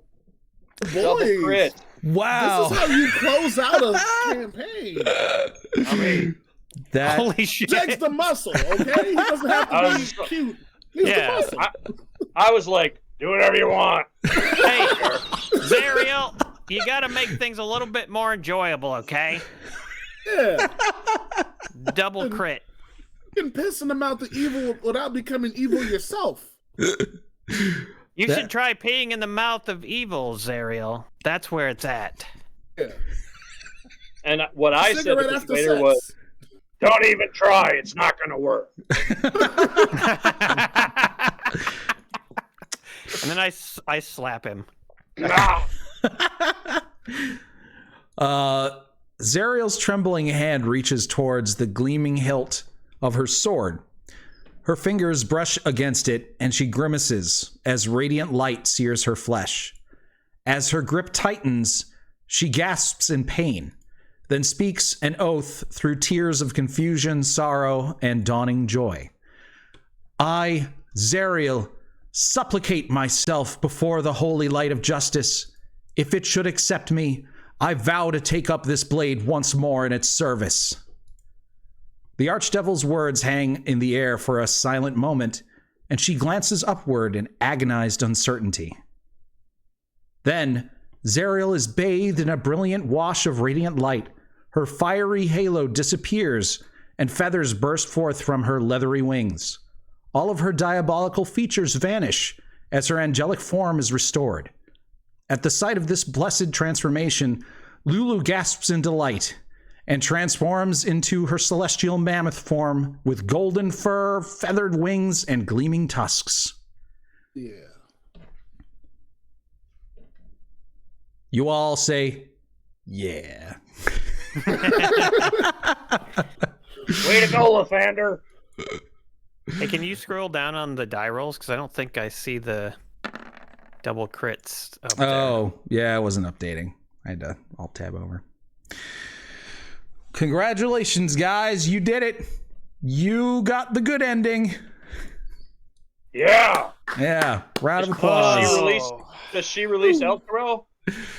Yup. With her sword in hand, she flies towards Elturel, cutting down in vast droves any devil or demon that tries to get in her way, and arrives at Elturel. And taking up her sword in her hand, she instantly cleaves through the chain.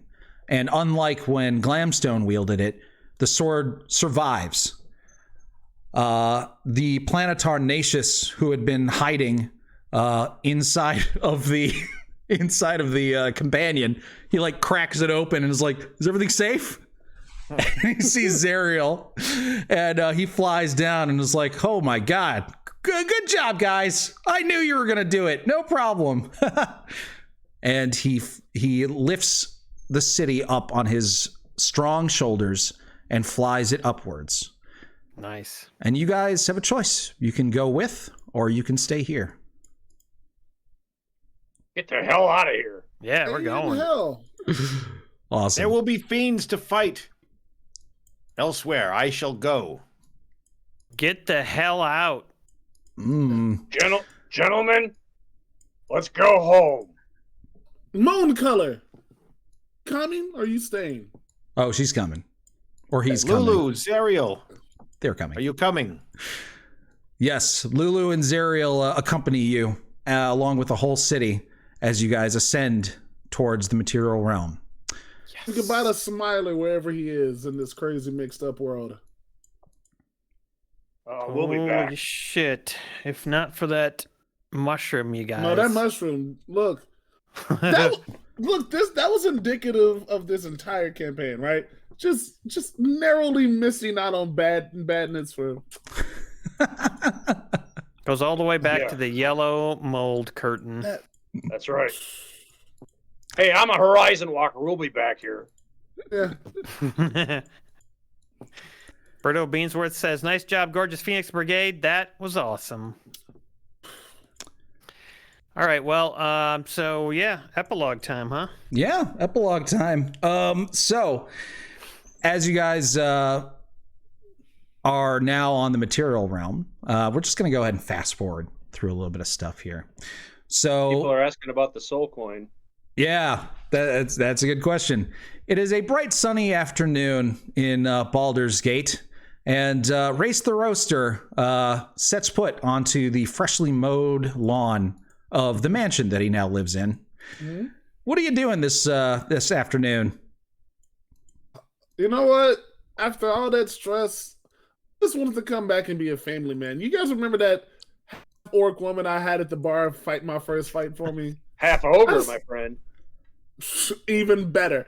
I decided it's time for me to settle down and become a family man. Having been an orphan, all I want to do is raise a little batch of bastards of my own. I'm just barbecuing, but more importantly, I got my girl with me. I'm just enjoying the sights. That's all. All right. So that's Race. He's barbecuing with his girl. Are there little mini races on the way? There are. There's two of them. The first one is Lucius. Second one is Cookie. That's named after the characters from Empire. Yes. All right, Bobby, what are you doing this afternoon? I'm spending the day doing some landscape in front of a new mansion. Where we all live now, and do we have wasn't there somebody that we had like locked in there or something in that mansion? Well, wait, one of the brothers, or did they all die? They all died. They're long gone. Yeah, this place has been cleaned up and redone, sold to you guys. So you probably invented the lawnmower and are currently mowing the lawn, right? Yes, I'm currently mowing the lawn. Yeah. And I've borrowed one of Glubjeg's beans. And I decide to plant it and just for old time's sake and see what comes up. Jesus Christ. Okay, roll a D100. Oh, man. Brad, you better have that table up. I do. Oh, my 97. God. You got the pyramid with the mummy lord inside of it. Okay. Okay, that's going to happen, but first, let's find out what everyone else is doing when this happens. Yeah, Brad, what is Glubjack doing? I've been on a vacation. Okay. Oh, really? Okay, sure. Yeah. Of course. Yeah. I visited Mount Celestia, and the blessed fields of Elysium, and the windswept depths of Pandemonium, just to kind of see what some of the other planes were like.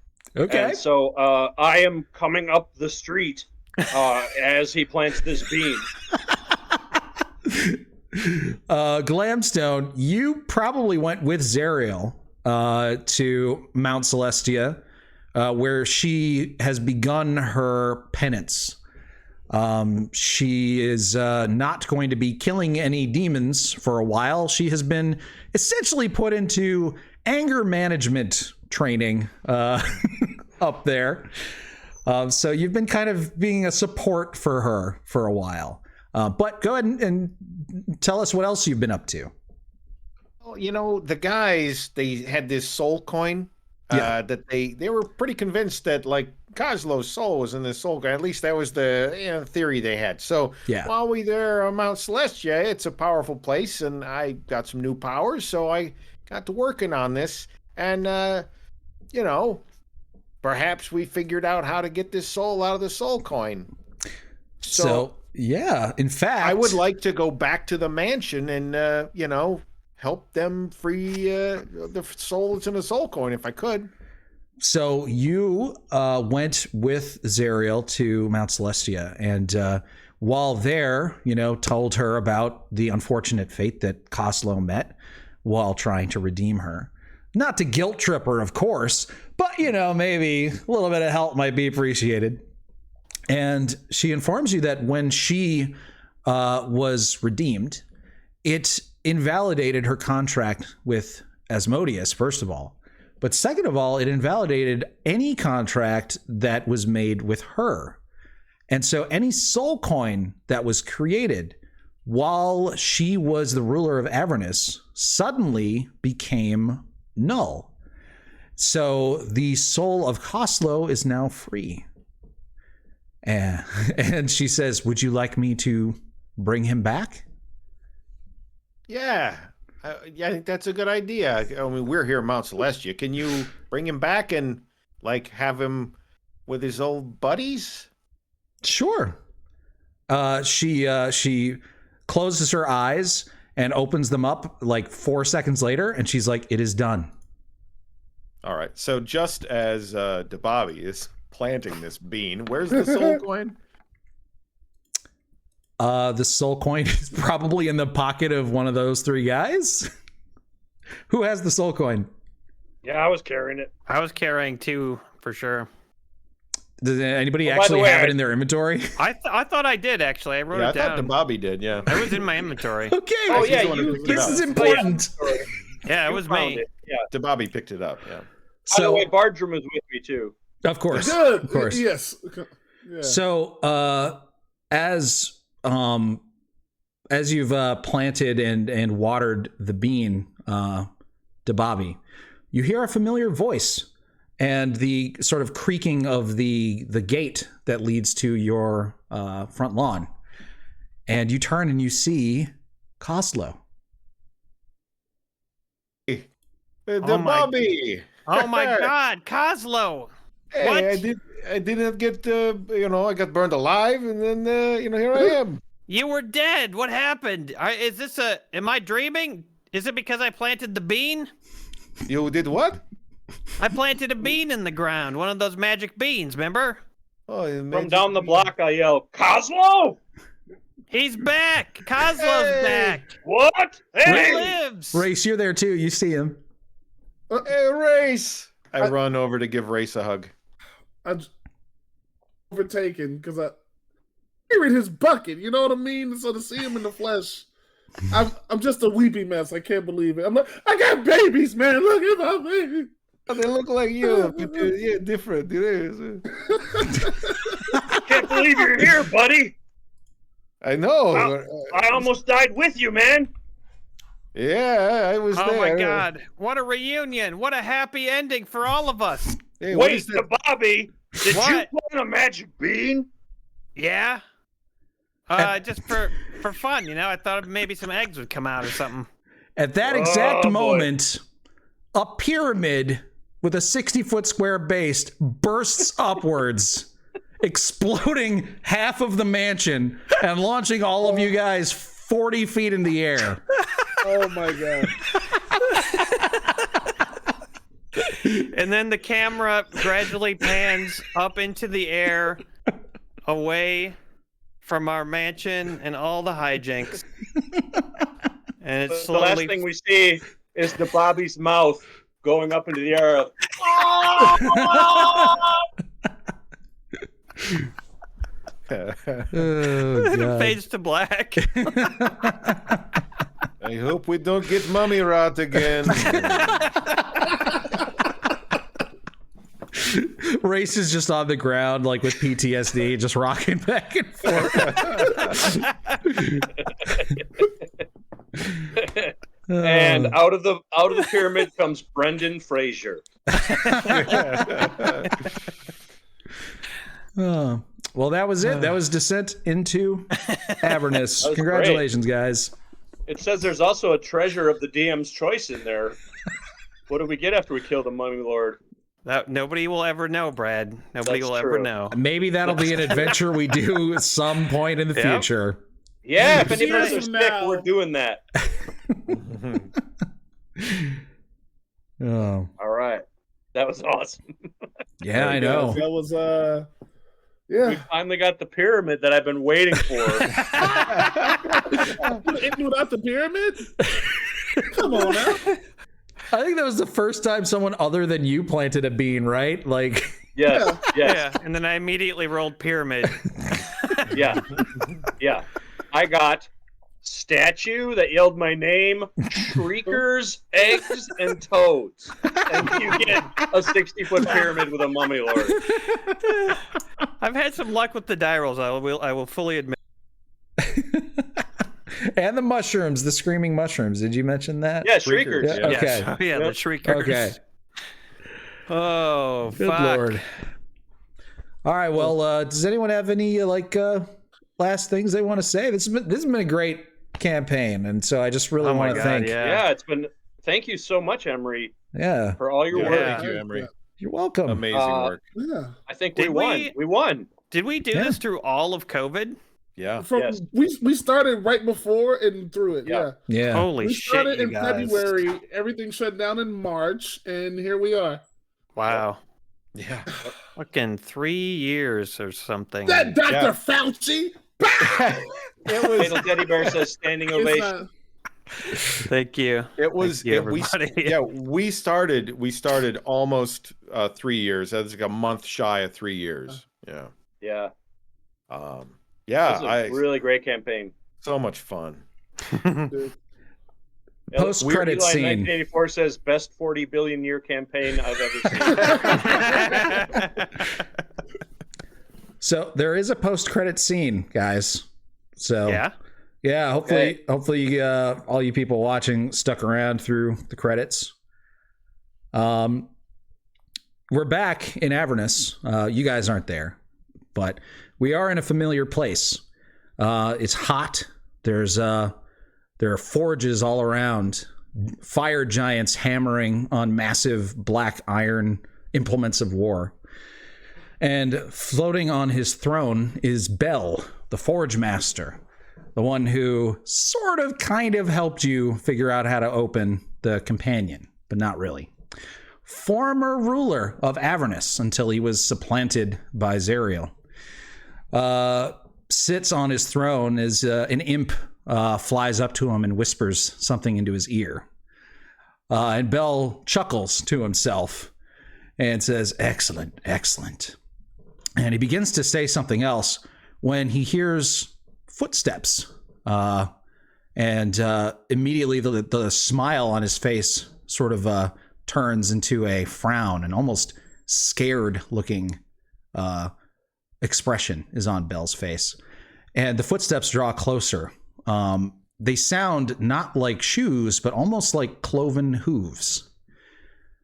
From the darkness emerges a figure 13 feet in height, but very thin, wearing resplendent black and red robes, studded with gems that have a value that can only be guessed at, wielding a massive ruby scepter in one hand. This figure is incredibly beautiful, but in a very twisted and dark sort of way. Bell says, Master, Zariel, she has broken her contract with you. She has left Avernus. It is rulerless. I, obviously, should be the one to replace her. The figure smiles, and his red coals for eyes sort of glow in the darkness. And he just sort of laughs. And Bell says, Why are you laughing, Great One? You have been betrayed by Zariel. And Asmodeus, the Lord of all 9 hells, says, Did she, though? And disappears into the smoke.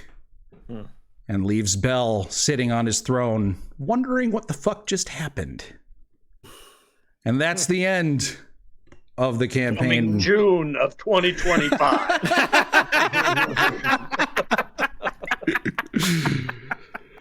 Oh, yeah. Wow. Holy shit. Interesting. So I forget what happened when, you remember we gave that one dude a bunch of like super strong ass dragons for pretty much a weak ass trade? What happened there? Just gave up dragons? I love this. Plasto Joe says, I'm here to tell you about the Asmodeus initiative. Okay, so you're asking about the Orb of Dragonkind that you guys delivered to the followers of P.I.T.M.O.E. Powerful. Yeah. So there's like a lot of possible like things that can happen in this campaign, and this isn't even necessarily the end. Like if you wanted to run this campaign, you could continue after this point, because there's now like a power vacuum that was created with Zariel being gone. And so the sort of the point of that Orb of Dragonkind is that you can become sort of like allied with Tiamat, and Tiamat can destroy the chains herself. And so that is a way for you to like, you know, destroy the chains and free Elturel. There are ways to sort of get through this campaign without dealing with Zariel like at all. You could also, if you wanted to, like become her willing servants. You know what I mean? Like it has rules for that. If you did destroy the sword, which you guys almost did, but then the mushroom saved you, there actually is a way to save Elturel that would require it would have required Hamstone to actually sacrifice himself. Like he would have had to enter a contract with Zariel where he would serve her forever, like Elanthius and Haramon. Like, but we wouldn't have been able to save Zariel then, right? Correct. Yeah, she was going to be totally irredeemable if you had destroyed the sword. Yeah. And if enough of you had failed the check to diplomacy with her, or the persuade her, she would have done the exact same thing. She would have like grabbed the sword, but instead of it redeeming her, she would have instantly destroyed it and then attacked you and killed you. So, yeah, awesome. Yeah, unless you had pledged to serve her forever. So things could have gone very, very differently there. Oh, wow. Shit. Okay. Yeah. That's in a nutshell. And was The there an shield ending? guy Was just there an gets ending with another Bell? party. Well, yeah, so Bell, you could have allied with him and tried to help him overthrow Zariel, and he could have helped you kill her. That's the thing too with Tiamat. You could have actually helped Tiamat kill Zariel, and that would have helped Tiamat get free of Avernus, which is kind of a prison for her. What other endings are there? You could give Zariel the shield of the Hidden Lord, and she would give you that shield in exchange for Elturel. So that's like a last ditch thing that you could do. One thing that you guys never did was actually make the deal with Gargoth, and it's really good that you didn't, because his thing is hilarious. He makes you sign a contract, and if you don't read it thoroughly enough, basically the moment that he gets free, he like kills you or tries to kill you. Yeah, it's pretty great. That's funny. So yeah, asking him to cut the chains would not have done the trick then. Yeah, no, he was actually like totally weak and powerless and couldn't really help you. Is there any endings where we can work with demons? Yeah, they're in the scab. So the place around the Bleeding Citadel. There's an Amazon distribution center there, and Jeff Bezos, that's his summer home actually. But there's a massive beast that is in one of the rooms that you guys just never randomly stumbled into. Oh, okay. And he's like one of Yanagu's like favorite pets. And he's this like gigantic, like weird hyena that is like doesn't walk on four legs. It kind of like worms around. Okay. And it's very, very difficult to kill, but you can basically sort of like work with it to destroy the chains, and then help the demons sort of like get a hold in Avernus, and again kills Ariel. Okay. So yeah, a lot of different options for this campaign. There's a question about the hair salon in the bazaar. Yeah, the like. Where we couldn't remember that we went there. Mm-hmm. So that is, I believe, a dragon. I'm pretty sure that is a dragon, like a really powerful metallic dragon. So a good one. Okay. That has the ability. It was sent there by Bahamut, who is the god of good dragons. And this dragon obviously passes itself off as a human and exists there to try to help any good doers that make their way down into Avernus. But it has the ability to wipe the memory of anyone that it interacts with. And it's incredibly cautious, and it never lets someone, not get their memory wiped. So it's just supposed to like every time the players go there, they can like get some healing or some like restorations and stuff from that dragon, but then they won't remember how they got healed. Yeah. That was the tiefling woman in the sewers? no, that was the hair salon where our memories got erased. Yeah. Oh, that's right. Okay. Because Jedi says, okay, the tiefling woman in the sewers below the bath, was she treacherous? The one you stuck in the coffin and left? I've been waiting 3 years to know. That is a great question. Was she in the Dungeon of the Dead 3? Yeah, she was. Yep. Okay.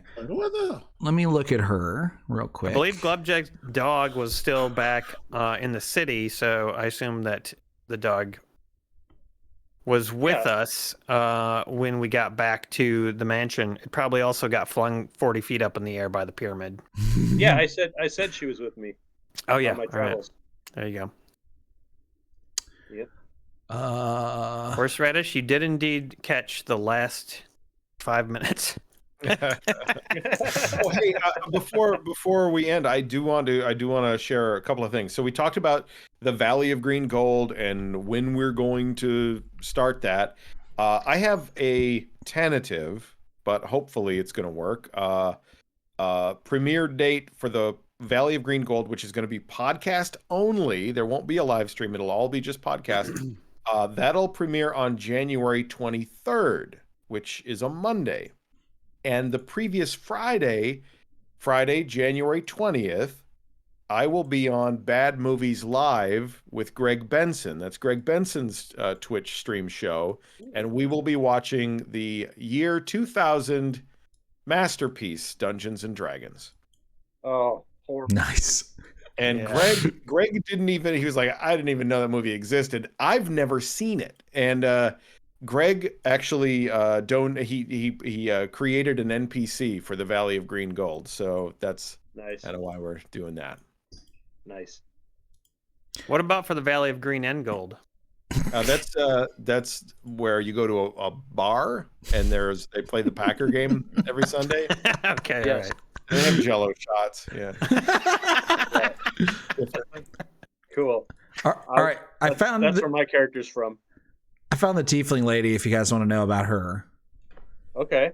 Her name is Vendetta Cress. She's a neutral commoner who basically is just like a working class girl.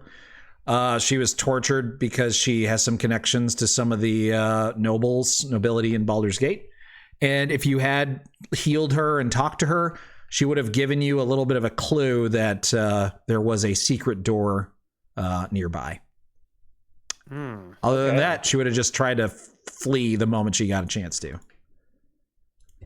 Yep, that's kind of anticlimactic. I'm sorry. Dion was having trouble with the internet on and off all night. He kind of blinked in and out, but I think we might have lost him. Yeah. We lost. Oh, We well. lost Dion. No. He was there for the ending, though. Yeah. That's important. Boston Nova Bill says, what about Rhea? That was the Hell Knight, right?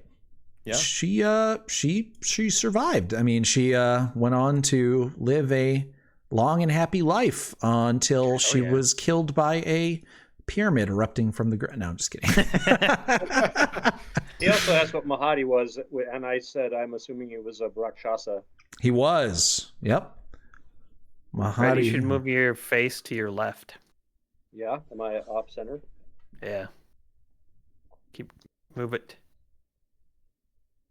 There you. That's pretty good. Why am I doing that? Yeah, that's better. You want to see the game behind me or something? No, it's because since Dion left, all the cameras got messed up, so Oh, okay. they can't see your face unless you're off to the side. Turn them off. Whew. That was nutty. Anyone else have any other questions? Questiones? Final questions before we head off into the multiverse. I'll see if I can think of anything else interesting that I thought you guys would find fun. We met to the right. Or the Unicorn's unicorn with us. Unicorn's hanging out in the garage. Yeah, Mooncolor is just that's a good question. She's in the stables, I'm assuming, right? She's now just your unicorn. Yeah, we had a stables, so Yeah. hopefully the stables weren't on that side of the house that got destroyed by the pyramid.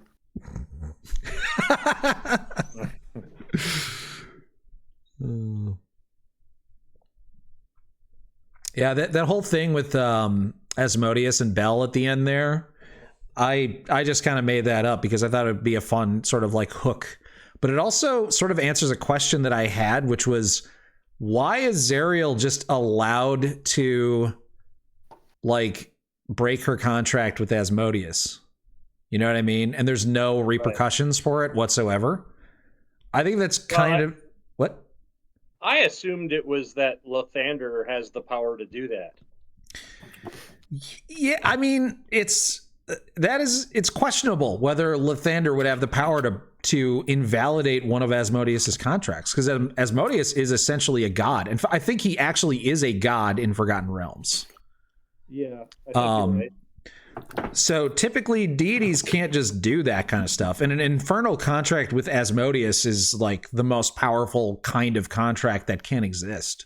So I always found that to be just a little bit suspicious that could happen. And the logical kind of assumption that I made is that Asmodeus allows it to happen.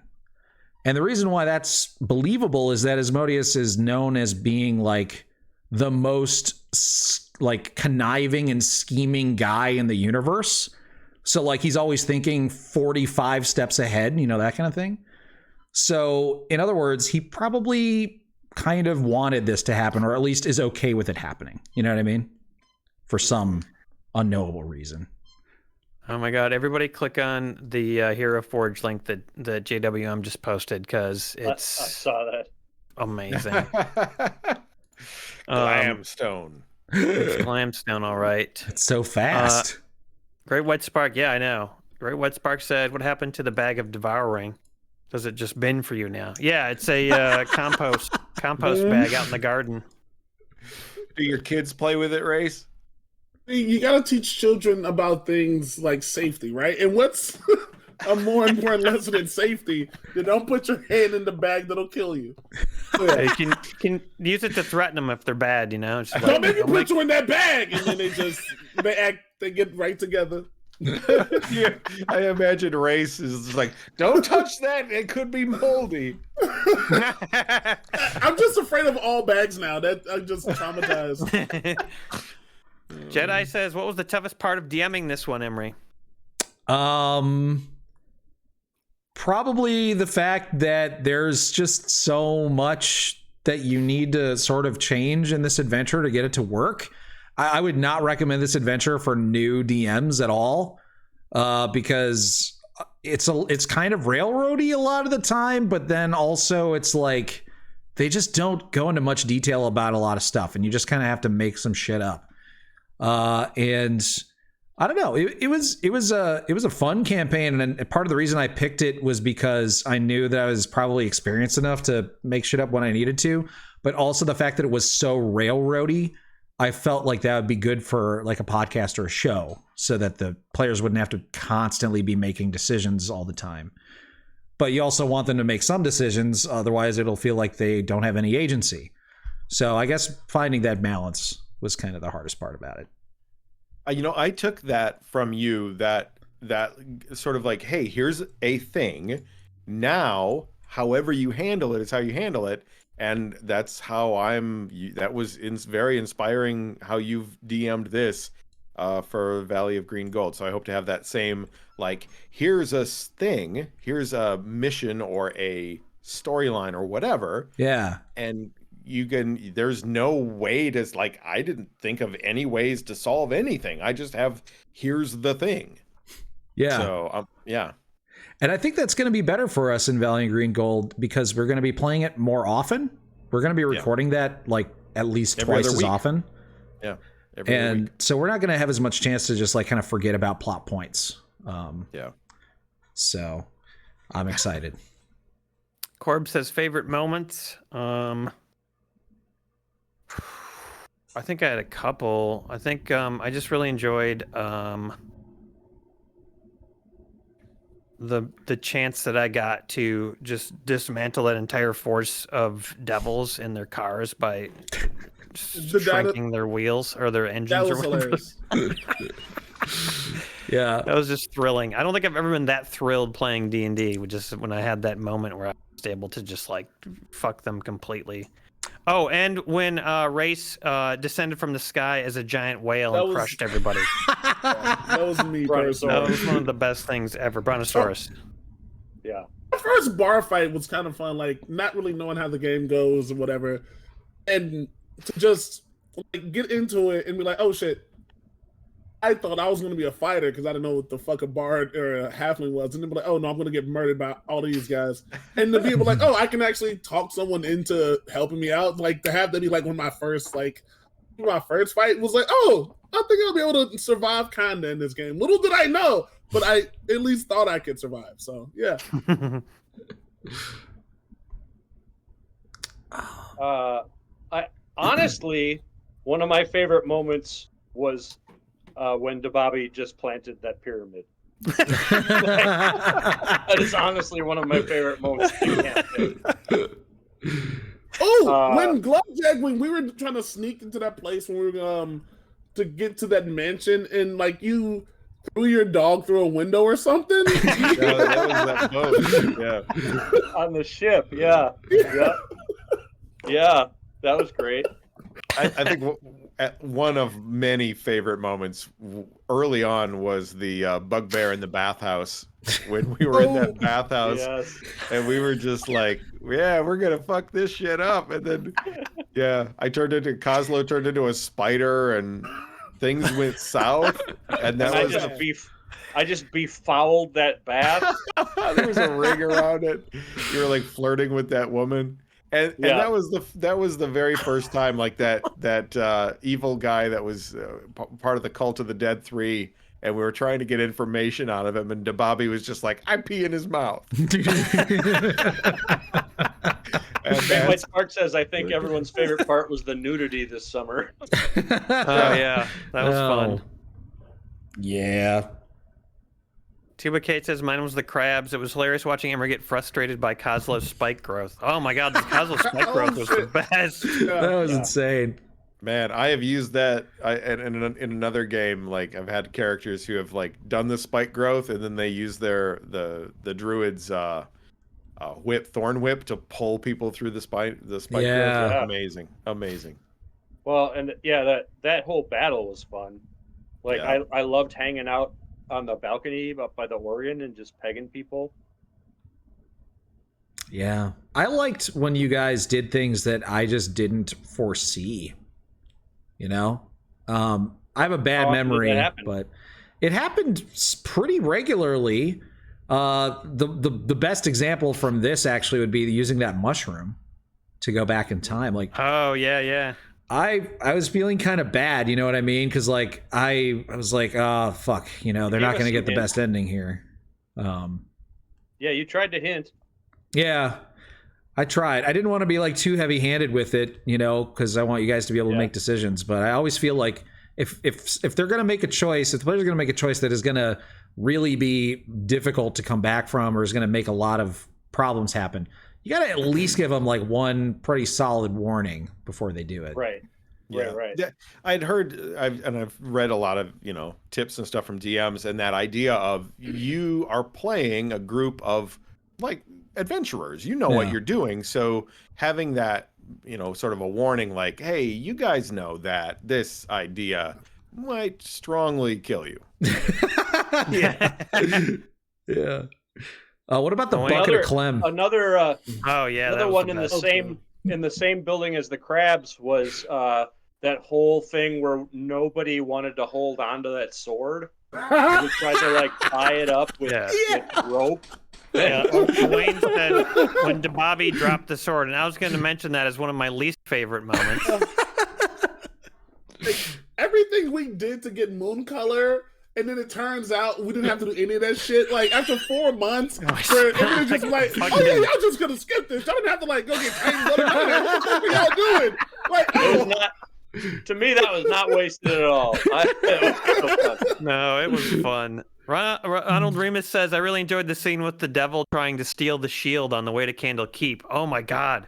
That part was nuts. That was an The interesting Beef fight. farmer. Yeah, it was so close. I do like fights where the objective isn't just to kill the other party members. You know? Like Yeah. We were so close to losing that shield. yeah. seriously, dude. You were kicking ass the entire fight, but that didn't really matter. All that mattered was they just needed to get one guy to get that shield.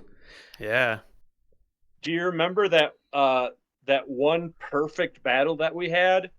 Like we strategized in the hallway with the stairs, and we used the living artifact or whatever to block it, and then I threw the ball bearings, and like we just mowed that party down. It was like the perfect battle. Yeah. Yeah, spike growth. I think I used that. Yeah. Yep. And I probably used like a something to force thunder push them or whatever, and that was when the Kozlo DeBobby like team became like very dynamic.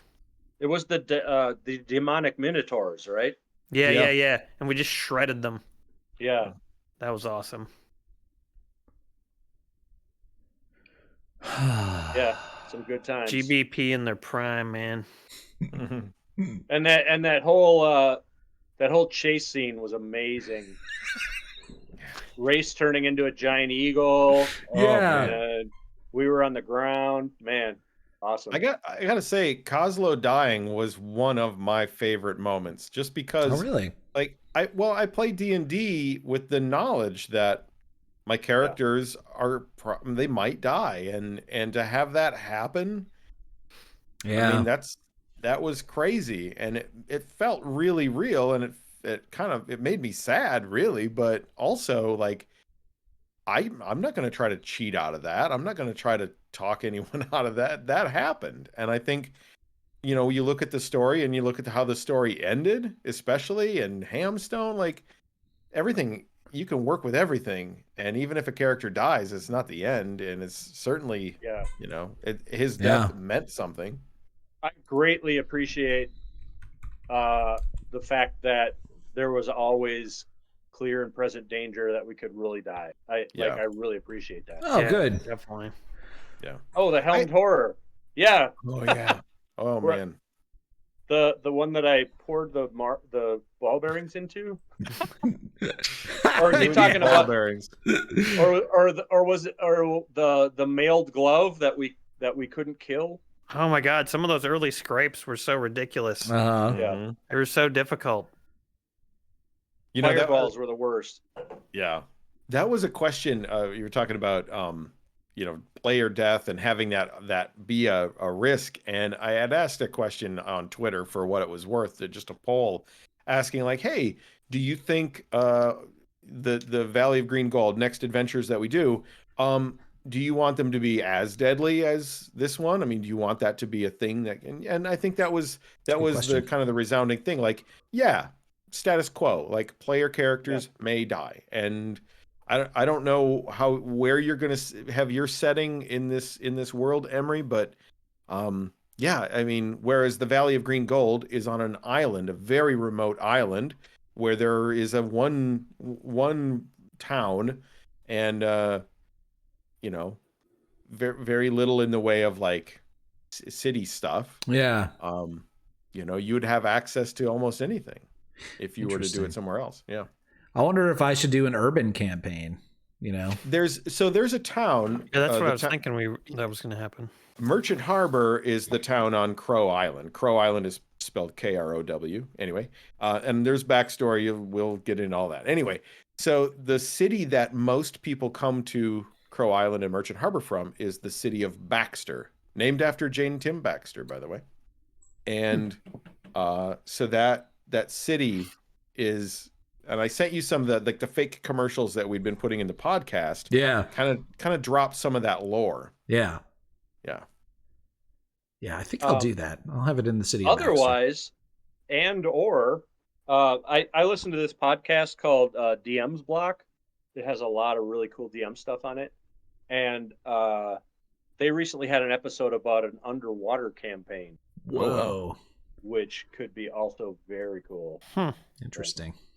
Yeah. As long as you don't do your fish voice the entire time, because Discord can't handle that. Yeah. Fair enough. In fact, we're gonna have to. We're gonna have to. I'm such an amazing voice actor. Discord can't handle it. We're gonna have to test all your voices out in Discord, Brad, before you choose a voice. Well, you send them to me. Send me an MP3, and we'll give you a thumbs up. This is my new character. My new character sounds like this. Philip Seymour Hoffman. Sure. But she will be probably kind of hissy though. Well, I'll get together with each of you. We'll chat out your characters and yeah, it's going to be a blast. The more I've kind of sat with it, I really like the idea of starting and having like one episode for each of you, kind of like. I love it. So that we get to know your characters and that you get to tell your story about how you arrive here. Yeah. Yeah, that sounds awesome. Cool. Now that I'm finally finished with this campaign, I can really just kind of full throttle focus on my character and on the games that I'm going to be running for this. Yeah. If you need maps, I've got Incarnate that I've been using, and nice. So that's cool. Yeah, man. Maps, that's a big problem for me. Figuring out how to use maps, or find maps. I mean, right. And then if you get maps somewhere else, you bring them into Roll20. Then you've got to do all of your lighting stuff and set up all your walls. Yeah. When are we starting the next? When's the next Rated RPG live stream? Do we know that yet? We don't. I had a schedule. I sent you guys like all the dates for everything, which I understand was perhaps a little bit overwhelming to see all the dates, but yeah, I started drooling when I saw all the dates. Yeah, I saw it and was like, I'll worry about this later, but I did see it. Yeah. So really, the dates that really mattered were that we would record the Rated RPG podcast, The Valley of Green Gold, every other Friday. We'd start recording on January 6th. Then the first episode of that podcast would drop on January 23rd. So we'd have some episodes built up. And then the live stream, whatever it shall be called, Rated RPG live stream, would be January 31st. Okay. And then we had talked about doing the last Tuesday of every month, just to be, you know. Oh yeah, just so it's Consistent, consistently Yeah. always 1 week in the month, so everybody Yeah. always knows. That would be great. That would be good. Yeah. And Tuesday works. Tuesday evenings. Well, it works for me and Emery because we always do we do a stream every Tuesday night. So this will be one Okay. of the streams.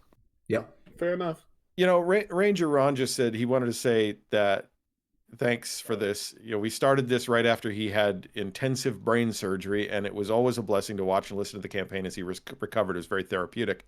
And that made me remember I had both of my hip joints replaced in the midst of it too. Yeah. And, Yeah. Holy shit. yeah. Same, Ron. That's so great to Very hear. therapeutic. Ron. Yeah. Yeah. It was. I, it's been great. I had my attitude replaced in the middle of this. Yeah. Honestly, kind of, yeah. Yeah. Some like real adult life shit happened over the last 3 years, man. For real. sure. Yeah. Yes. I think it was the opposite for me. I created Junkyard Joust and reverted to childhood. So That's great. Which is the best kind of growth, really. Yeah. It is. exactly. Yeah. I mean, you could get some of your bones hacked out of your body or play with toy cars. I vote for toy You cars. won. You definitely I Like- made the right choice. Thank you. One of the best pieces of advice I ever read was, like, if you're lost in life and you're not sure what you want to do, remember what you enjoyed as in 4th grade, and that is what you should do. Time to go play with myself. 4th grade? I don't think I was playing Yeah. with myself Yeah, I yet. don't know. It Man. might have been early. I don't know if I was either, but it's true. Like, Yeah. the things I loved at that age are like the core things that I've never not loved, you know? Same. Yeah, dude. I told you I've been in hardcore back in the Power Rangers, man. There's been so many Cool. seasons I just didn't watch. Digging it, man. Huh. Yeah, awesome.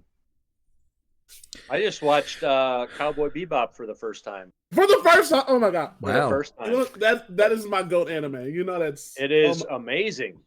dude, Have you watched the new live action one? Is it any good? it's definitely a show that was made on Netflix. I cannot take that away from it. Yeah. You go into it since you just saw Bebop, right? But you didn't see Bebop when you were like 9 years old. Yeah. It won't have the same kind of like visceral, like what the fuck is going on. It's a completely different show. Go Yeah. into it from that, and there's parts about it I found fine. But But I mean, I did really love the anime. yes, because it's the goddamn GOAT. Of course you I loved it. loved Michael Jordan was good at basketball. You can't, no matter what day you watch his highlights, he was still Yeah. jumping from the free throw line. But no, there's cool parts about it. I like I forget the dude who played Spike's name, but I liked what he kind of brought to the role. The dude who played Jet I thought was pretty solid. But oh my god, the dude who played fucking Vicious was just I know actors have to make choices, but for some reason he tried to make a choice where he was always kind of like preening and doing like the blue steel face. Like I don't Okay. it was Yeah. it gave the women in the show more agency, which I like. But Was most of it I Faye can like. any good or no? No, the actress who played Faye was pretty good. They changed a little bit of her backstory about like, you know, how she had amnesia and whatnot. Yeah. She becomes a part of their team super quick. They kind of skipped over stuff, but it's only like 10 episodes. It's Okay. all right. As long as if you take the name Bebop out of it, I'd give it an easy 6.5 out of 10. But the fact Okay. that it's off of this one thing, you know? Yeah. I didn't realize I was still that upset about it. It's been 2 years almost. But Some wounds never heal. they certainly don't, dude. Just, All right. Oh. Well, I think that about does it. we did it. Yeah. Yeah. Good night, all. Oh man, Thank it's you been guys an for this journey. amazing adventure. But we will see you yeah. soon next year. Later. I talked to Glubjag, and he loves all you guys. So Well, I'm sure Race loves all you guys too. Here's hoping that you all find your own gigantic fucking mummy-filled pyramid in your own lives. There's Yes. a brigade out there for each and every one of y'all. That's Yeah. right. may, That's right. May you all be flung 40 feet in the air. And the next time you're peeing, imagine that you're peeing into the mouth of evil. And don't touch moldy tapestries. That's right. Or bring torches into smelly rooms. Good advice. Bye. Good night, everybody. Good Good night, everybody.